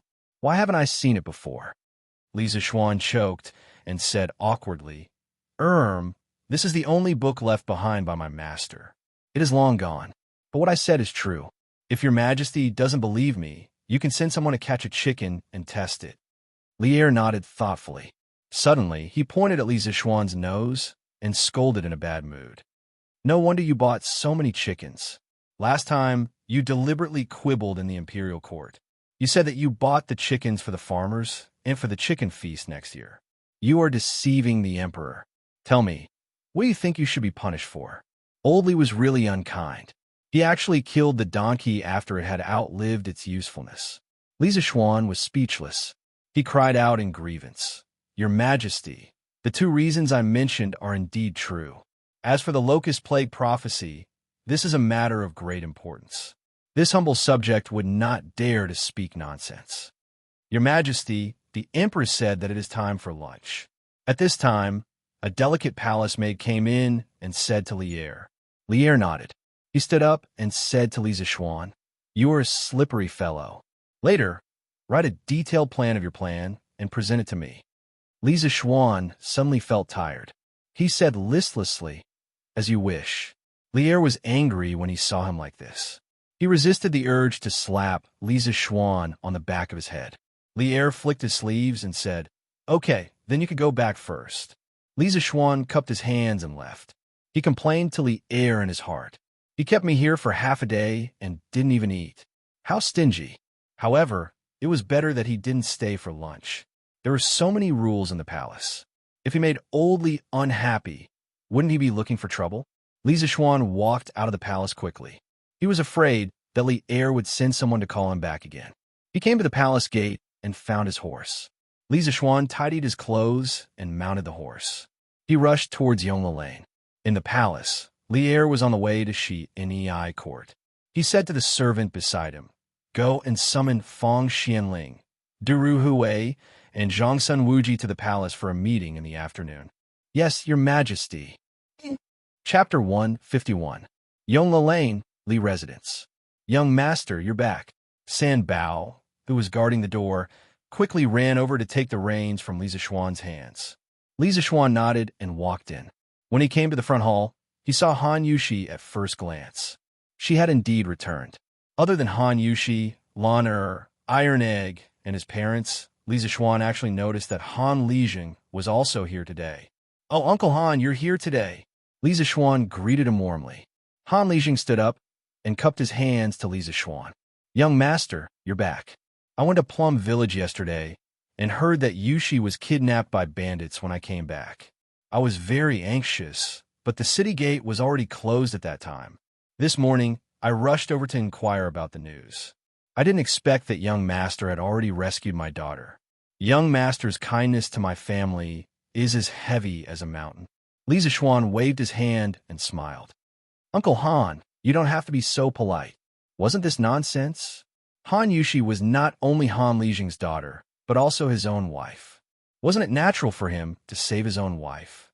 Everyone exchanged greetings for a while before Madame Li asked the servant to serve the dishes. During the meal, Li Zixuan told the two elders about what happened in the morning court. Li Jingma was immediately overjoyed. This Imperial College's doctor was a glorious position. Father Li was excited. He ordered the servants to inform the kitchen to add more dishes and called Han Lijing to drink and eat. For a moment, the meal was very lively. Li Zixuan was speechless. Not only did his parents not sympathize with him, but they were also excited as if they had picked up money. It was really unreasonable. After the meal, other than Li Zixuan, who was eating gloomily, everyone else ate happily and were satisfied. After dinner, Li Zixuan accompanied his parents and Han Lijing to talk for a while. Then, he went to Minghui Xian to look for Han Yushi. Han Lijing came here today, so Han Yushi would probably go back with him in the afternoon. He had to cherish this last good time. When he arrived at Minghui Xian, he found Han Yushi, Iron Egg, and Lan sitting in the pavilion in the middle of the pond, chatting and laughing. "Sister Yushi, quickly tell me, how did my brother defeat that bandit leader?" "How would I know? I was tied up in a room far away. I couldn't see anything." "Oh, sister, are you hurt?" "Iron Egg, don't worry. I'm fine." Li Zixuan heard their conversation from afar and thought to himself, "Are these two brats done yet? According to their questions, I won't have a chance to be alone with Han Yushi today." He had to think of a way to send him away. "Young master, master, brother." When the three of them saw Li Zixuan coming over, they all stood up and greeted him. Li Zixuan nodded and asked casually, "Well, Iron Egg, Lan have you memorized the previous multiplication table?" "Master, we have memorized it." "Well, have you done the exercises after class?" Li Zixuan put his hands behind his back and looked like a strict teacher teaching his disciples. Master, not yet." Iron Egg scratched his head and said embarrassedly, "Then go and do the exercises after class for the first chapter. I will check it tonight. Tomorrow, Iron Egg, you will go to the Imperial College with me after you finish practicing." Li Zixuan silently gave himself 32 likes for his wit. Since he was going to teach a group of brats, it wouldn't be illegal to bring his disciples along, right? "Yes, master." Iron Egg was a little reluctant. He hadn't seen his sister for a long time. In the morning, he was practicing and listening to classes. In the afternoon, he finally had time to talk for a while, but he couldn't ignore his master's words. He could only go back unhappily. Smelly brother, Lan, wants to go tomorrow too." Li Zixuan thought for a while and said, "Okay, as long as Lan can do 90% of the exercises correctly, I will let you go." "Okay, it's a deal." Lan smiled slyly and followed Iron Egg to do the exercises. Li Zixuan saw that they had gone far away and laughed. He sat down on the bench next to Han Yushi. Han Yushi was shocked and quickly moved to the side. Li Zishuan touched his nose and said gloomily, "Why are you moving so far away? Am I that scary?" When Han Yushi heard this, her ears were dyed red. She said in a low voice, "Young master, this others will gossip if they see us." Li Zishuan glanced around and said with a smile, "Hee, don't be afraid. There's no one in this courtyard. Didn't I just send Iron Egg and the others away? Yushi, did you miss me today? I haven't seen you all morning." Han Yushi was stunned. She didn't expect Li Zishuan to be secretly scheming when he pretended to be a strict teacher lecturing his disciples. Then, she was embarrassed again and said in a mosquito-like voice, "Young master, how can you say such shameful things?" Li Zishuan saw that Han Yushi's cheeks were red and she was about to bury her head in her chest. Only then did he realize that he had indeed been a little complacent. This was ancient times. Although the women of the Tang dynasty were more open than the women of the Song and Ming dynasties, they were still not comparable to modern times. However, it was not good for this girl to be too shy. He had to train her slowly when he married her in the future. Yushi, how did you feel when you went to the Qin family this morning?" It was impossible to train a shy girl into a modern girl in a day. Li Zishuan had to change the topic. Han Yushi looked up at Li Zishuan and said, "Well, my foster mother treats me very well. She even asked me to visit her often." "Oh, that's good." Li Zishuan quietly moved his butt towards her and whispered in Han Yushi's ear, "Yushi, I told my mother about us yesterday." Han Yushi was shocked by Li Zishuan, who suddenly came up to her. When she heard his words, her heart couldn't help but tighten. She quickly focused and waited for the rest of the story. Li Zishuan smiled in his heart and continued, "My mother said that she would send a matchmaker to your house to propose marriage in the next 2 days. As long as your father agrees, the auspicious date will be set." Han Yushi's heart was immediately filled with sweetness. She ignored her shyness and raised her head to look at Li Zishuan affectionately. She said softly, "Young master has saved Yushi's life more than once. You don't mind Yushi's humble background and marry Yushi. Yushi will definitely help young master in the future. We will never leave each other and follow each other in life and death." Although her voice was soft, it was sonorous and powerful. It was as serious as if she was making a grand vow.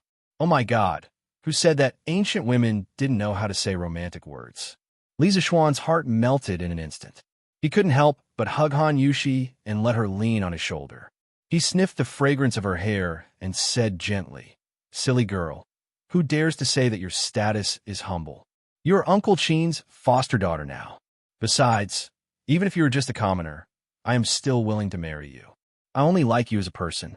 I don't care about being well-matched in terms of social status. When we are married, I don't want you to follow me in life and death.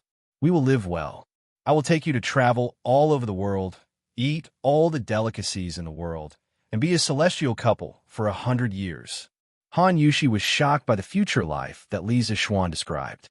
She said longingly, "Young master, you are so good. But how can a person live for so long? Besides, after a few decades, Yushi will become an old woman. Will young master still like her? Ha! Won't I become an old man by then? Don't be afraid. I will be crazy for you for 1,000 years. You will be with me for 10,000 reincarnations." Li Zishuan was full of heroism and laughed loudly. "I will be crazy for you for 1,000 years. You will be with me for 10,000 reincarnations." Han Yushi muttered for a while. She couldn't hold it in anymore and burst into tears. "Young master, Yushi wants to marry you now. Boo-hoo, good Yushi, don't cry." Li Zishuan hurriedly hugged Han Yushi and coaxed her anxiously. As for whether he was taking advantage of her, only he knew in his heart. Chapter 152. In the front hall. "Brother Han, I wonder if your Yushi has been betrothed to him." Madame Li put down the teacup in her hand and asked with a smile. She should have discussed this matter with Han Yushi's mother, but Han Yushi's mother was no longer alive, so she could only talk to Han Lijing. Li Zishuan also looked at Han Lijing. Last night, Madame Li told him about Li Zishuan's thoughts. Han Lijing's heart moved, and he replied, "My daughter has not been betrothed to him. Madame Li smiled. That's good. My Xian wants to marry Yushi. I see that these two children are quite fated. So why don't our two families become in-laws? What do you think, Brother Han? Han Lijing was shocked. He did not expect Madame Li to take the initiative to mention this matter. He had been worried about his daughter's marriage. Young master has a high position and is proficient in both the pen and the sword. Naturally, he is a rare son-in-law. But my family is just a small family. I'm afraid we can't match him. Li Jingma smiled. Brother Han, why do you say that? My Li family does not have any prejudice against family backgrounds. Moreover, Yushi is now the adopted daughter of Duke Yi. If we were talking about matchmaking, I'm afraid it's our Li family that is matchmaking, right? Han Lijing quickly stood up and cupped his hands. What are you saying, old master? Our Han family is just a country family. What matchmaking? Since old master and madam do not mind, and my daughter and young master hit it off, then I have no reason to object. Madam Li slapped the table. That's good. 2 days later, I will send the best matchmaker in Chong and to Brother Han's house to propose marriage.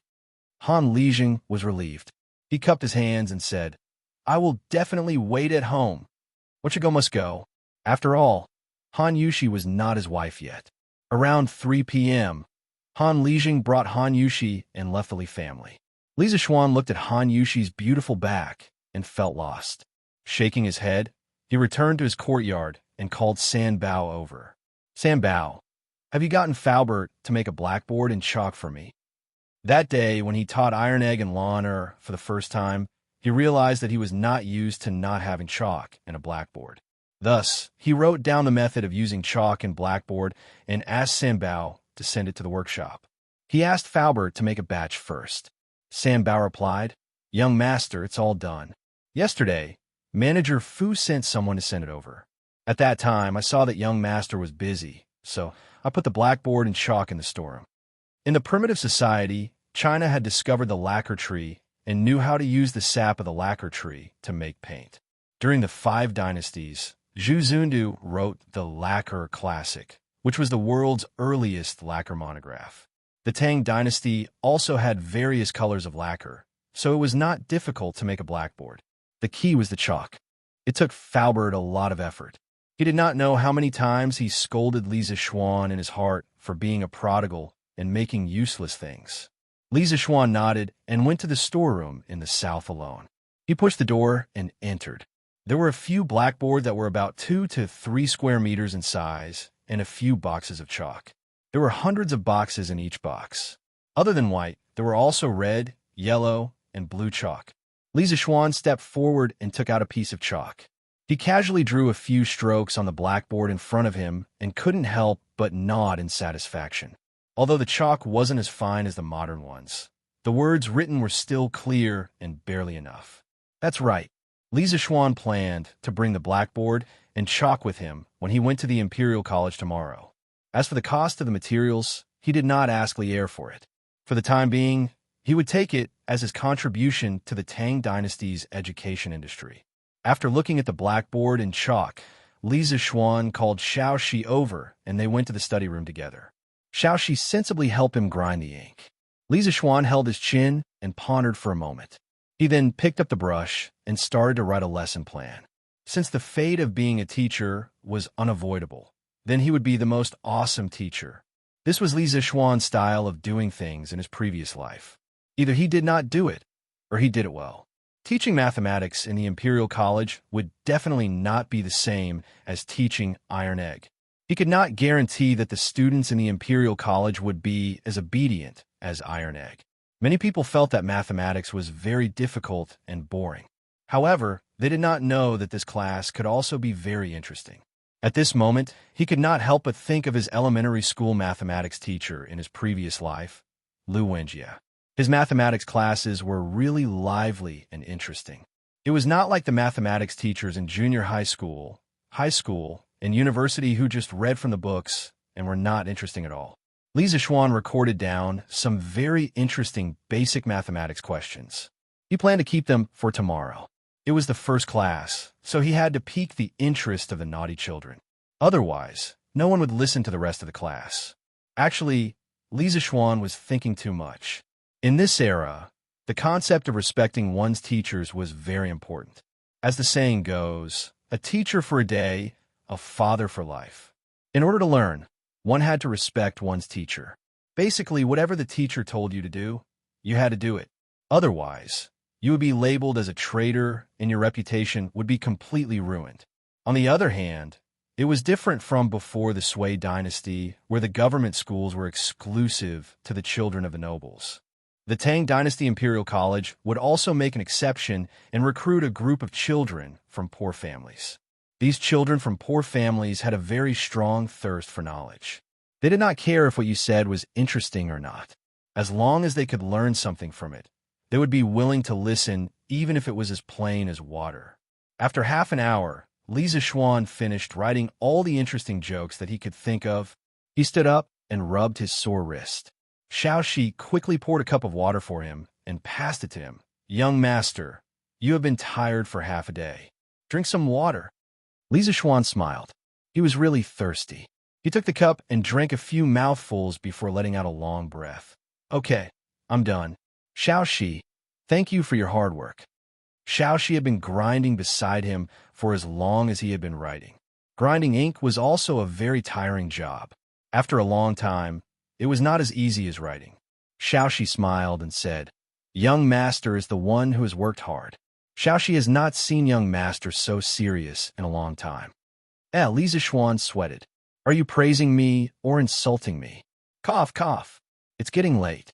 Let's go and see how Iron Egg and Lawn Air's homework is going." Lisa Schwan brought Xiao Shi to Iron Egg and Lawn Air's classroom. He could hear them quarreling from afar. The answer to this question is 175. Iron Egg, you got it wrong. That's not right. Sister Lawn Air, this question is definitely 125. Calculate it again. Really? But I'm so smart and cute. How could I calculate it wrong? Iron Egg. Lisa Schwan was speechless. His sister was also as arrogant as him. Iron Egg. Lawn Air, have you finished your homework? I'm going to check it. Lisa Schwan pushed the door open with Xiao Shi and said to the two children in the room with a smile, "No, brother, you should check Iron Eggs first, then check mine." Lawn Air quickly covered her book and did not let Lisa Schwan see it.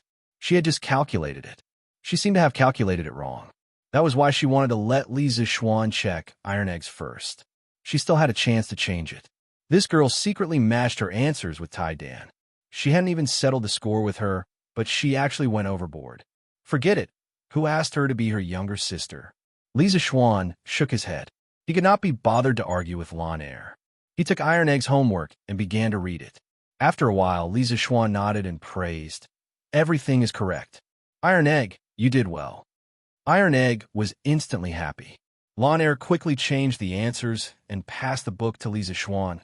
"Brother, I've finished. Quickly check it." After saying that, she stood in front of Lisa Schwan with her head held high. She looked as if she was waiting for praise. Lisa Schwan was speechless. "You've already matched the standard answers. What's there for me to check?" "No need. Lawn Air, you've passed the test. Tomorrow, you'll go to the Imperial College with me. Iron Egg, you have to continue to work hard. As my direct disciple, you can't be beaten by the Imperial College's supervisors." Iron Egg immediately felt pressured. However, he still clasped his fist and said, "Master, don't worry. Iron Egg will definitely not embarrass you." Lisa Schwan nodded with satisfaction and left. "Hey, stinky brother, you haven't praised me yet. I also got it all correct." Iron Egg covered his face. Lisa Schwan staggered and almost fell to the ground. Chapter 153. The next day, Lisa Schwan finally did not have to be dragged out of bed at 4 in the morning. The Imperial College was not as perverted as the morning court, where classes started so early. Xiao Shi came over to wake him up at 7:15 a.m., 7 a.m. in modern times. This was the time that Lisa Schwan told her yesterday. Lisa Schwan stretched out his arms and closed his eyes, allowing Xiao Shi to help him dress and wash up. After transmigrating for so long, he had gradually gotten used to the corrupt life of a rich second generation. When he came to the front yard, he met Iron Egg, who had just finished his training and running. Lisa Schwan casually asked, "Iron Egg, how is your training going? Did you find the chi?" Iron Egg wiped the sweat off his face, scratched his head, and said dejectedly, "Master, Iron Egg has not found the chi yet, but I can run faster." Li Zixuan smiled and shook his head. He went forward and patted Iron Egg's head, saying, "Don't be discouraged. It's normal that you can't find the chi in such a short time. It doesn't matter if you have ordinary talent. As long as you are willing to work hard, you will definitely become an outstanding person in the future." Iron Egg felt warm in his heart. He raised his head and asked, "Master, can someone like Iron Egg become as powerful as you?" Yesterday, Iron Egg heard from his sister that Li Zixuan alone went deep into the stronghold of thousands of people. He fought against thousands of people alone and killed nearly 80 bandits, including a master. Just hearing this made his blood boil. He could not help but hate himself for being too slow in his training. Otherwise, he would be able to kill with his master. Li Zixuan nodded affirmatively and said, "As long as you work hard, of course you can. Iron Egg, there are indeed some talented and intelligent people in the world. For example, your master, me." Bruiser choked and tried his best to hold back his laughter. Li Zixuan continued, "But if ordinary people work hard, they can also succeed. Master has heard of a story about an ordinary person who didn't give up and eventually crushed all the geniuses. It was said that in ancient times there were immortals. At that time, many mortals could also cultivate immortality. However, among mortals, there were good and bad ones. At that time, there was an ordinary mountain village boy named Hanli. He accidentally entered a small Jianghu sect and became a registered disciple. His status was low, and his natural talent was extremely mediocre. But in the end, he relied on his own efforts and reasonable calculations to successfully establish himself in the sect and enter the ranks of immortal cultivators. From then on, he laughed proudly in the 3 dimensions. Early in the morning, it wouldn't be too much to use the legend of a mortal's journey to immortality to give his disciple a bowl of chicken soup for the soul, right? Master, can you explain in detail?" Iron Egg's eyes lit up as he said excitedly. "Well," Li Zixuan said unhappily in his heart, "damn, this novel has a total of nearly 9 million words. If I were to tell you in detail, wouldn't it take 3 days and 3 nights? But why was this boy so excited? Even if this bowl of chicken soup had some motivations for him, the effect shouldn't be so obvious. Let's eat first. This story is quite long, and we have to go to the Imperial College later.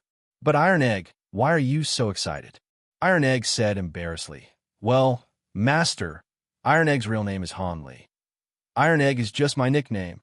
Damn, Li Zixuan almost knelt down in front of his cheap disciple.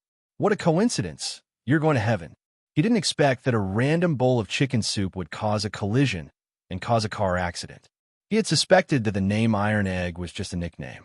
After all, this name was too vulgar. He had never thought that Bruiser would have such an ordinary-looking name, but in fact, it was amazing. Li Zixuan wiped the cold sweat on his forehead and sighed. "Well, Iron Egg, I still think Iron Egg is a good name. Let's go, let's eat."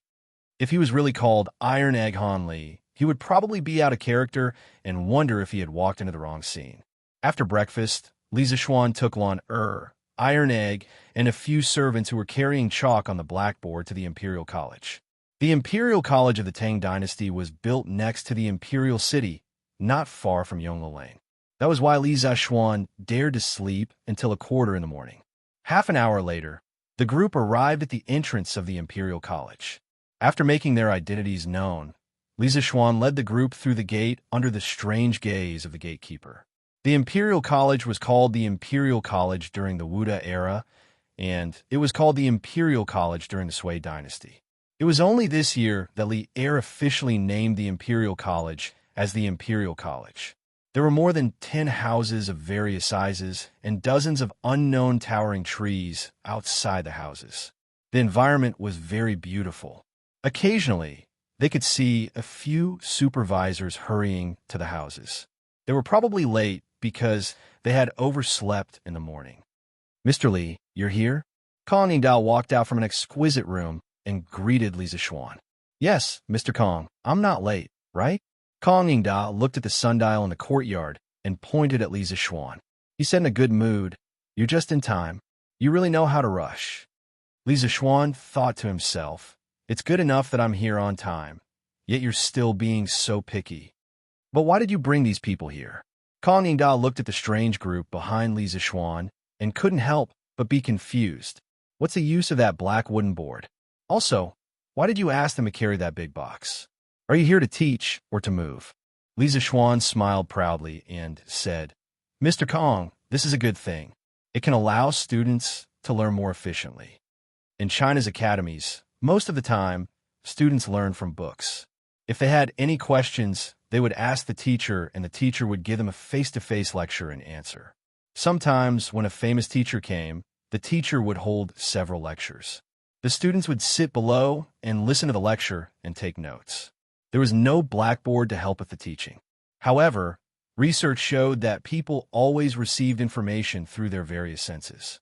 However, the proportion of information received through each of the senses was different. Among them, vision accounted for 83%, hearing accounted for 11%, smell accounted for 3%, 5%, touch accounted for 1%, 5%, and taste accounted for 1%. If you knew the proportion, you would understand that the greatest effect of the blackboard was to provide visual information to the students. Originally, only about 11% of the content explained by the teacher could be heard by the students. However, with the blackboard, the students had an additional visual channel to look at the content written on the blackboard. In theory, at least 94% of the information could be perceived by the students. From the perspective of information acquisition, the blackboard was an extremely important event in the history of education. It greatly increased the efficiency of teaching and at the same time laid the foundation for the classroom teaching system.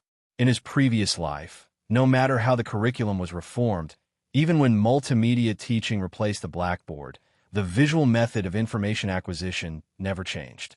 Kong Yingda had been teaching and educating his whole life, but he had never heard of anything that could increase the efficiency of learning. After hearing Li Zixuan's words, his curiosity was immediately piqued. "Oh, is there really such a magical item in this world? County Mr. Li, hurry up and show me." Li Zixuan hurriedly said, "Mr. Kong, don't be in such a hurry. Just tell me where the mathematics class is first. I'll bring this thing in, and you can take your time to look at it." Kong Yingda felt that it was reasonable and said, "Oh, yes, I'm confused. It's almost time for the class. I'll bring you there now." Chapter 154. Under Kong Yingda's personal guidance, Li Zixuan passed through rows of neat and magnificent buildings and came to an obviously shabbier and smaller building to the south of the Imperial College. The sign hanging in the middle of the building had the words "School of Mathematics" written on it. "This is the School of Mathematics. Li Xiannan, quickly go in. Today this old man wants to see what kind of magical things you brought." Kong Yingda pointed at the building in front of him and smiled while stroking his beard. Li Zixuan frowned slightly. He looked at this shabby and small house and then thought of the magnificent Imperial Academy, and other academies he saw on the way here. He couldn't help but feel a little unhappy. He wasn't the kind of person who couldn't bear hardships, but there would be no harm if there was no comparison. Why was the Imperial College's building grand, while his was short and shabby? Kong Yingda waited for a long time, but didn't hear Li Zixuan speak. He looked back curiously and saw that Li Zixuan's expression was somewhat ugly. He thought for a moment and understood. "Haha, Li Xiannan, please don't blame me. The Imperial College is short on space, and the School of Mathematics has the least number of students. Therefore, in order to save resources, the School of Mathematics was allocated here. Although the building is a bit shabby, I believe Li Xiannan won't mind. How can scholars like us be affected by external conditions?" Li Zixuan was speechless. What was this? Just because there were few students, the conditions were bad? He cursed in his heart. Then he thought and asked, "How many students are there in the School of Mathematics?" Kong Yingda remembered this very clearly. He answered without thinking. The School of Mathematics currently has 32 students and 1 teaching assistant. It is far less than the other schools, so it was arranged here. "Oh, your teaching assistant is Mr. Su. You should be inside now." The Imperial College of the Tang Dynasty belonged to the central government. Its educational resources were not only rich in variety, but also of high quality. The Imperial College was divided into 6 schools. The Imperial College, the School of Imperial College, the School of Four Gates, the School of Calligraphy, the School of Law, and the School of Mathematics. Students of different backgrounds were assigned to different academies. It was recorded in the history books. The Imperial College has 300 students. Most of them are civil and military 3rd rank or above descendants, 2nd rank or above great-grandsons, 2nd rank or above officials, 2nd rank or above county officials, and 4th rank or above officials in the capital. The Imperial College gave birth to 500 people. Most of them were descendants of 5th rank officials or above, great-grandsons of officials who were close to 5th rank officials or 3rd rank officials, and sons of officials who were titled 3rd rank officials or above. The 4 schools would produce 1,300 students. 500 of them would be military officials of 3rd rank and above without a title, 4th rank and above with a title, and civil and military officials of 7th rank and above. 800 of them would be commoners. The study of law will produce 50 people. The study of calligraphy will produce 30 people, and the study of mathematics will produce 30 people. Only those who are of the 8th rank and below, and those who are well-versed in common folk. In the Tang Dynasty, the students from the prefectural and county government schools also had the opportunity to be promoted to the central government. This allowed the children of the common people to enjoy more educational resources.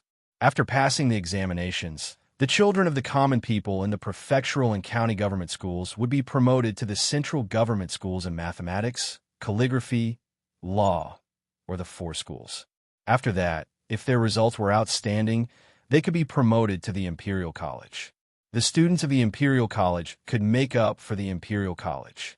This kind of education policy not only made it possible for the children of the common people to obtain better educational resources through hard work, but it also made the Tang Dynasty's official education expand the range of people and increase the number of people.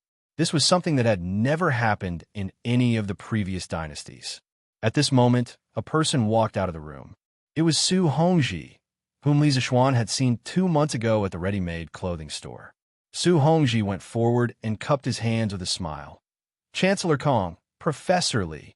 Kong Yingda nodded his head. Li Zixuan hurriedly said, "Mr. Su, you are my father's best friend. You could just call me Little Xian." Although he had been tricked into teaching at the Imperial College by Su Hongji and Li Er, Su Hongji was still someone of the same generation as his father. He still had to give him the respect he deserved. Su Hongji chuckled and said, "Professor Li, your ability in mathematics is above mine. Furthermore, His Majesty has personally conferred you the title of Professor of Mathematics. As the saying goes, those who are accomplished are the teachers. It has nothing to do with age. What's wrong with me calling you Professor Li?" Kong and Da also agreed. Hongji is right. That's how it should be. Mr. Li, quickly go in and teach. Li Zixuan was helpless. He looked at Tai Dan and Lan then said to Kong Yingda, "Mr. Kong, one of these 2 children is my disciple, and the other is my younger sister. I usually teach them mathematics at home. Now that I'm teaching at the Imperial College, I brought them here to listen to my classes." Kong Yingda frowned and said hesitantly, "But there has never been a precedent for a woman entering the Imperial College in our dynasty." Li Zixuan shook his head and said, "They're only listening from the side. They're not considered entering the college." He estimated that Lan Er's enthusiasm would only last for 2 or 3 days. Li Zixuan did not expect her to be knowledgeable and become a world-shaking genius. Kong Yingda nodded and said, That's fine." Li Zixuan instructed a few servants to carry the blackboard and chalk inside and hang the blackboard properly. The students inside had already heard that there would be a new professor today. When they saw Li Zixuan, they were all stunned. They did not expect the newly appointed professor of mathematics to be so young. Many of them are probably older than Li Zixuan. Was this new teacher reliable? All the students are deeply suspicious of Li Zixuan's ability. When Li Zixuan saw that the blackboard was hung, he turned around and looked at the students. They were all children in their teens. Of course, there were also many who were 14 or 15 years old. All the students hurriedly stood up and greeted him in unison. "Hello, sir." Even though they had thousands of suspicions, the deep-rooted concept of respecting their teachers made them have no choice but to put on a respectful attitude on the surface. Su Hongji, who was standing below Li Zixuan, also saw the deep distrust in the students' eyes. He frowned and was about to scold them when Li Zixuan hurriedly waved his hand to stop him. He looked at the 30 students and smiled. "Hello. Today is my first class for all of you. My name is Li Zixuan. I'm also a professor of mathematics appointed by His Majesty himself. I know that many of you think that I'm not qualified to teach you mathematics because I'm young. In the next half an hour, I will give you all the opportunity to ask questions. If your questions about mathematics stump me, then I will immediately ask His Majesty to resign. If you can't stumble me, then you will have to listen obediently in class. All right, if you have any questions, then ask." When Li Zixuan finished speaking, the entire classroom was silent. Everyone, including Kong Yingda, looked at him in disbelief. It must be known that in this era, teachers were greater than heaven. Whatever the teacher taught, the students would learn. How could a teacher be willing to say such things to students? After a while, the students reacted. Some of them couldn't help but whisper to each other. There were also a dozen or so students who were dressed more plainly. They stood up together and respectfully cupped their hands to Li Zixuan. "Students are afraid.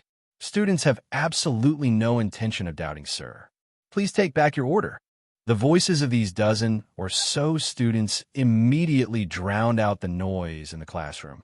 The rest of the students, regardless of whether they had doubts about Li Zixuan or not, hurriedly stood up together and said, "Students are afraid. Student is terrified.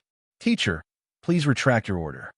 Su Hongji hurriedly gave Li Zixuan a look, indicating that he didn't need to do so. Seeing this, Li Zixuan smiled. "Haha, all of you sit down. I don't care if you have that intention or not, but I will never take back what I have said.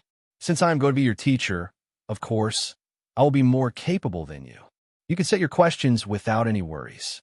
If anyone can give me a problem in mathematics today, not only will I resign from my position as a mathematics doctor, I will also recommend him to His Majesty as the new mathematics doctor."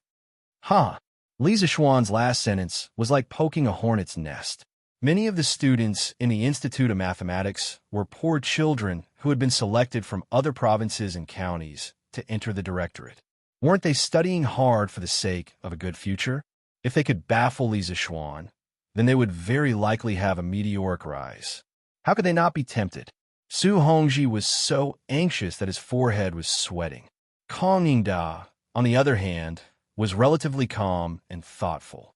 Iron Egg and Lan who were sitting at the back, were not worried at all. They were full of confidence in Li Zixuan. "Student Ku Shiqing from Bazhou, may I be so bold as to ask for your guidance?" The students below were noisy for a long time.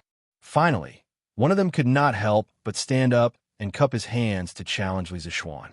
"It's Ku Shiqing. He has the best grades in our school. That's right, Dr. Liu even praised him for his outstanding talent before. I'm afraid this new teacher is going to fail." Li Zixuan heard the discussion below and nodded with satisfaction. Ku Shiqing came at the right time. If he wanted to come, he would send the best. This would save him a lot of time. "Good. Ku Shiqing, right? Whether you can baffle me today or not, your courage is worthy of praise. Give me your question," Li Zixuan said with a smile. Chapter 155, Imperial College, School of Mathematics. Everyone's attention was on Ku Shiqing, waiting for him to give the question. "I would like to ask you to solve a question in 15 minutes. The question is 1352 multiplied by 2781. What is the result?" Ku Shiqing thought for a moment and gave a multiplication question with a huge number. Wow, such a huge number. It would take a whole day to solve it, right? That's right. Ku Shiqing's question is too ruthless. As early as the pre-Qin dynasty, people learned to count and multiply with arithmetic. First put the multiplier above, then put the multiplicand below, and align the last digit of the upper digit with the first digit of the lower digit. From left to right, Use the first digit of the upper digit to multiply the lower digit. Put the product in the middle of the two numbers. Then remove the first digit of the upper digit. Move the lower digit 1 to the right. Multiply the second digit of the lower digit. Add the product in the middle, and remove the second digit of the upper digit. Until the upper digit is used up, the middle digit is the result. If Kushirching's question were to be solved with arithmetic, it might take a whole day. Kong Yingda and Su Hongji listened to the question with a dignified face and frowned. Li Zixuan smiled casually and said, it's not difficult. Kushirching, you don't need me to solve this question. My eldest disciple can do it for you. Iron Egg, come up and solve this question on the blackboard. This was the multiplication of two 4-digit numbers. With Li Zixuan's strong spiritual power, he didn't need to do it at all. He could directly deduce the answer in his mind. It was not challenging at all. It was better to let Iron Egg practice. Yes, master. Iron Egg walked from his seat to the blackboard, picked up a piece of chalk, and began to calculate with the elementary math knowledge Li Zixuan taught him. He and Lan found the chalk on the blackboard last night. He had been scribbling on it for a long time, so it was not difficult for him to write on the blackboard now. Wow, did I hear it wrong? Teacher said this question is easy. Can his disciple really do it? Too arrogant.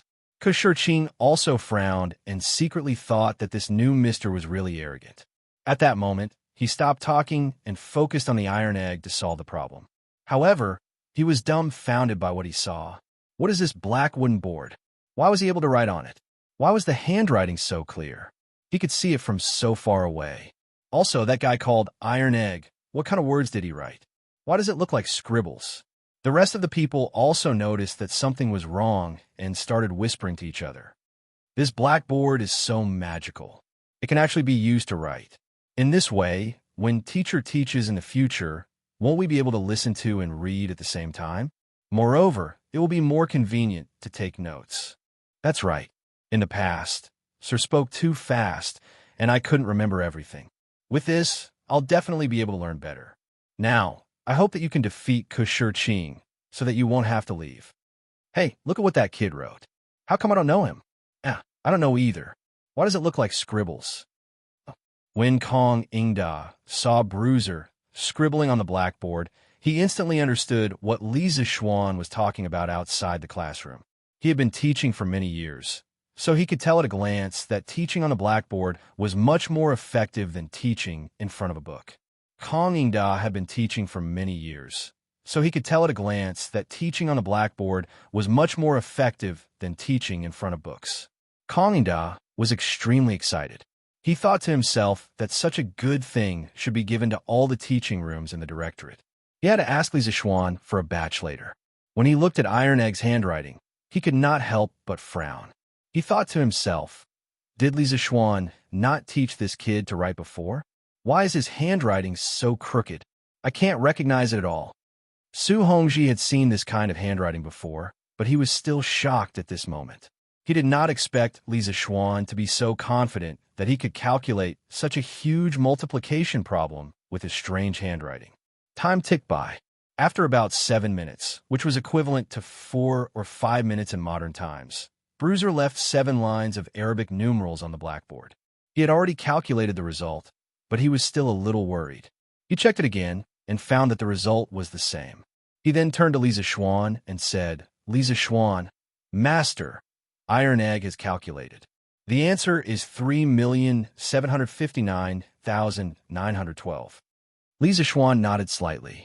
He had calculated it in his mind, and it was indeed the answer. Gulp! The sound of saliva swallowing could be heard. Even though they did not know whether the result was correct or not, they were shocked by such a huge number. They really could not understand how Iron Egg could calculate such a huge number in such a short time. Well, Iron Egg, you can sit back down first. Kushirching, what do you think? Is the answer correct? Li Zixuan smiled and looked at Kushirching. Kushirching was shocked and could not believe it since he heard Iron Egg's answer. When he heard Li Zixuan's question, he came back to his senses and bowed deeply to Li Zixuan seriously. Master, the answer to this question is indeed correct, but I really don't understand why Iron Egg could calculate it in half an hour when it took me a whole day to calculate it. Master, please teach me this efficient algorithm. I'm willing to pay any price." As soon as Ku Shiqing finished speaking, the hall was in an uproar. Wow, he got it right. It's incredible. He could calculate such a huge number in less than half an hour. Is our new master the reincarnation of an immortal? How can his disciple be so good? He must be the reincarnation of an immortal. That's great. I can listen to master's lectures in the future and learn this magical algorithm. If I can learn this algorithm, I will definitely be able to enter the Four Gates Academy next year. Even the seniors in the Four Gates Academy are not this good. Kang Yingda and Su Hongji both opened their eyes wide and almost pulled their beards off. Li Zixuan pressed his hands in the air. Everyone immediately quieted down and looked at him. "Shiqing, do you see these 7 lines on the blackboard? These strange small words are a simpler counting method that I invented. As for the calculation process, it is also very simple. I will explain it to you in the future. Now, do any of you have any questions? If you want to ask, hurry up." Li Zixuan took a branch, which he casually broke in the Imperial College before he came. He used the branch to point at the calculation marks left by the iron egg on the blackboard and explained it to Ku Shiqing. The Arabic numerals were first invented by the ancient Indians. Later, after 700 AD, the Arabs conquered the Punjab region and captured a mathematician from northern India. The Arabs then learned the Indian numerals and mathematical symbols and spread them to Europe, where they were then modernized by the Europeans. During the Jingguan period, there were no Arabic numerals in the world. Li Zixuan only thought of it later. Therefore, it was not wrong for him to say that he invented it. When Ku Shiqing heard that he would have the opportunity to learn from Li Zixuan in the future, he could not help but be very excited. He respectfully bowed to Li Zixuan and said, "Thank you for your teaching, Mr. Li Zixuan. I have no more questions."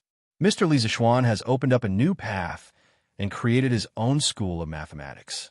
I can't catch up with you in the field of mathematics. Kang Yingda and Su Hongji looked at each other and saw a trace of horror in each other's eyes. It was easy to create one's own school of mathematics, but it was easier said than done to construct a complete and rigorous school of thought.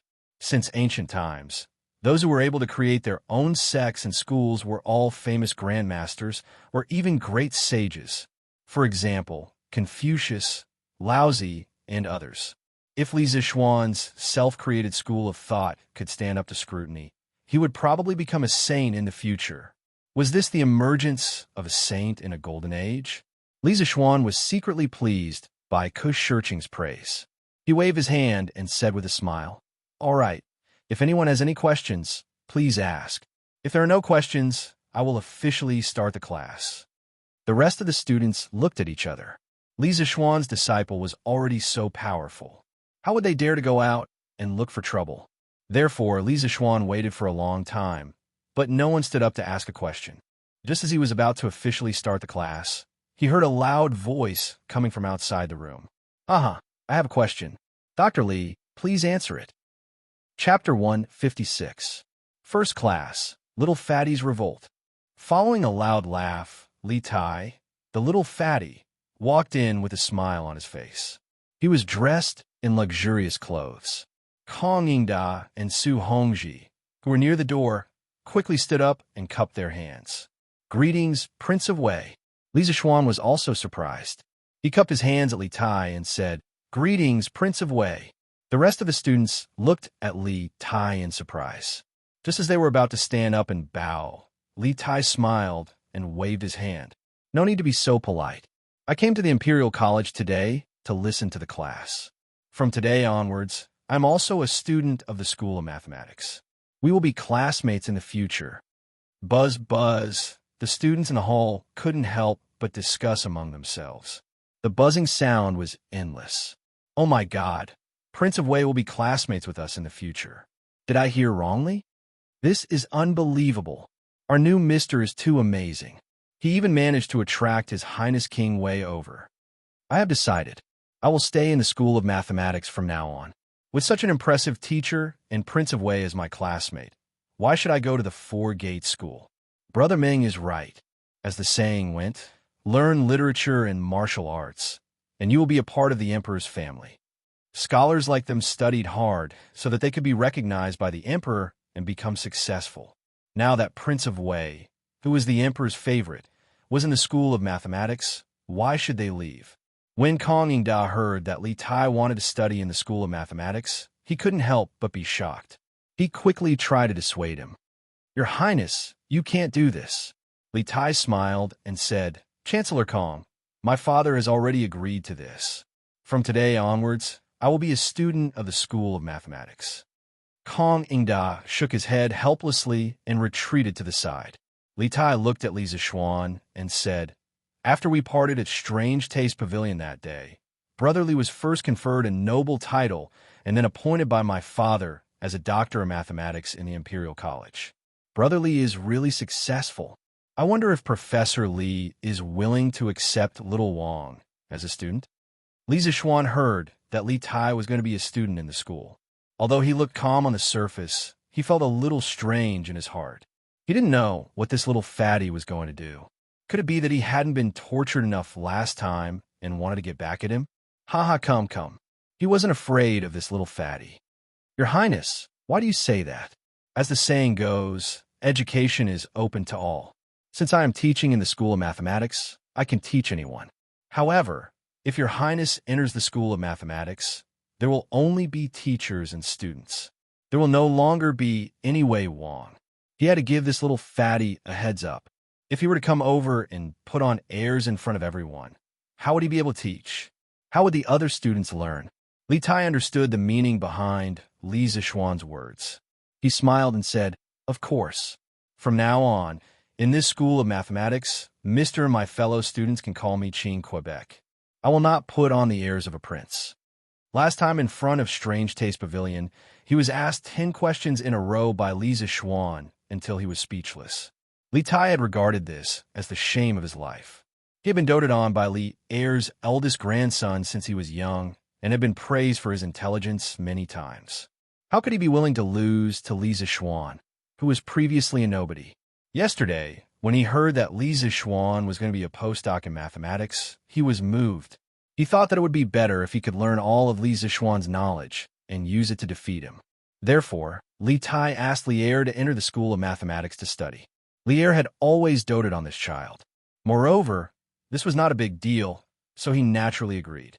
When Li Zishuan heard Li Tai's promise, he nodded and said, "Qin Ke, go and find a place to sit." Li Tai looked around and finally sat between Iron Egg and Lon under the disappointed gazes of some students. Kong Yingda and Su Hongji, who were next to him, widened their eyes in disbelief.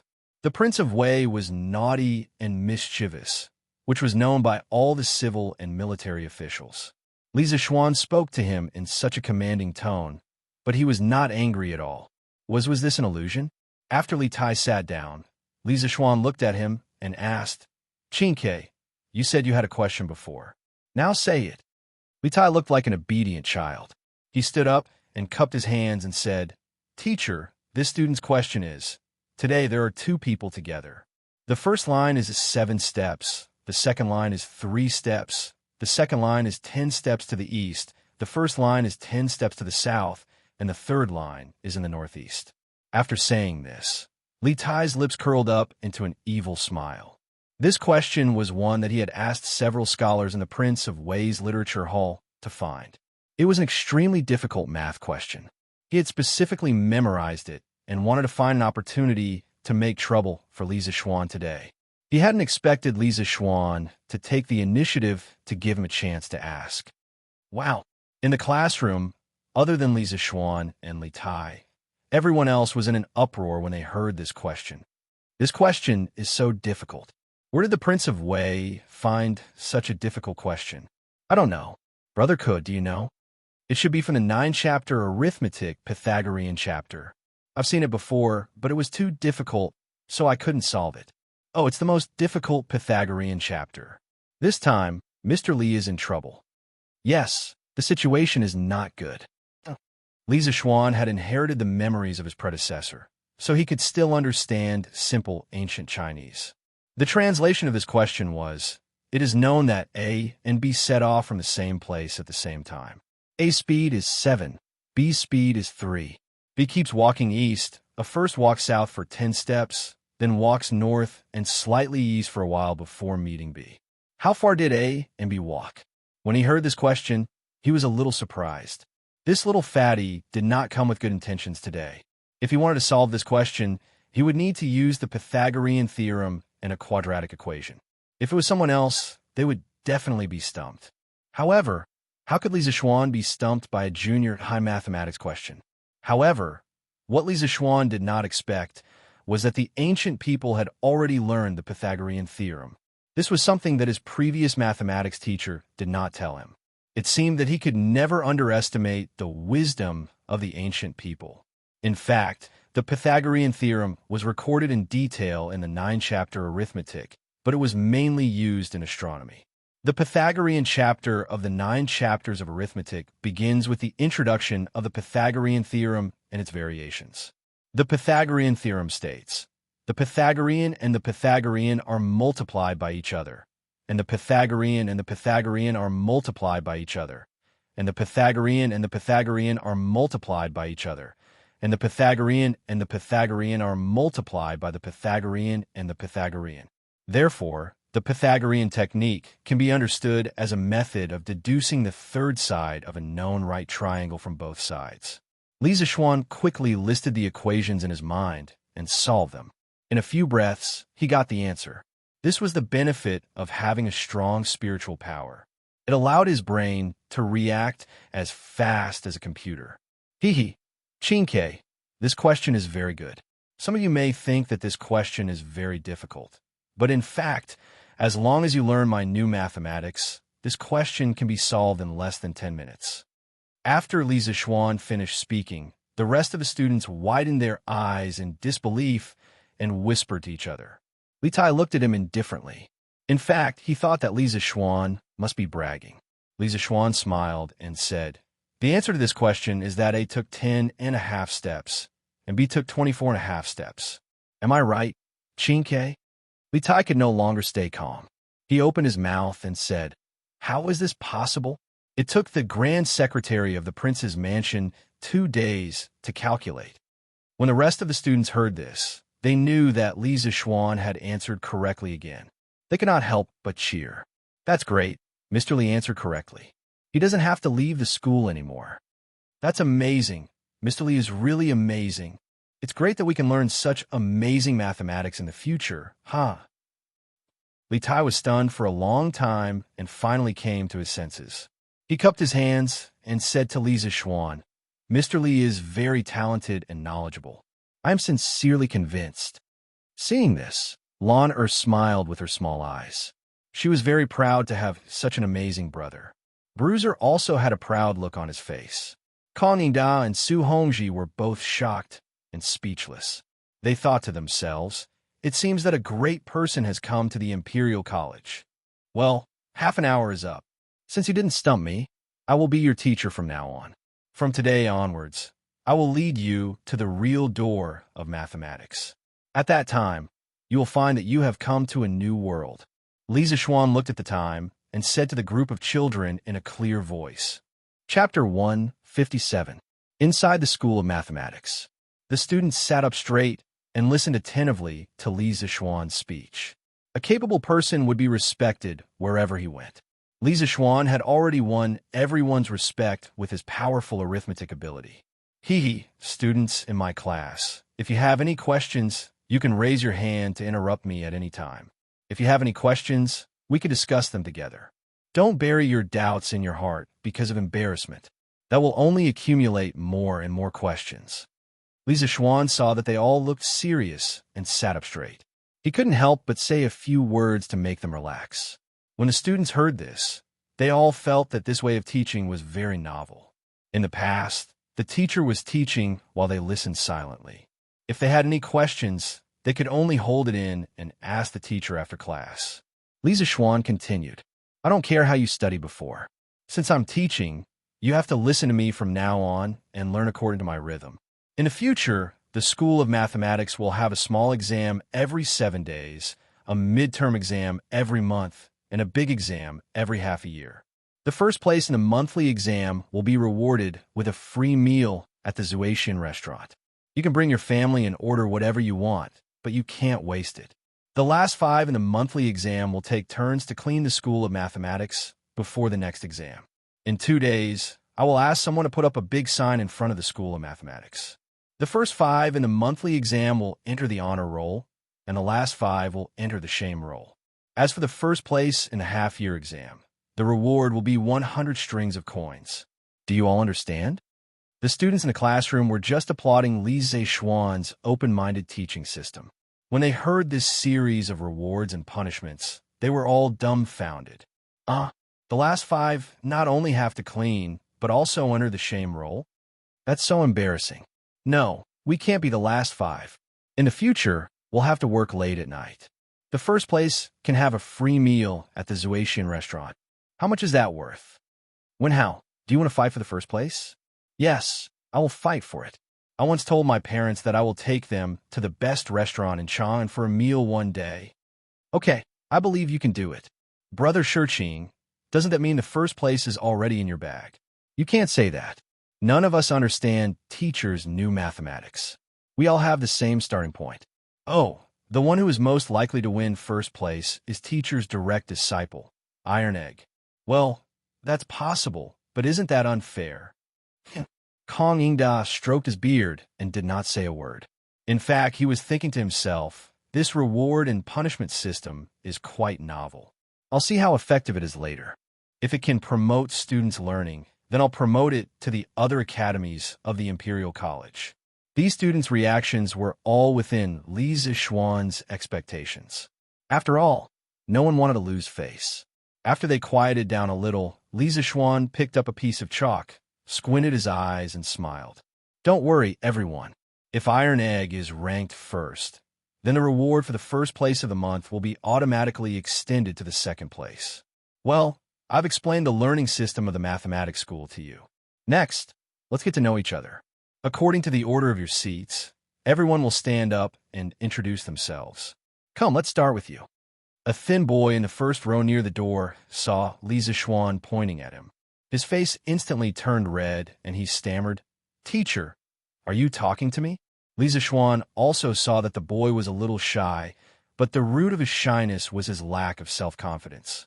He smiled gently and encouraged him. Yes, let's start with you. Don't be afraid. No matter what the relationship between teachers and students was before, from today onwards, we are all a family. We must love each other and help each other.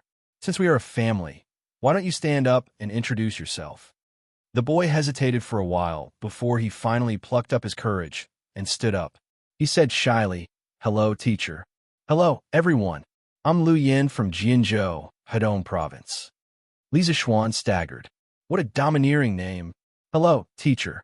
"Hello, everyone. I'm Jiang Xingyu from Jizhou, Hebei Province."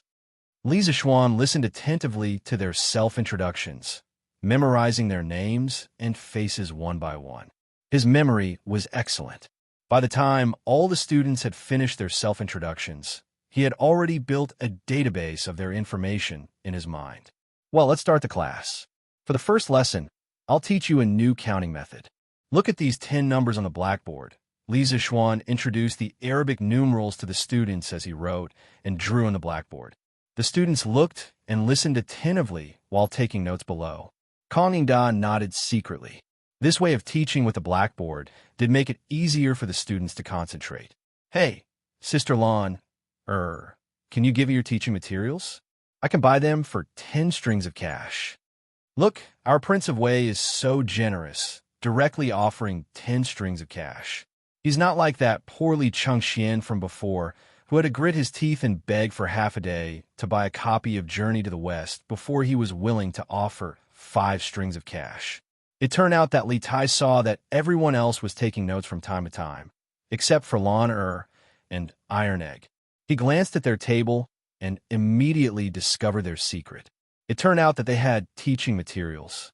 So he rolled his eyes, leaned over to Lan and whispered to her, "Who is the Prince of Wei?"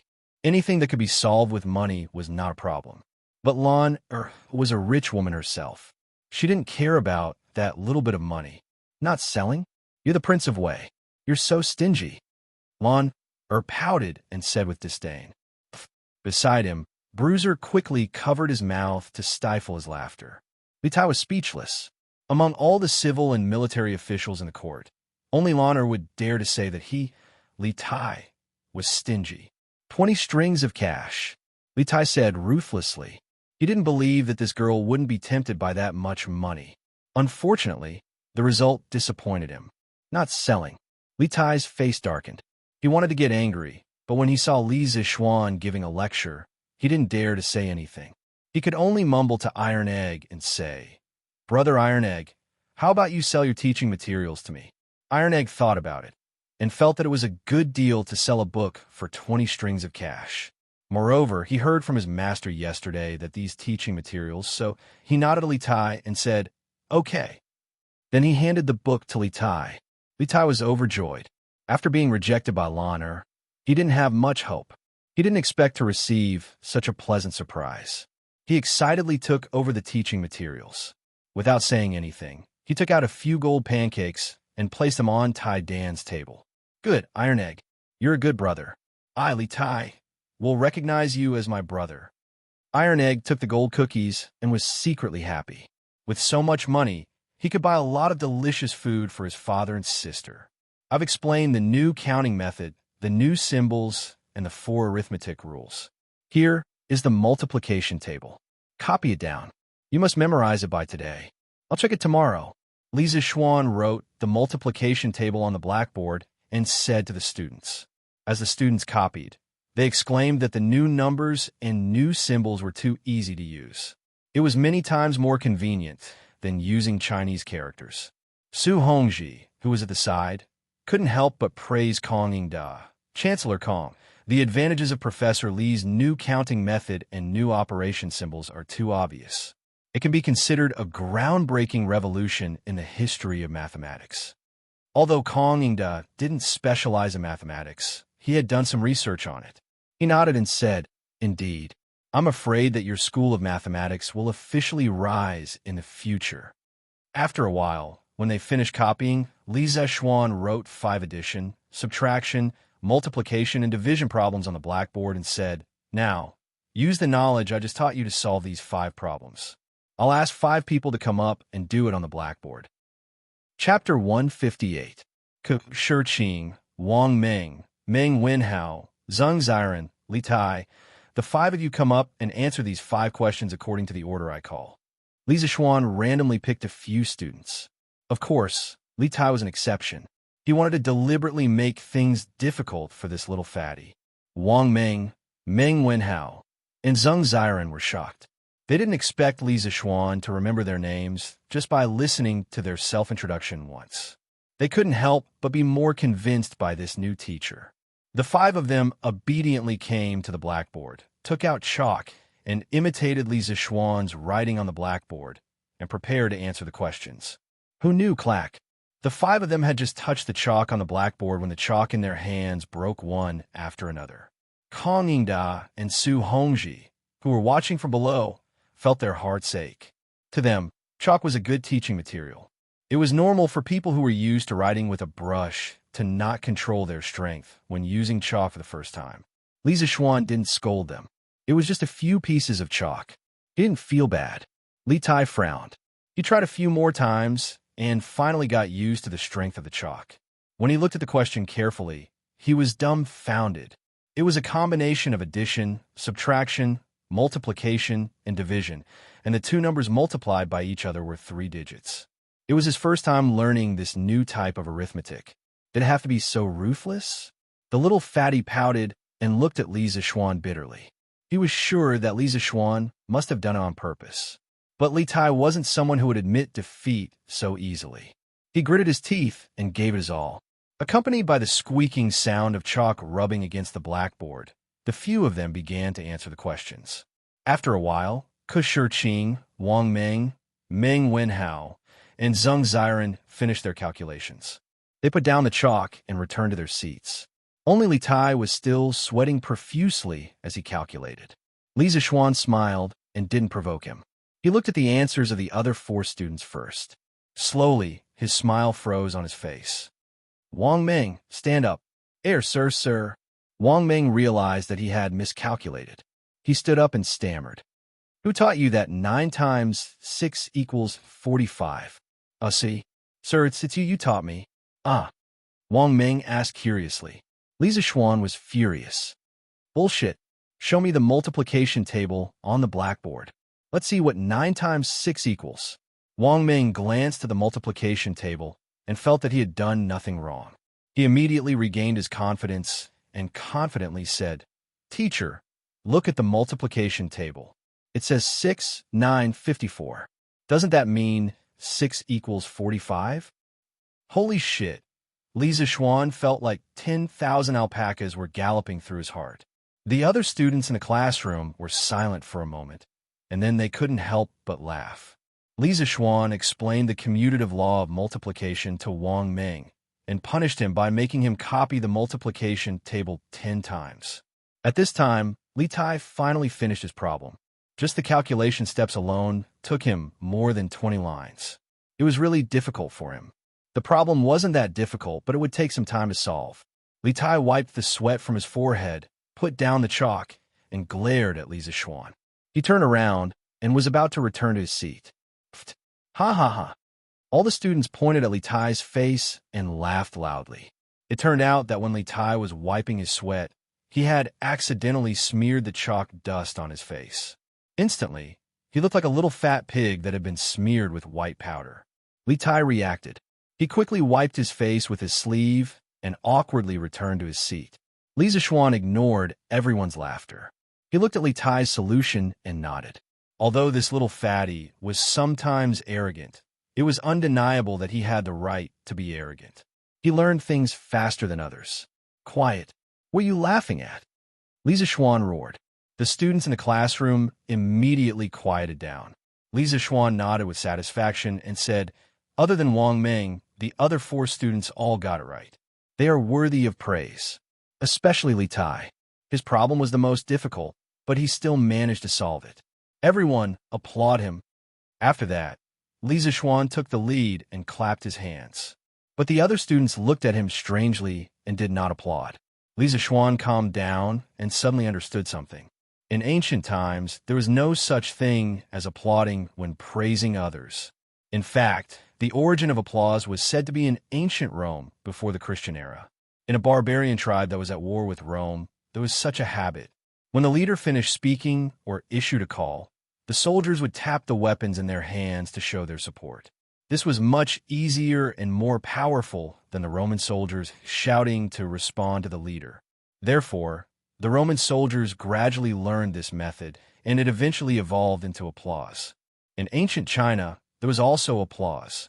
However, it was not to welcome or praise, but to express happiness or anger. There was an idiom that proved that clap and laugh. Ahem, in the future, when a student is praised, we will all applaud and congratulate him. This is the tradition of our school of mathematics. Do you all hear me? If there is no such rule, then I will make the rule, Li Zishuan thought. Right now, Li Zishuan had absolute authority in this class. Although the students were puzzled, no one raised any objections. They all applauded. Clap, clap, clap, clap. Loud applause immediately rang out in the classroom.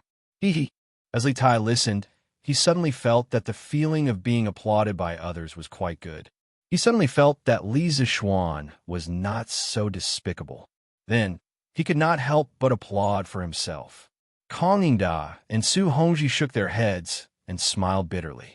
Looking at all the official and private schools in Tang Dynasty, there was no one who taught like Li Zishuan. The entire classroom was in chaos. Li Zishuan saw that it was about time. He still had to meet Cheng Yaojin, Qin Xiong, and the others for lunch at Zuishan restaurant. He said, All right, this morning's class is over. In the afternoon, you all can study by yourselves.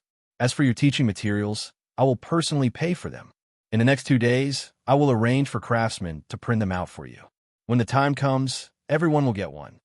Thank you, teacher. Thank you, teacher. All the students were grateful from the bottom of their hearts. Although this new teacher had some rules that were a bit ridiculous, he was knowledgeable and generous. However, there was one person who did not think so. That person was Li Tai. When he heard Li Zishuan's words, he almost vomited blood.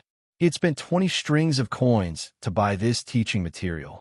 How could someone give it out for free without spending money? Well, Brother Chinke, do you want me to refund the money to you? Iron Egg saw Li Tai's gloomy face and could not help but ask tentatively. Li Tai waved his hand and said gloomily, "No need." Li Tai did not have the face to ask for the money that he had given out. Li Zishuan thought for a while and said, "Oh, right, there's one more question. The question is about the height of the ginkgo tree to the west of the entrance of the Imperial College. You can give me the answer after you have measured it, or you can write down your measurement method and give it to me. No matter what, you must hand it in the next class. The one who did the best homework this time will get 2 extra points for this month's exam. Tomorrow is the 7th day of the new year, so we will not have classes. In the future, on the 7th, 8th, 14th, 15th, 21st, 22nd, 28th, and 29th of every month, the school will have a break. Okay, class dismissed." After saying that, he was about to leave. Li Tai, Lan'er, Iron Egg, Kong Yingda, and Su Hongji hurriedly followed him out. The rest of the students in the classroom were in an uproar. The ginkgo tree in front of the Imperial College must be more than 10 feet tall, right? How can we measure it? Yes, even the longest ruler is not that long, right? Even if it is that long, we can't go up. According to what the teacher just said, we can have 8 days off every month. Isn't this a little too much? What will the students in the other schools think if they know? During the Tang Dynasty, the officials had a break every 5 days. Li Zishuan had a break of 8 days a month. Who cares what they think? With a teacher here, what are we afraid of? That's right, that's right. I say you guys should think about how to solve the question that the teacher left behind. If you answer it well, you will get extra points for this month's exam. Don't worry, I will go back and ask my father. My father is the secretary of the Ministry of Works. He might know. Wang Meng, you are shameless. Chapter 159. Professor Li, why aren't you taking a break according to the regulations of the directorate?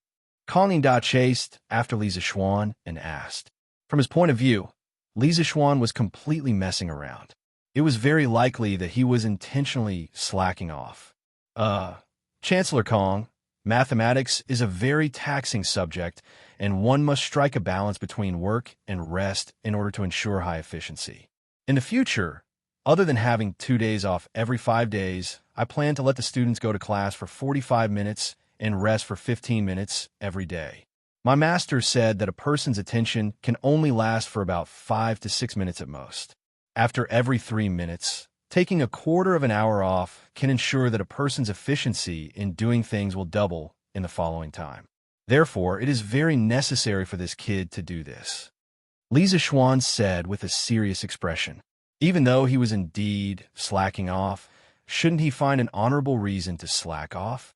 Hearing this, Kong Yingda glanced suspiciously at Li Zishuan.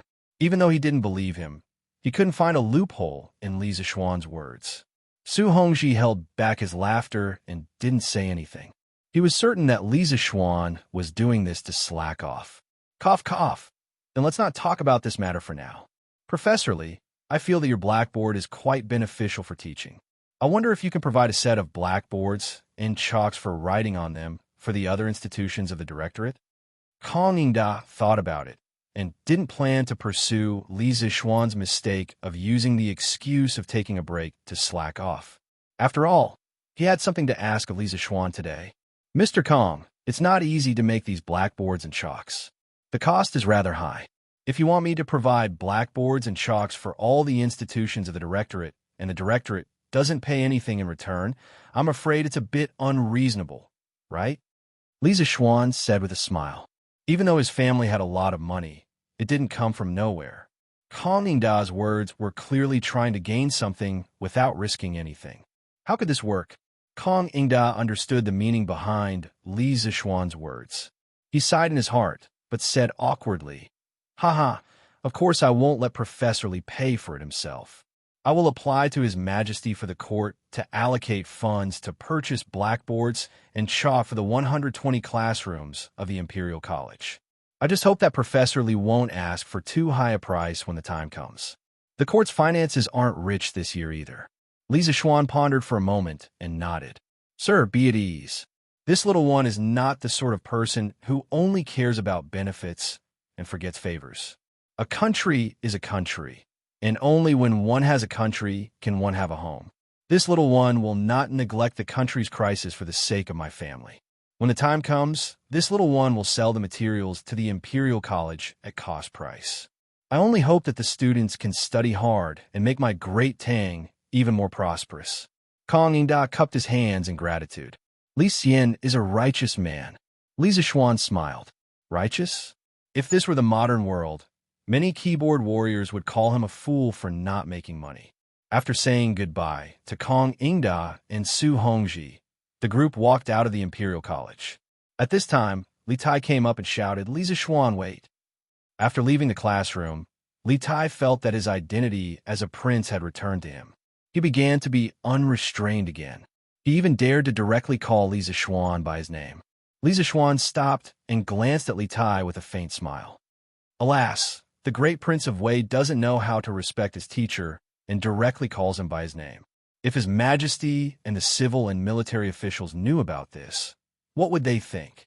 Li Tai's fat face paled. Although he was doted on by Li Er, he was also afraid of those censors who only cared about their reputation and not their lives. Thus, he somewhat sullenly called out, "Sir Li."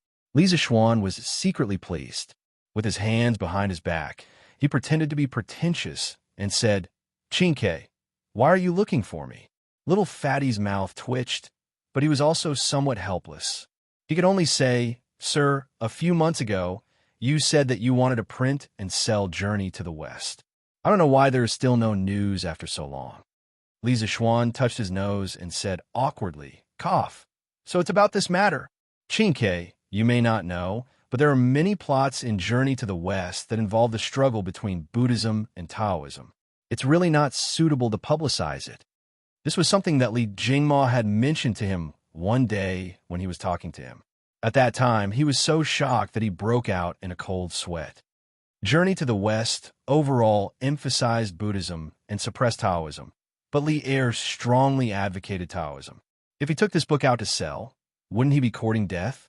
After listening to this, Li Tai suddenly understood and nodded. He said regretfully, "Sir's worries are somewhat reasonable. It's just that Journey to the West is such a wonderful novel. It's really a pity that we can't share it with everyone." Li Zixuan said with a smile, I've been thinking for a long time recently and have decided to publish another novel called A Legend of a Mortal's Journey to Immortality. It will be narrated by me and written by Iron Egg. After it's finished, I will hand it over to the workshop for printing. Qingke, if you're interested, you can go and buy it. I guarantee that it will be longer and more wonderful than Journey to the West." Li Tai's eyes suddenly lit up. A Legend of a Mortal's Journey to Immortality? Just the name alone sounded amazing. So he said excitedly, "Sir, how about I write it? My calligraphy has already reached the primary level. Even my father, the emperor, and scholar you have praised it. It will definitely not be a disgrace to Sir's wonderful story." Iron Egg couldn't help but feel anxious when his job was snatched away. However, he also knew his own limitations. He knew that his doggy paddle calligraphy was indeed not as good as Li Tai's, a prince. Li Zixuan found it funny. There was actually someone who was willing to fight for such a difficult job. If Qingke is willing, you can come to my house every day during your rest days. You can write it. When you're not around, Iron Egg will write it. Iron Egg felt relieved. It seemed that his master was still thinking about him. Li Tai said happily, "Thank you very much, sir. Then this student will go to Sir's house tomorrow." With a straight face, Li Zixuan said, "Qingke, you can't slack off on your studies because of this. Mathematics is the foundation of all learning other than Confucianism. You should first solve the problem that I left behind for you." Li Tai said gloomily, "Yes, sir." After parting with Li Tai, Lan Er and Iron Egg didn't want to join the fun with Cheng Yaojin and the others, so they went straight home. Li Zixuan asked San Bao and the others to protect Lan Er and Iron Egg while he rode his horse to the Drunken Immortal Tavern. "Hey, young master, you're here. Master and the other dukes are waiting for you upstairs." When he arrived at the Drunken Immortal Tavern, shopkeeper Liu welcomed him with a smile. Li Zixuan nodded. Today's banquet was mainly to thank Cheng Yaojin, Qin Xiong, Yuqi Jingde, and Niu Jinda for their kindness in leading the family to the rescue that day. As the father, Li Jingma naturally had to personally accompany them to drink. Otherwise, wouldn't that be too disrespectful to the dukes? Li Zixuan handed the reins to the servant and went up to the fourth floor alone. From afar, he could hear Cheng Yaojin's hearty laughter. "Haha, Brother Jingma is right. No matter how I look at you, you don't look like a businessman at all. Instead, you look more like a group of rough soldiers like us. Haha." Chapter 160. Li Jingma had traveled extensively in the business world for more than 20 years. He had long since mastered the ability to talk to people and ghosts. Therefore, as long as he was willing, he could chat with anyone. Li Jingma knew that it was impossible to chat and drink with military heroes like Cheng Yaojin and Qin Xiong. He had to be forthright. Back then, General Cheng was invincible on the battlefield, causing the enemy to tremble in fear. At that time, I was just a small peddler, but I could often hear stories about General Cheng in the marketplace. Li Jingma gave Cheng Yaojin a little flattery. Old Yuchi, how is it? Old Cheng, have a greater reputation among the people than you." Cheng Yaojin laughed proudly. Everyone in the room was speechless at this shameless old man. "Uncle Cheng, Uncle Qin, Uncle Yuchi, Uncle Niu, I was delayed by some matters at the Imperial College. I'm really sorry to have made you all wait for so long." Li Zixuan pushed open the door and cupped his hands apologetically. School was already a little late today, and after school, he spent half a day chatting with Kong Ingda and the others at the entrance of the Imperial College. As a result, he was a little late when he arrived at the Drunken Immortal restaurant. But he couldn't be blamed. The Imperial College didn't have an alarm or something. No one knew when school was over. It seemed that he would have to assign someone to ring the bell in the Institute of Mathematics. Cheng Yaojin pointed at Li Zixuan and said angrily, "Haha, you really have guts. You actually made us elders wait for you. You're really something. You'll punish yourself with 3 cups later." Niu Jinda also echoed, Yes, you should punish yourself with 3 cups." Li Jingma looked at his son with some worry. After spending so much time together, he knew that his son wasn't good at drinking. But at this time, he obviously couldn't refute. Li Jingma could only suppress his worry and wait for the changes. Li Zixuan's face did not have the slightest trace of fear. He ordered the waiter to serve the dishes while personally pouring a cup of tea for Cheng Yaojin and the other 3. "Uncle Cheng, you're right. I should be punished for making you wait for so long. Today, I prepared a special pot of immortal drunken wine for you. It's stronger than the one on the market. Because this wine is rare, I won't fight with you for it later. I'll punish myself by drinking 3 cups of immortal drunken wine as an apology." Cheng Yaojin looked at Li Zixuan meaningfully, then laughed and said, That's right. Little Xian, you can go and drink the sweet home. You can leave that special immortal drunken wine to me. Old Cheng." Niu Jinda and Qin Xiong pointed at Cheng Yaojin and scolded him for being shameless. Li Jingma heaved a sigh of relief in his heart. He was happy that his son had cleverly resolved the awkward situation. When the dishes were served, everyone sat around the table, drinking and chatting merrily. They toasted each other and toasted each other.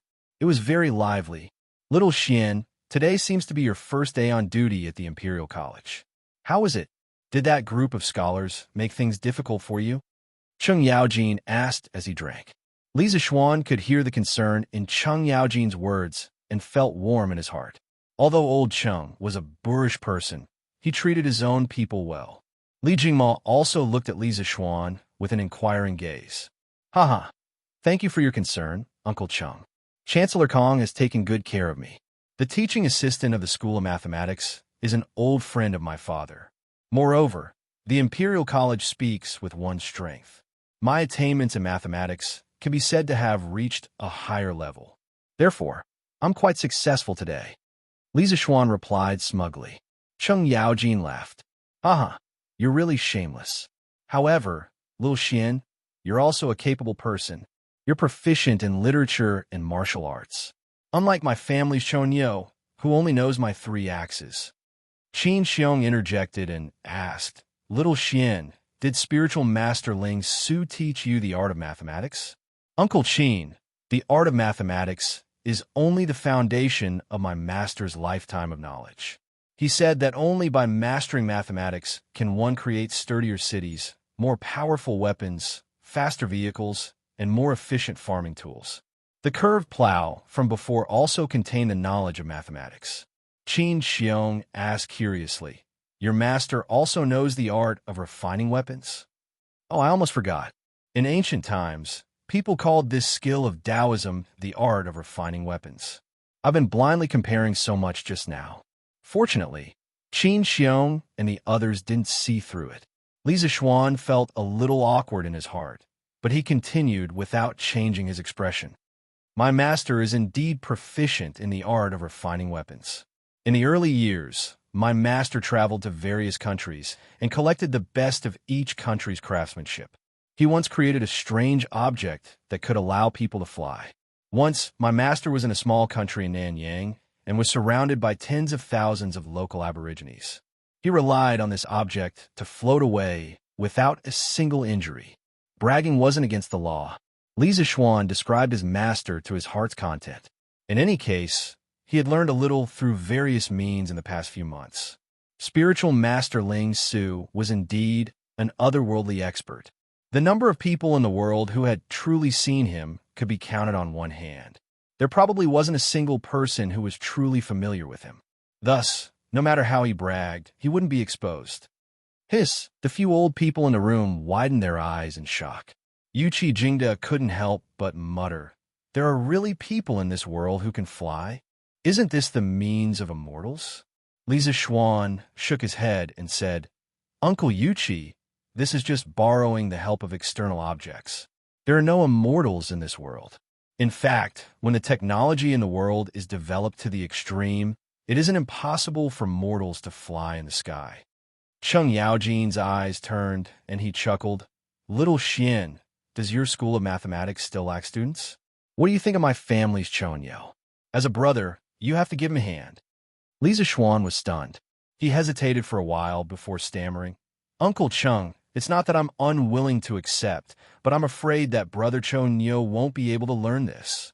Cheng Yaojin glared and said, He dares? See if I don't break his legs. My Tang Empire's internal affairs have basically been stabilized. Those clowns outside will also vanish in a puff of smoke in less than 5 years. How can this Chonyo not learn some other skills? Don't worry and teach him. If he doesn't listen, just tell me and I'll take care of him. All right. Li Zixuan could only mourn for Cheng Chumo in his heart. Haha, madman Cheng, your Chonyo's brain is like yours. Even if you give him an immortal secret manual, he won't be able to understand it. Ha, little Xian, why don't you let my Baolan learn from you? Although this child isn't particularly intelligent, he's willing to work hard to improve himself. Yuqi Jingda couldn't help but make sarcastic remarks. Cheng Yaojin was furious. Old Hey Yuqi, how good can your son be? You still have the face to talk about me. The two quarreled, and there seemed to be signs of a big battle. Qin Xiong, Niu Jinda, and Li Jingma hurriedly tried to stop the fight. In the end, Li Zixuan's mathematics class had 3 more children from the military. Cheng Chumo, Qin Huaiyu, and Yuqi Baolan. Niu Jindao's son had been recuperating at home, so he didn't make any similar requests. However, the happiest people were probably the students of the School of Mathematics. With Cheng Chumo helping them to take the bottom, wouldn't they have another layer of protection to get out of the role of shame? The banquet ended, and the guests and hosts enjoyed themselves. However, Cheng Yaojin and the others drank a little too much. Li Zixuan called for a few servants to send them back. After finally sending these old masters away, Li Zixuan and Li Jingma couldn't help but heave a sigh of relief. They looked at each other, and Li Jingma smiled. All right, little Xian, hurry back to the Imperial College.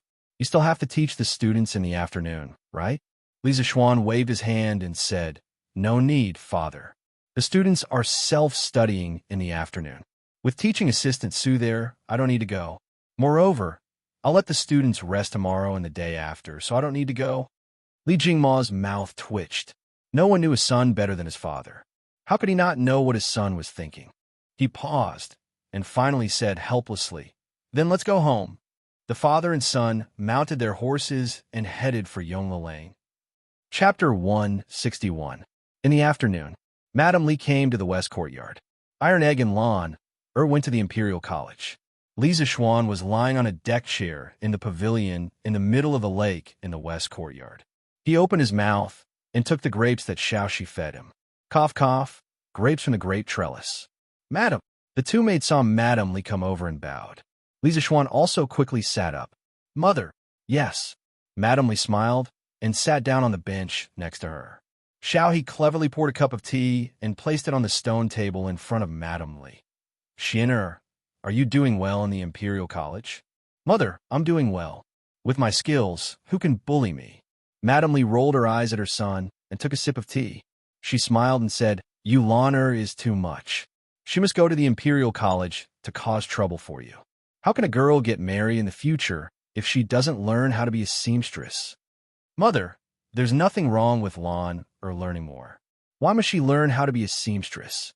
She could just find a tailor to make clothes. Li Zixuan said indifferently. He didn't understand why girls in ancient times had to learn how to be a seamstress. Did she marry to make clothes for her husband's family? Madame Li said angrily. Nonsense. If a girl doesn't know how to be a seamstress, which family will want her? Yushi is not bad. I saw a few of her work before, and it's better than mine. How can it be better than mother's? Mother's skills are naturally the best in Chang'an. This was clearly a trap. If Li Zixuan followed his mother's wishes and praised his wife, there was no guarantee that his mother wouldn't feel jealous.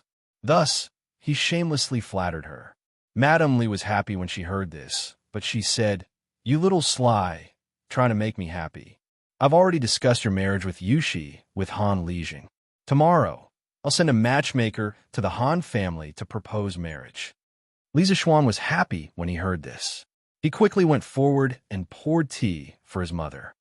Thank you, mother. It just so happens that I have a day off tomorrow. Why don't we go together? A day without seeing her felt like 3 autumns. They had not seen each other for several days. Every night, when it was quiet, he really wanted to hug his wife. Mrs. Li Zixuan pointed her finger at Li Zixuan's forehead. You child, how can you be so ignorant of the rules? How can the groom personally propose marriage? Tomorrow, your father and matchmaker Song will bring people to the Han family to propose marriage. You just stay at home. You and Yushi are not allowed to meet before you get married. Li Zixuan was dumbfounded. Mother, when will Yushi and I get married? Madame Li laughed and said, Look at how anxious you are. This is just the beginning of the marriage proposal. Later on, there is still the ceremony of receiving the bride, asking for the name of the bride, accepting the bride, and then the date of the invitation, setting an auspicious date, and finally the welcoming ceremony. Xian'er, you have to learn the wedding procedures properly. Don't make a fool of yourself when you get married. Li Zixuan almost fainted as he listened. Did it have to be so troublesome? Couldn't they just have a flash marriage? Mother, then you should set the wedding date earlier. Otherwise, it won't be good if your daughter-in-law runs away. Li Zixuan wiped the sweat off his forehead and hurriedly ran away after saying that. Madame Li looked at Li Zixuan's back as he ran away. She shook her head and smiled dotingly. This child, Xiaohe and Xiaoxi, who were at the side, couldn't help but cover their mouths and chuckle. Li Zixuan went out of the mansion and went to the workshop to find Lu Yidao, Lu Dingyi. Ever since Li Zixuan bought the original Heavenly Craft Pavilion and poached him, this old man had been idling in the strange interest pavilion. After Xiaoning gave his workshop to Li Zixuan also transferred Lu Yidao to the workshop. This old man usually helped Faubert carve some ornaments on the skateboard in the workshop, so he was free and relaxed. Master Lu, you used to carve all kinds of strange objects. Do you know how to carve words? Li Zixuan motioned Lu Yidao to sit down first and then asked. Lu Yidao smiled and said, Young master, carving words is much easier than carving wood. Of course, I know how to do it. What kind of words do you want to carve? Li Zixuan took out the mathematics book and said, I want to print about 30 copies of this book. I want to trouble you to carve a set of templates." Liu Yidao hesitated and said, "Young master, if you want to carve a block plate, it will take a lot of time and effort. It's better to ask a group of poor scholars to copy it." Li Zixuan heard and suddenly understood. There was no movable type printing in the Tang dynasty. "Master Liu, I don't want you to carve a block plate for each page. You can use the clay to make blanks of the same size. Carve a single word in reverse at one end. The height of the word protrusion is like the thickness of the edge of a copper coin. Burn it hard with fire and make it into a single movable type of clay. Then, print it according to the content of each page." "Good. Young master's method is good. In this way, all the books can be printed on a large scale in our workshop and passed down to the future generations. It's really a great merit." Faubert just walked in and heard Li Zixuan's new printing method. He couldn't help but applaud loudly. "Manager Fu." Liu Yidao stood up and greeted him. "Faubert, you came at the right time. I plan to set up a printing department in the workshop. You could transfer some people to Master Liu. In the future, there will be a lot of books for the workshop to print," Li Zixuan said to Faubert. Faubert sat down and said, "Yes, young master." Li Zixuan nodded and said to Liu Yidao, "Master Liu, set up the printing department as soon as possible. Help me print this book in 2 days. I need it urgently." Liu Yidao took the book from Li Zixuan's hand and replied, "Yes, young master." Young master, what are these curved words on the book? And these circles and dots, what do they mean? Why haven't I seen them before?" Liu Yidao opened it and was dumbfounded. "These are my new arithmetic numbers, arithmetic symbols, and some punctuation marks. Master Liu, you can print according to them," Li Zixuan explained. "Oh," Liu Yidao scratched his head. Although he didn't understand, he still agreed. He didn't care what it meant. He just needed to print according to it. "Faubert, how's my carriage?"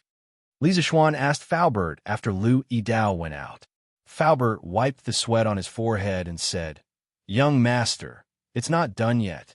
This carriage is far more difficult than I thought. I think it will take a few more days." Li Zixuan nodded and took out a drawing. He said with a smile, "Faubert, help me make something else." Faubert was a little dizzy when he saw Li Zixuan take out the drawing. He didn't know what his young master was going to do. He took a look and couldn't help but be puzzled. "Young master, what are you going to do with this thing?" "Faubert, this is a custom-made shoe for horses. When the horse wears it, its hooves will never be injured again. The life of the horse will also be greatly increased." Li Zixuan went to see the injury of the white horse at home yesterday. Looking at its hooves that were wrapped in a circle, Li Zixuan suddenly realized that there were no horseshoes in the Tang dynasty. Looking at the white horse's pitiful eyes, Li Zixuan asked someone to measure the size of the horse's hooves. He planned to make a pair of shoes for it. After listening to Li Zixuan's explanation, Faubert suddenly felt a little doubtful. His young master was already so prodigal that it made people's hair stand on end. It wasn't enough for him to make something for himself, but he also wanted to make shoes for the horse. No matter how he heard it, it felt like a fantasy story.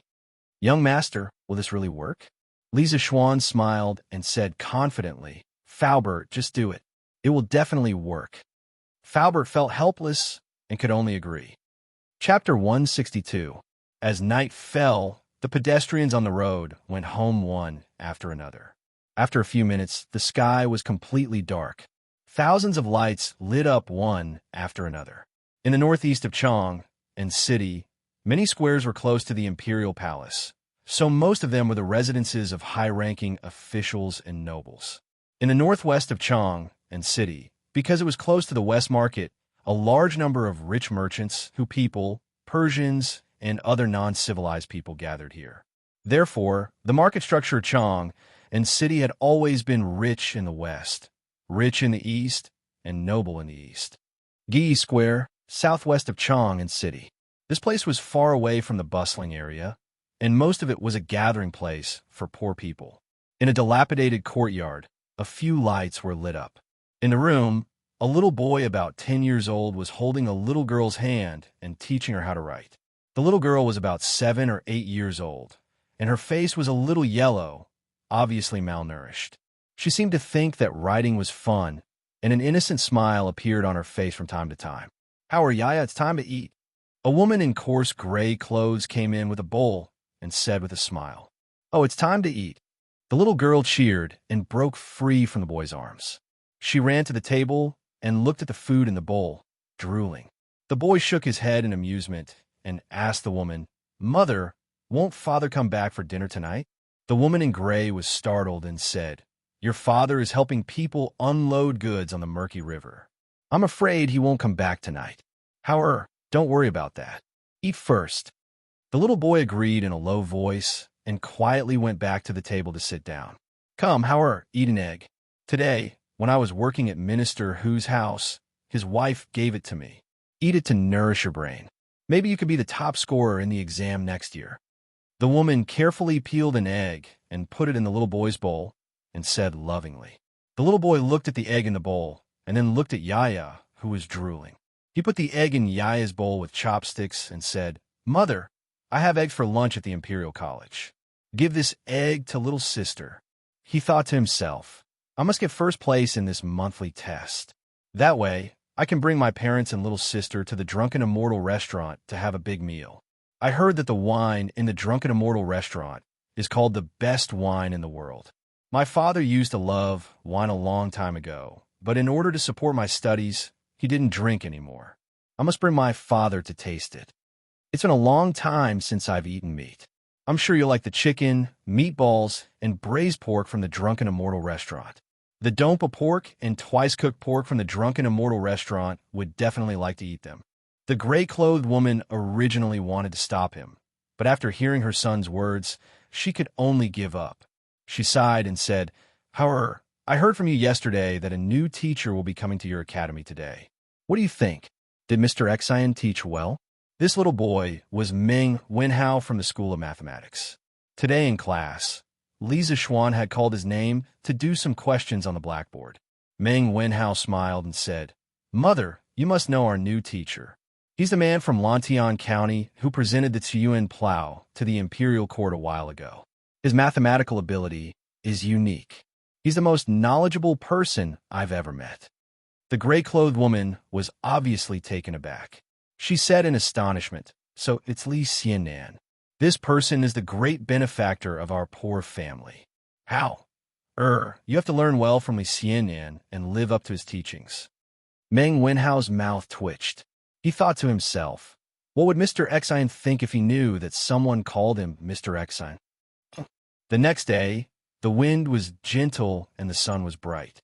"Mother, I'm going to the Imperial College." Meng Wenhao finished his breakfast and shouted to his mother, who was cleaning up the dishes in the kitchen.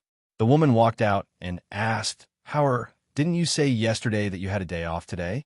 Why do you still want to go?" Meng Wenhao turned around and said, "Mother, Mr. Exian left a question yesterday. I'm going to the Imperial College to solve it today." After saying that, he turned around and ran away. The woman was puzzled. She wanted to ask, but her son had already gone far. At the Imperial College, under the ginkgo tree, next to the gate, stood a young man in blue. The young man did not move. He raised his head and stared at the top of the ginkgo tree without blinking. Among the students of the Imperial College, the young man was like a lone wolf with his head held high. He stood alone between heaven and earth, looking very different. The passing crowd quickly noticed him. "Hey, look, there's a fool over there. He's standing there motionless. It's true. Why is there a fool in our Imperial College?" "He's not a fool. I know this person. He's Meng Wenhao from the School of Mathematics. His results have always been among the best in the school." Isn't the School of Mathematics closed today? Why is he here? Who knows? Instead of sleeping at home early in the morning, he's here in a daze. He must be crazy. It's said that the School of Mathematics has 8 days off every month. They're so lucky. Yeah, why can I have 8 days off every month? I'm going to protest to the teacher of our school. We have to take 8 days off every month too. Yes, we're going to protest. Why aren't you leaving? You're going to be late. If you're late, the teacher might slap you. Let's go. The surrounding students immediately dispersed, and the gate of the Imperial College returned to its original quiet state. Meng Wenhao remained motionless. He was not affected by the noise outside at all. If he could answer the question well, he could get 2 extra points in the monthly exam. If he could get these 2 points, he would have a much better chance of getting first place in the monthly exam. Many ideas flashed through his mind, but he rejected them all. No, this won't work either. This is definitely not the best plan. There must be a better one. Meng Wenhao was in a trance. He did not feel the passage of time at all. Kong and Da passed by him and looked at him. He shook his head and sighed. Stubborn child, I hope you can get over it soon. After saying that, he didn't bother Meng Wenhao and walked away. Time passed. It was noon in the blink of an eye. Wow, why is Meng Wenhao still standing here? Yeah, he didn't even move his feet. Don't make a mistake while standing. I think there's something wrong with his brain. Let's go. Let's not care about him. Let's eat. Yes, yes, yes. Let's eat. The surroundings fell into silence again. Meng Wenhao's lips were dry and cracked. His body was a little shaky, but he had no intention of moving. He was still in deep thought. Since the morning, he had thought of hundreds of methods in his mind, such as building a ladder, measuring the trunk section by section, tying a rope to the top of the tree, measuring the length of the rope, etc. However, he rejected them all. His intuition told him that these were not the best methods.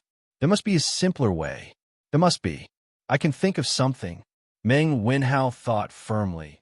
Chapter 163. Yongla Lane.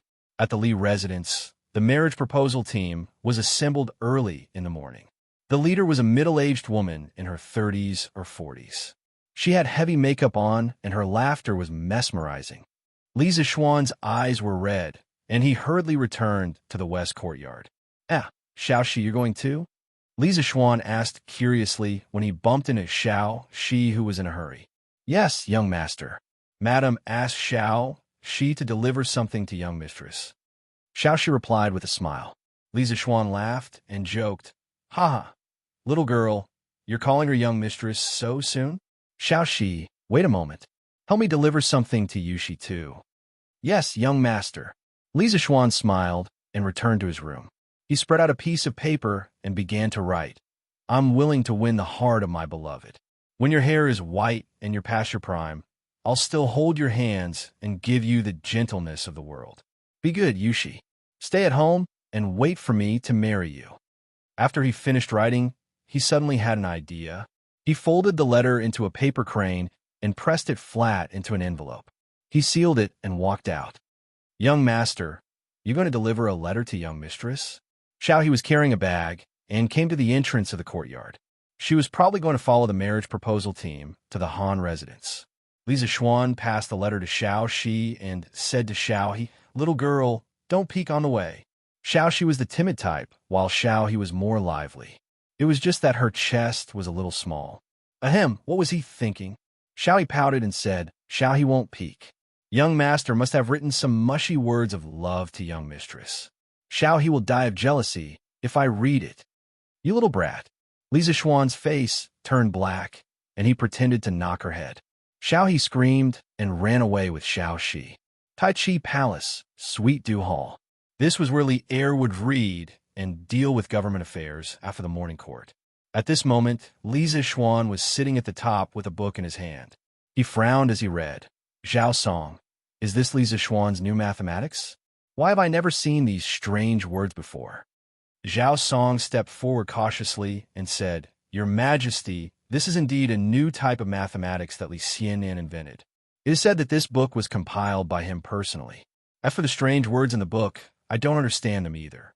However, I'm sure that Your Highness, Prince of Wei, will be able to understand them. After Prince of Wei finished listening to the lecture yesterday, he even solved a very difficult question that Li Xianan set. Li Er smiled happily. Great. My Qin Ke is indeed talented and learns everything quickly. Ha!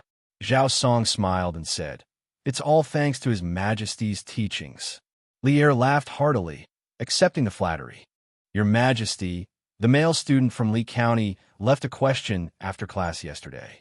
He said that he wanted the students to figure out a way to measure the height of the 1,000-year-old ginkgo tree in front of the Imperial College. He also said that the student with the best method would get 2 extra points in this month's exam. Zhao Song saw that Li Er was very interested in the matter between Li Zixuan and Li Tai, so he continued. Li Er was stunned and asked, "Monthly exam? What monthly exam?"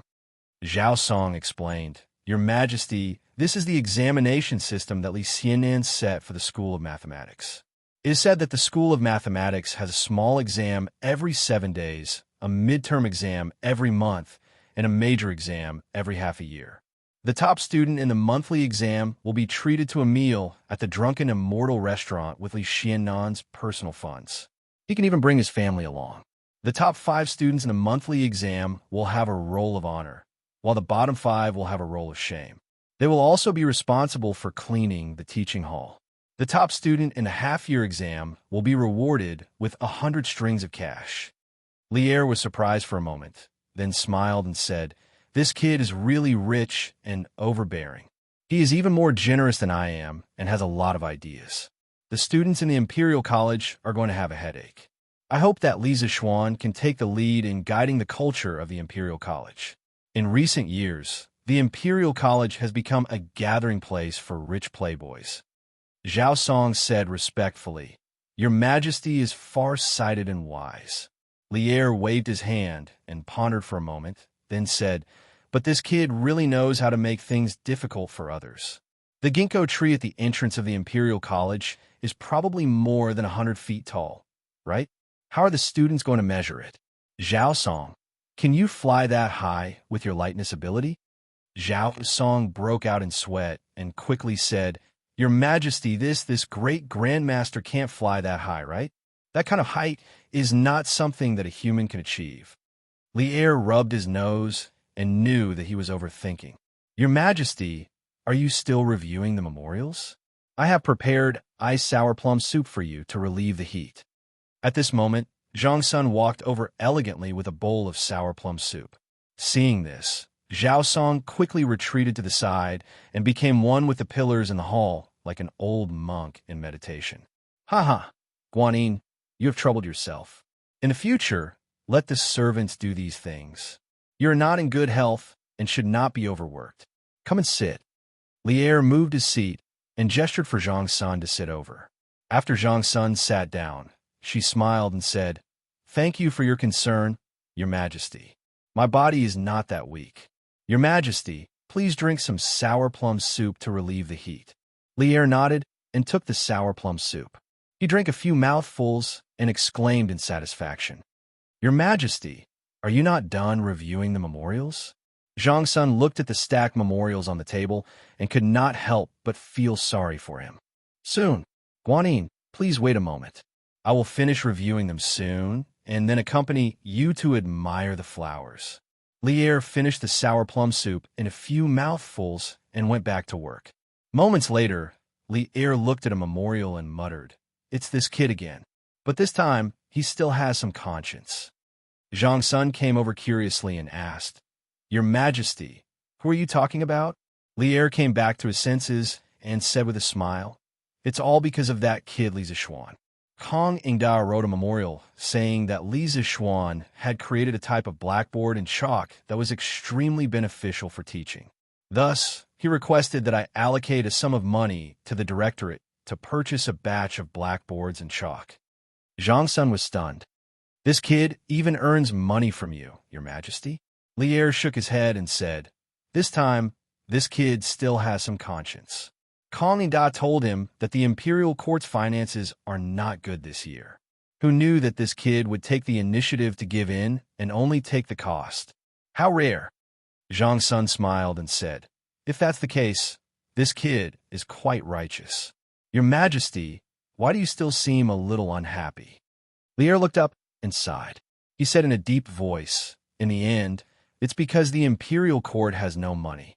They actually let a kid take the initiative to give in." Zhang Sun saw Li Er's gloomy face and knew that he was thinking about the Turkic Khaganate South last year. The Tang Empire emptied Chang and its treasury to sign the Wei River Treaty. She comforted him gently and said, "These 2 years have been hard for Your Majesty. It's a pity that I, as a woman, can't come out to share Your Majesty's burden." Li Er put his arm around Zhang Sun's waist and said with a smile, "Maid Guanyin has helped me a lot. Of course, These world affairs should be shouldered by me. The Turkic Khaganate is just a clown. When the Tang Empire reinvigorates, we will definitely hunt the grassland. Zhang Sun leaned her head on Li Er's shoulder and suddenly thought of something. She looked up and said, "Your Majesty," Li Zishuan said that his master predicted that there would be a locust plague next year. "Your Majesty, how do you plan to deal with it?" Li Er's lofty sentiments and lofty aspirations immediately vanished. He said with a solemn expression, "Shu Bao personally vouched for this kid, and this kid said it with certainty. I have to believe him. Otherwise, the consequences will be unimaginable. I'm discussing this with Fang Xianling, Du Ruhui, and the others. I think there will be a solution in a few days." Zhang Sun wondered, "Your Majesty, why don't you directly adopt the kid's strategy of raising chickens?" Li Er stroked Zhang Sun's long hair and sighed. "That kid's method may only be able to take care of his family's farmers. What I want to take care of is the people in the world. The imperial court doesn't have the money to raise so many chickens. For this matter, there must be a detailed plan for the specific areas." Zhang Sun nodded thoughtfully. Chapter 164. Afternoon. Who can't hold on to love, always watch it slip away. There are so many happy people in the world.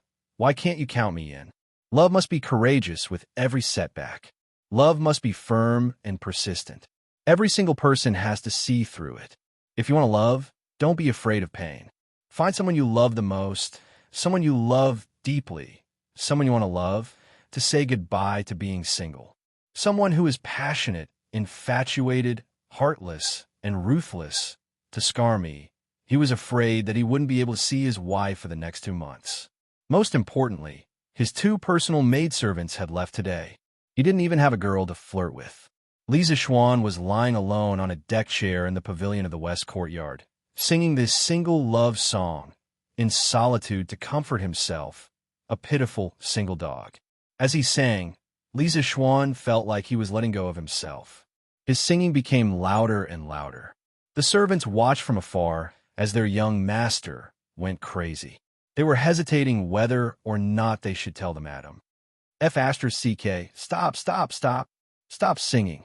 Suddenly, he heard an angry roar. Li Zishuan subconsciously stopped singing. He opened his eyes and looked to the side. It was Li Tai. The little fatty covered his ears and looked at him with a strange expression. Li Zishuan was speechless. His singing wasn't bad, okay? Why did this fatty look so disgusted? Moreover, this is my house. It's bad enough that you didn't greet me when you came in, but you still have the cheek to look down on me? What? Could it be that Qin Kei's ears have become pregnant after hearing your master singing? Li Zishuan asked with a smile. After dealing with Li Tai so many times, Li Zishuan knew that he couldn't be polite with this little fatty. Otherwise, he would definitely take advantage of him. Li Tai spat and said, "You're the one who got pregnant after hearing it. It's so unpleasant to hear. It's simply obscene. The person who wrote it is really vulgar. It's a disgrace to the refined." Li Zishuan was so angry that he casually threw a grape from the stone table and scolded. This brat actually called such a classic song of the later generations obscene and cliched. "You brat, you're the one who's insulting the educated. Is this how you talk to your teacher?" Fatty's mind went blank. He dodged the sneak attack and retorted, "This isn't the Imperial College. Don't put on airs. You say that I don't respect my teachers, but what proof do you have?" This damn fatty actually acted shamelessly. Li Zishuan didn't know what to do with him. Who asked him to have such a good father? Li Zishuan thought viciously. "I'll remember this and see how I'll deal with you the day after tomorrow. Then may I know the reason for your highness visit today?" Li Zishuan said indifferently with an unapproachable look. Ugh. Li Tai finally remembered the purpose of his visit. It seemed that he had a favor to ask. He was so focused on bickering with Li Zishuan that he forgot about the proper business. This was bad. Their relationship was strained. How was he going to continue the discussion? The song you sang just now was really beautiful. Tai is deeply impressed. Li Tai had never flattered anyone before. When he really needed to, he was incomparably stiff. Li Zishuan looked at Li Tai with a strange expression, wondering if this little fatty's brain had short-circuited. "It's SOSO. I say, Qin Kei, Why are you here today? Li Zixuan thought for a while and decided to listen to what this little fatty wanted. Li Tai's mouth twitched. He secretly cursed Li Zixuan for being shameless, but he smiled brightly and said, "Didn't you say last time that you wanted me to help record the legend of a mortal's journey to immortality? I have nothing to do today, so I came here to do it for you." It turned out that this little fatty had a favor to ask of him. Li Zixuan put on airs and said pretentiously, "Oh, I'm not in a good mood today because someone said that my singing was terrible. I'll tell another day." Li Tai's face suddenly became very ugly, but when he thought of the wonderful journey to the west last time, he gritted his teeth and said, "I was just talking nonsense. Please don't take it to heart." Li Zixuan smiled. He knew that he couldn't go too far at this time. Everything had to be done in moderation. Otherwise, if he went too far, even friends would become enemies. "Well, I'm in a much better mood now, so I can tell you the story. Qingke, have you finished your homework?" Li Tai heard this and said proudly, "Of course. It's just a question. How can I, Li Tai, be stumped?" Li Zixuan asked curiously, "Oh, so you've already thought of a solution? Tell me quickly." "It's a secret. This student will give the answer to you the day after tomorrow. If I tell you now, there's no guarantee that it won't be leaked," Li Tai said with a guarded face. F***CK. This damn fatty is probably worried that I'll leak his answer to Iron Egg, isn't he? How shameless. I already have a standard answer. Who cares?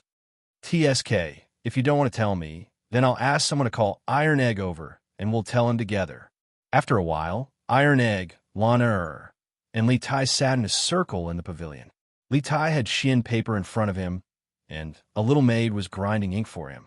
Li Zixuan felt that the way Iron Egg looked at him today was a little strange, but he couldn't put his finger on it. It could only be considered as a man's intuition. After everyone had arrived, Li Zixuan closed his eyes and began to recall the legend of a mortal's journey to immortality that he had read in his previous life. This book could be called a divine book in his previous life. It was the founder of the mortal flow, and it was also the best and longest work of the mortal flow. Unlike Journey to the West, Legend of a Mortal's Journey to Immortality was a web novel. It focused on fast food culture, and the language was plain. The main advantage was that the plot was attractive. Li Zixuan wasn't sure if this type of web novel would be popular in ancient times. Today was a good time to test it out. In the time it took to drink a cup of tea, Li Zixuan had recalled most of the plot in the first volume of Legend of a Mortal's Journey to Immortality. On one hand, he really liked this novel in his previous life. On the other hand, his current mental strength was incomparable to that of ordinary people. The benefits of having a strong mental strength were not only reflected in mental calculation, but also in memory. "Green Sparrow, are you ready?" Li Zixuan looked at Li Tai and asked. Li Tai squeezed the brush in his hand and said excitedly, "I'm ready. I'm ready." Li Zixuan nodded and began to narrate. "The first time we returned to the village at the edge of the mountain. Dumbo's eyes widened as it stared straight at the black roof made of straw and mud. The old quilt covering its body was now a dark yellow, and its original appearance was unrecognizable, with a faint moldy smell wafting from it. The person next to him was his second brother, Hanju. He was sleeping soundly, and there were intermittent sounds of snoring coming from his body. Li Tai frowned as he listened and jotted down notes. This beginning is too plain. It's not as exciting as Journey to the West at all. Although that was what he thought, Li Tai didn't interrupt him. The excellent education from the royal family urged him to continue listening patiently. Chapter 165. Under the Pavilion. From time to time, Li Tai would frown slightly. Naturally, Li Zixuan would notice this. He could understand this. The beginning of a mortal's journey to immortality was indeed not outstanding. This could be seen from its early results. But there's a saying that goes, if you can endure loneliness, you can hold on to prosperity. Although the system of mortal was based on Xiao Qian's masterpiece, Misty Journey, in the novels before Mortal, the cultivation system was only the background of the story. The main characters all leveled up very quickly, and the story still relied on other contradictions to progress. Just like World of Warcraft, leveling up was only a small part of the story. However, in Mortal, Leveling up was the main content. Every small improvement was incomparably difficult, but could also make the reader deeply immersed in it, unable to extricate themselves. The entire story revolved around how to take every step to level up. Through accumulation step by step, the legend of Mortal was finally created. As the story went deeper and deeper, Li Tai also discovered the strengths of Mortal.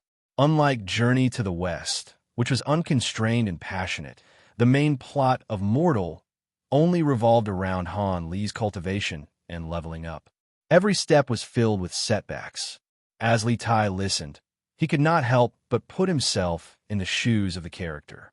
The Seven Mysteries sect, the eternal spring arts that seemed ordinary on the surface, but contained profound mysteries, and the small mysterious bottle that Li Zishuan had accidentally picked up. All of these tempted Li Tai to continue listening. Li Tai's fat right hand held the brush as it danced on the paper. He didn't feel the slightest bit tired. His heart was completely immersed in another world as he listened to Li Zishuan. Even Li Tai was like this, not to mention Iron Egg.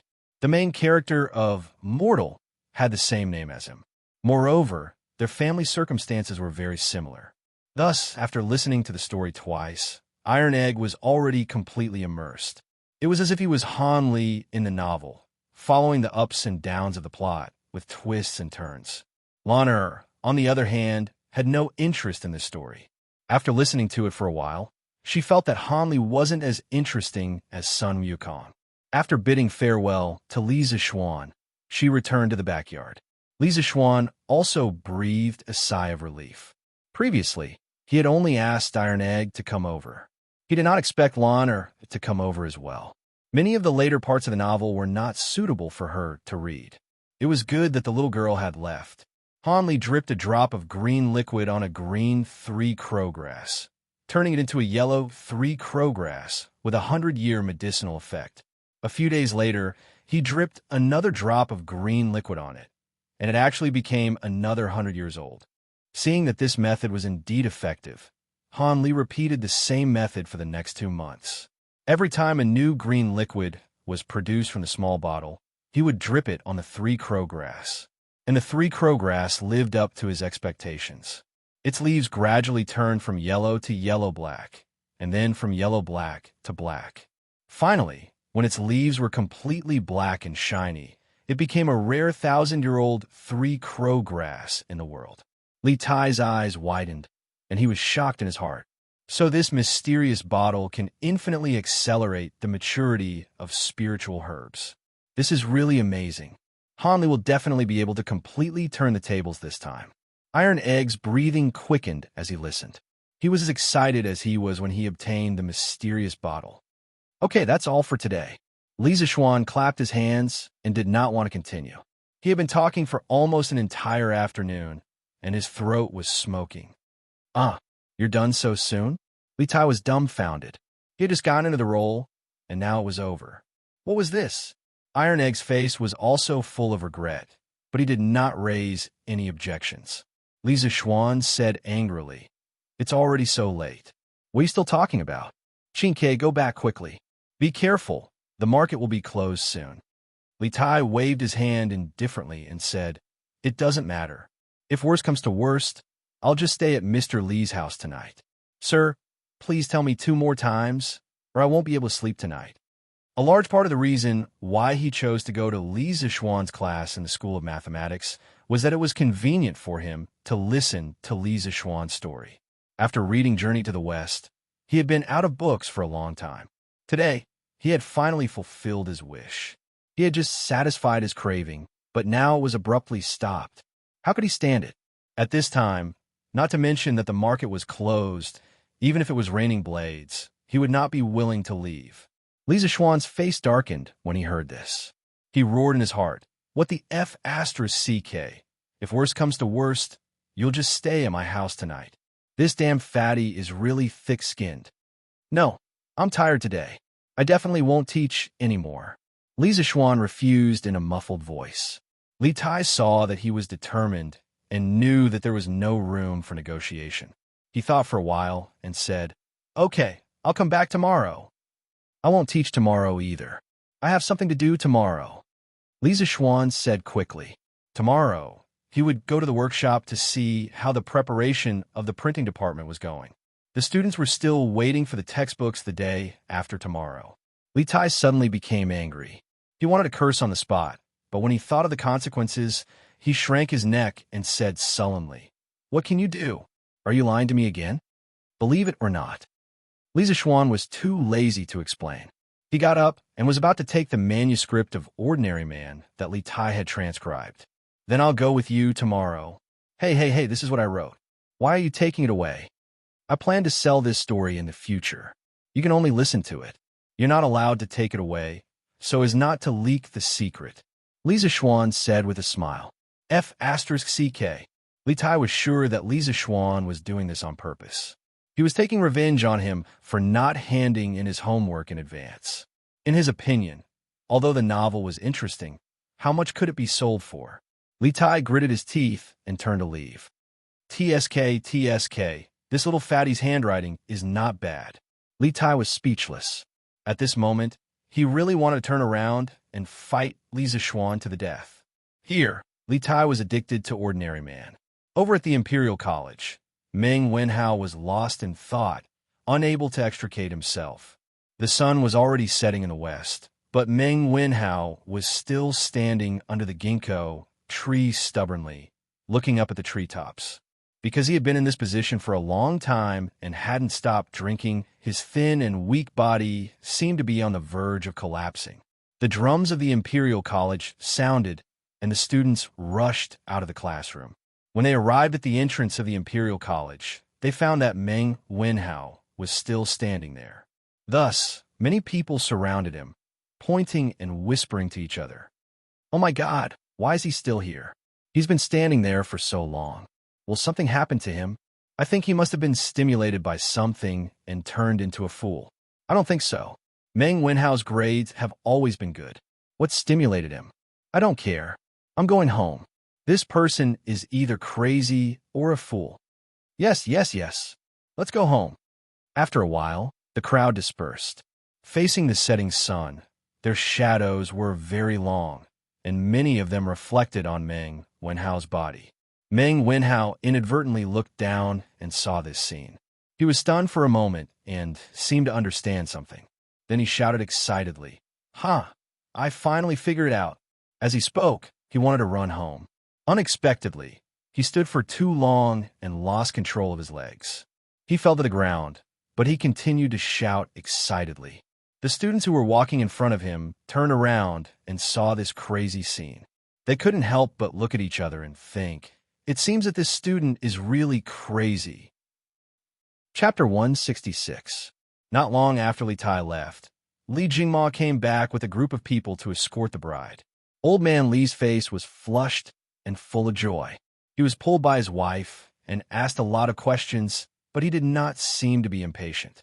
Xiaoxi came over secretly and went to Lisa Schwann's side. She said softly, "Young master, young madam cried when she saw your letter. She also asked me to bring you a letter." Lisa Schwann said happily, "Quickly give it to me." Xiaoxi carefully took out a letter from her waist pouch and passed it to Lisa Schwann. Lisa Schwann took it and walked to the side. He opened it and saw a line of beautiful words. "I want to know you and live a long life. The mountains have no edges. The heaven and earth merge. The river runs dry. The winter thunder rumbles. The summer snow dares to be separated from you." This was a Han folk love song called Shangxia. Lisa Schwann used mushy words to express his love to Han Yushi. Han Yushi used poetry to express her unswerving love. This girl was shy when she needed to be, but once she expressed her feelings, she was passionate and unrestrained when she loved him. Lisa Schwann smiled proudly. He had picked up a treasure. This kind of girl was even cuter, right? When Xiaohe and Xiaoxi saw Lisa Schwann's lewd smile, they couldn't help but back off in fear. The next day, "Teacher, what are you doing here today?" Li Tai left unwillingly yesterday, but he did not believe Lisa Schwann's words. He thought that Lisa Schwann was deliberately finding an excuse to fool him. Therefore, he came to the workshop today. Lisa Schwann smiled and said, "I'm here to get the teaching materials." The The day before yesterday, I told the students that I would print teaching materials for everyone. I can't go back on my words, right? Teaching materials, damn teaching materials. Hearing these two words, Li Tai suddenly remembered his foolish act of buying teaching materials at a high price. Thus, he silently followed behind and didn't want to speak anymore. Li Zixuan looked at him and knew what he was thinking. Iron Egg had told him the day before yesterday. Li Zixuan neither agreed nor objected to this kind of thing. Anyway, one was willing to take the hit, and the other was willing to take the hit. His disciple didn't suffer any losses, and Li Tai didn't lack the money. When he arrived at the workshop, he was greeted by the sight of countless busy craftsmen. Compared to the beginning, the number of craftsmen working in the workshop had increased by more than 3 times. The main reason was that the supply of scooters and skateboards could not meet the demand. These 2 items were already hard to find in Chang'an. Last month, he had negotiated a cooperation with Wang Renbiao, and he had to give him 50% of the supply every month. The Chitu Pavilion workshop, which was already short of supply, was even more strained.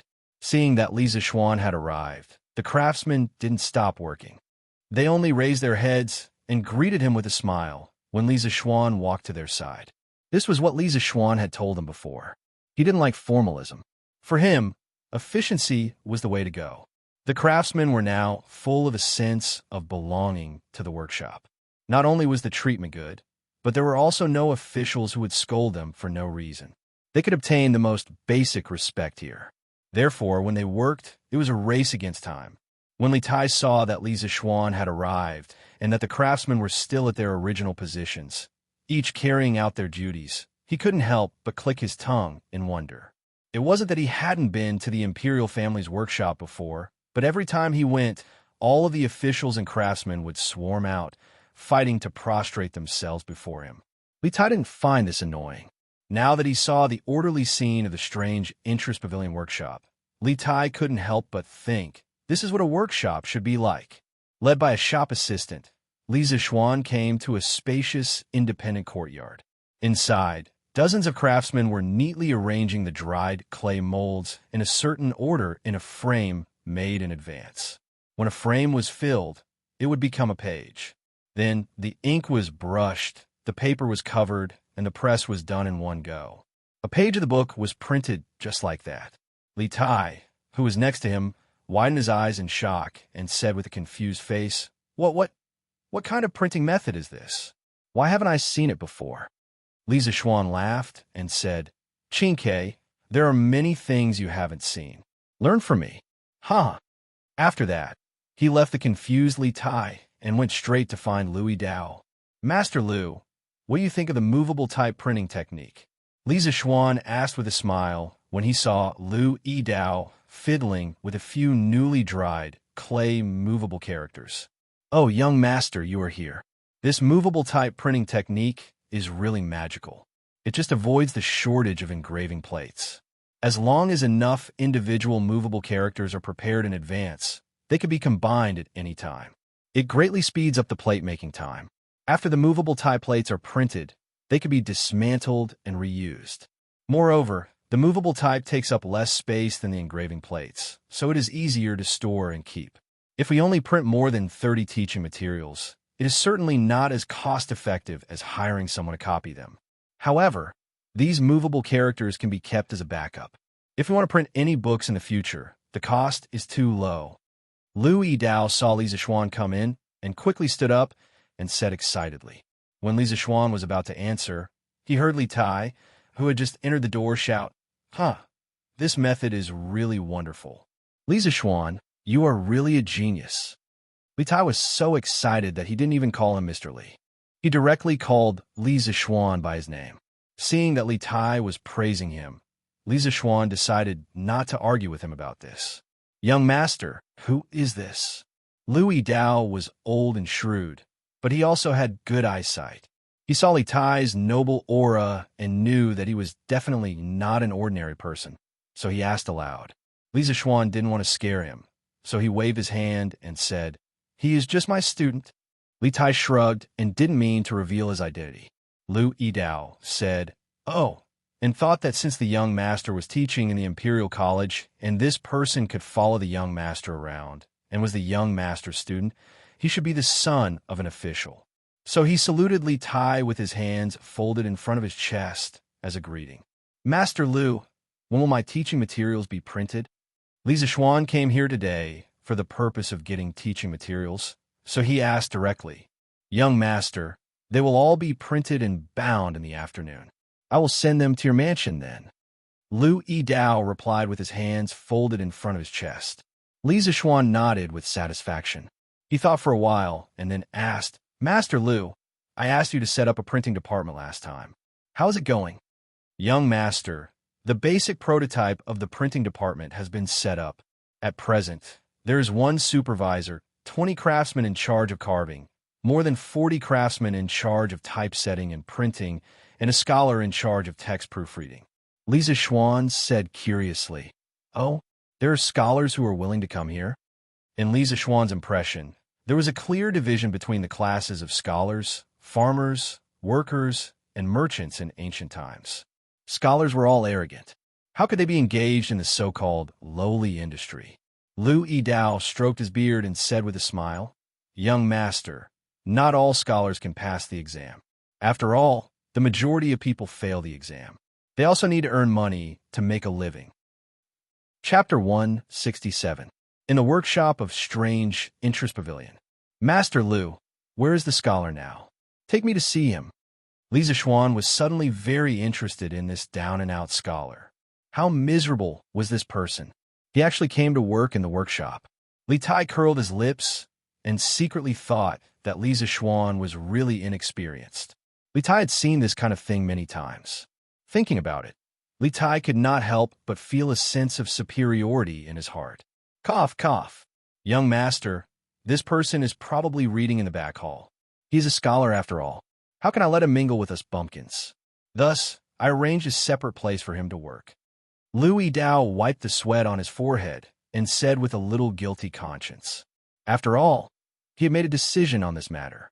If Li Zixuan blamed him, he had nothing to say. Li Zixuan smiled and said, Master Lu, take me to see him. Li Zixuan did not blame Lu Yidao for making a decision on his own. In fact, if this person was really capable, it was okay to give him some preferential treatment. After all, if there was no scholar in the printing department, it was obviously impossible. But if this person was just a good-for-nothing who used the name of a scholar to cheat for food and drink, Li Zixuan would let him go back to where he came from. Young master, here it is. Following Lu Yidao to the back hall in the southernmost part of the workshop, Li Zixuan looked around. The environment was quiet, birds were singing, and flowers were fragrant. It was really a good place to read. Okay. Li Zixuan nodded. Lu Yidao quickly stepped forward and led Li Zixuan and Li Tai into the door. Oh, Steward Lu, you are here. In the room, a middle-aged man with unkempt hair and a dirty face greeted Lu Yidao enthusiastically after seeing him come in. Li Zixuan frowned. No matter how he looked at this person, he looked like a beggar. He didn't look like a scholar at all. Could it be that he really came to the workshop to cheat food and drinks? Mr. Ma, this is our boss. Lu Yidao hurriedly stepped aside and told the middle-aged man who was the master. The sloppy middle-aged scholar was obviously stunned. After a moment, he cupped his hands and said to Li Zixuan in a serious manner, I am Ma Zhou from Feiping County in Boizhou. Nice to meet you, Mr. Li. Li Zixuan, who had originally wanted to test this person's talent, suddenly widened his eyes in shock when he heard the person's self-introduction. In his heart, he roared 3 times, F*CK. This person was actually the future Prime Minister of the Great Tang, and this formidable individual was actually working for him. Li Zixuan felt a little dizzy. The world was changing too fast. A man from Li County? A man from Li County?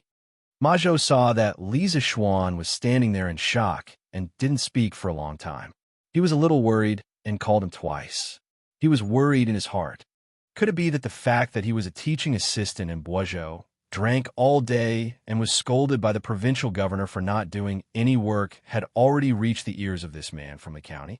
Ma Zhou lost his parents when he was young and had no one to rely on. Fortunately, he was diligent and didn't give up on himself. However, the years of poverty made him somewhat angry.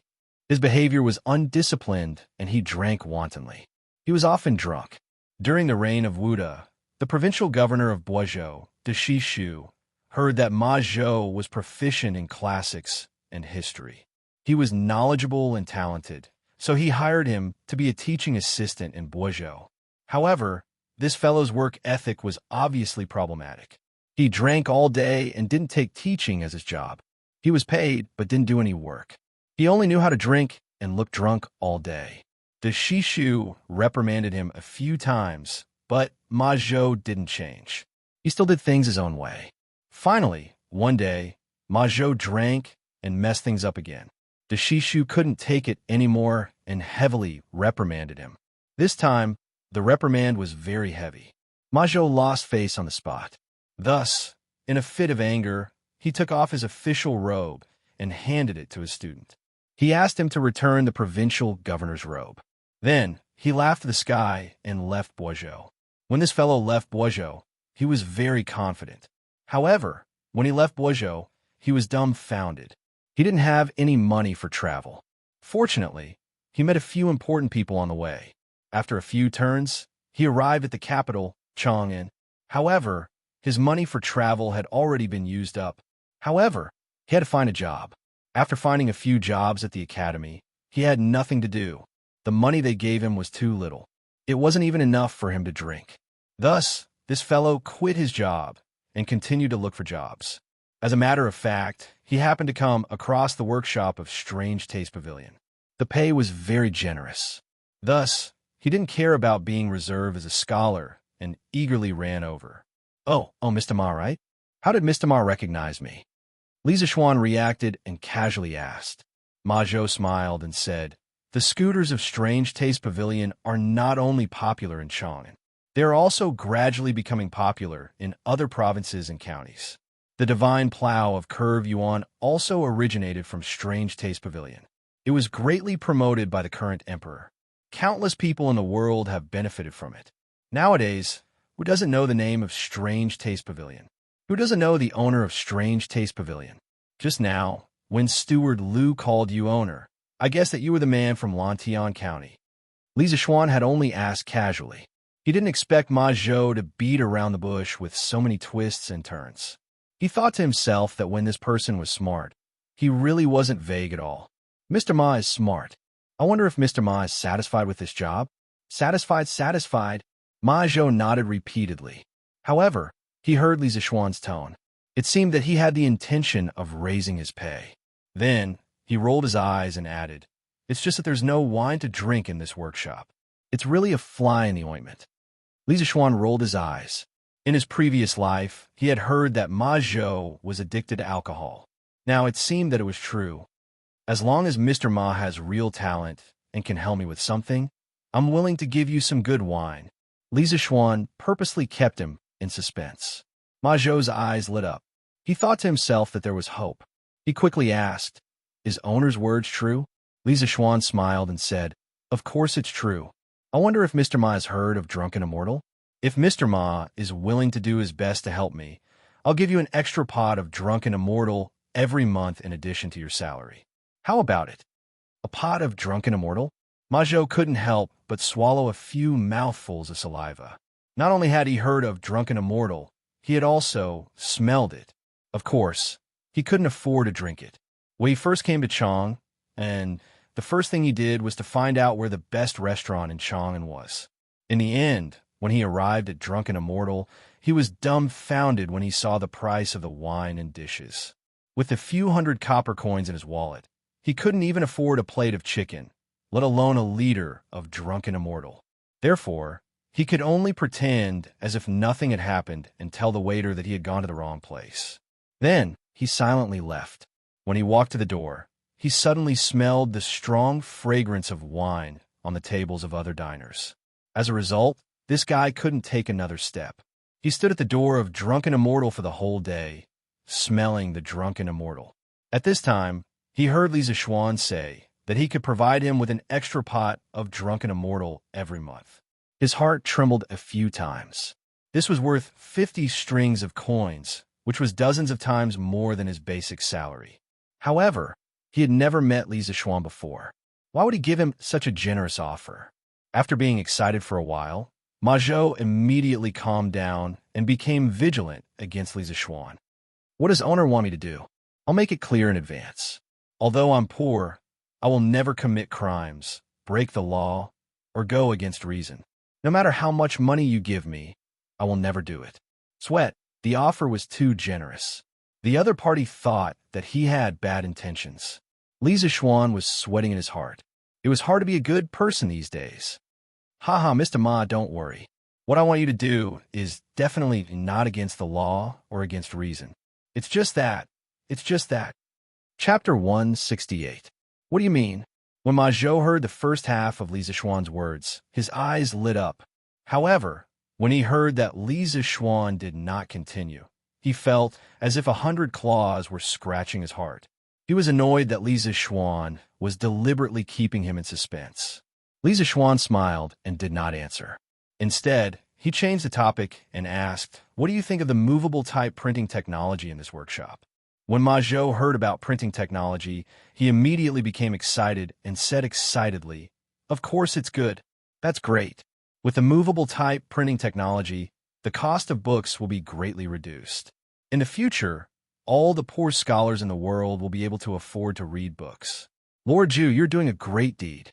Li Zixuan was puzzled and asked, "What? Do you mean that books are very expensive now? Scholars can't afford them?" He had transmigrated for a long time and had never bought books from a bookstore. He did not understand the situation of the book market. When he saw that Ma Zhou was overly excited, he was curious and asked this question. When Ma Zhou heard Li Zixuan's question, he seemed to have thought of something. His eyes suddenly became red. He angrily hammered the pillar next to him and said angrily, "It's not just expensive, it's simply robbery.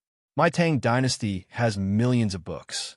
I'm afraid that 700,000 to 800,000 of them are in the hands of the aristocratic families. The price of a book in the bookstore is enough for an ordinary family of 3 to live for a year. How can those poor scholars afford it? If it wasn't for my father's collection of books, I would still be an illiterate person. It's good enough that I didn't starve to death. How can I still hope to read books?"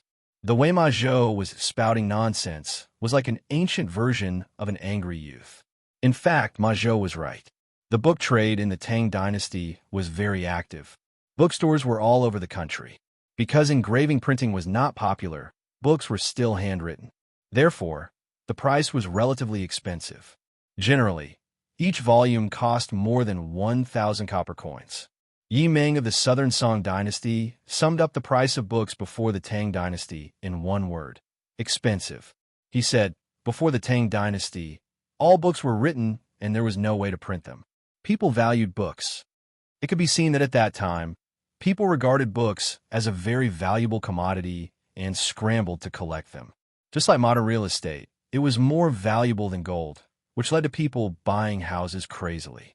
Li Tai couldn't help but interject.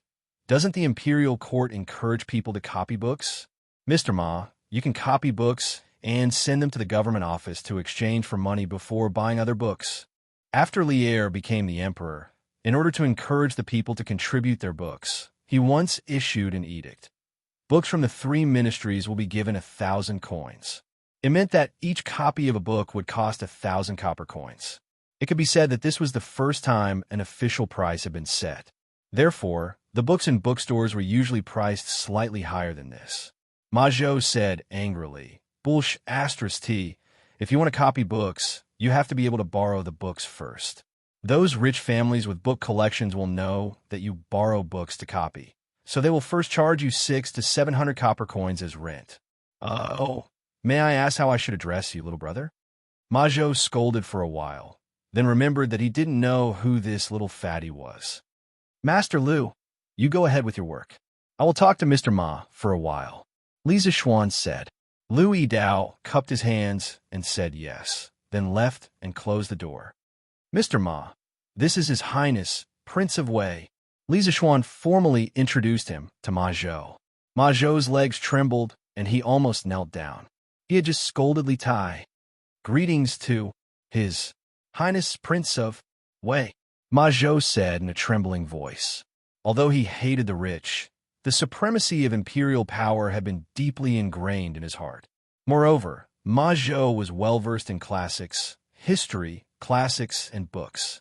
What he wrote was a policy of stabilizing the country, so naturally, he wanted to sell goods to the imperial family. For many years, he had not found the right sales channel and only wandered around the states and counties. How could he sell a good price? Now that he met Li Tai, the most beloved son of His Majesty, his mind was a little active. However, when he remembered that he had just scolded Li Tai, he couldn't help but feel a little guilty. Li Tai waved his hand and said, "You don't have to be so polite." In fact, he was not very interested in Ma Zhou. After all, it was the first time they met, and he didn't know how talented Ma Zhou was. Moreover, Ma Zhou's sloppy appearance really made people dislike him. On the other hand, he had a literature center and many scholars under him. He didn't lack literati. Ma Zhou had experienced the fickleness of human nature for many years. Naturally, he could see that Li Tai was not interested in him. He couldn't help but sigh in his heart. It was better to do his job well and not bite off more than he could chew. Li Zishuan smiled and said to Ma Zhou, "Mr. Ma, when I first set up this printing department in the workshop, I thought that it would be more convenient to print books in the future. That's why I invented movable type printing." Ma Zhou and Li Tai were speechless. This was a very strong reason. To set up a printing workshop for the convenience of printing books. How rich must your family be? However, after meeting Mr. Ma today and hearing Mr. Ma's words, I decided to make this printing department bigger and stronger. In the future, the printing department will be renamed the Ministry of Culture. Not only will we print classics, but we will also publish our own books to open the minds of the people. Moreover, I have a way to reduce the cost of paper. The ultimate dream of our Ministry of Culture is to let everyone in the world be able to read and read. Brother Ma, I wonder if you are willing to help me sincerely? Li Zishuan looked at Ma Zhou and said sincerely. These words weren't completely a bluff. Previously, he set up the printing department only for his own convenience. However, now that Ma Zhou was in charge of the printing department, if he still wanted to use the printing department to print books for himself, it would be a waste of Ma Zhou's talent in governing the country. In the future, the printing department must be transformed into a cultural export department. Ma Zhou's eyes widened and his breathing quickened. He was really shocked by Li Zishuan's shocking words. Let everyone in the world be able to read and read. What a great dream this was. Angry youth, angry youth. In addition to being fond of scolding others, he also had a characteristic of being impulsive. Ma Zhou lived up to his name as an angry youth. I'll do it, as long as I can let everyone in the world be able to read and read. Lord Zhu, even if you don't give me a single salary, I, Ma Zhou, will do it. At this moment, Ma Zhou had completely forgotten about the ethics of being a scholar and not engaging in a lowly profession.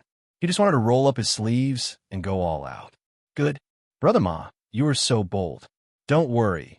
With me here, this dream is definitely not just a dream. One day, it will be realized by us. Brother Ma, not only will you be famous for thousands of years, you will also be rich. Li Zishuan's heroic spirit rose as he laughed heartily. Li Tai looked envious and interrupted. Sir, why don't you count me in? Tai has many scholars under him. Perhaps they can help you. As a member of the royal family, Li Tai also had his own position. Li Tai was now wantonly suppressing the aristocratic families and promoting poor officials. Therefore, Li Tai himself did not like people from aristocratic families. Li Zishuan's Ministry of Culture was a very good weapon to deal with aristocratic families. Li Zishuan did not think about these twists and turns. He thought for a moment and nodded. Okay, then I will give Qin 30% of the Ministry of Culture's shares. Qin, remember to bring 3,000 strings of cash to buy shares in the future. Selling books at a low price would affect the interests of many people. Li Zishuan wanted to pull a prince into the car as a shield. Li Tai vomited blood and said, 3,000 strings of cash? Why don't you go rob someone? I can send a few scholars to help you. Can you ask for less money? Li Zishuan waved his hand and said, there's no need. Brother Ma's talent alone is enough. Qin, If you think it's too expensive, then forget it. Master will go find Gao Ming. I think Gao Ming will be willing. Nonsense. If Ma Zhou could be a thinker, how could he not be talented? He did not care about the scholars under Li Tai. Maybe they would all be arrogant and not do anything when they came. I am willing. Brother Zishuan, I am willing to pay 3,000 strings of cash for 30% of the shares. Li Qingxin's shout came from outside the door. Li Zishuan was speechless. Speak of the devil. Li Chengxian must have been eavesdropping outside for a while. As soon as he finished speaking, Li Chengxian pushed the door open and entered. He then looked at Li Zishuan excitedly.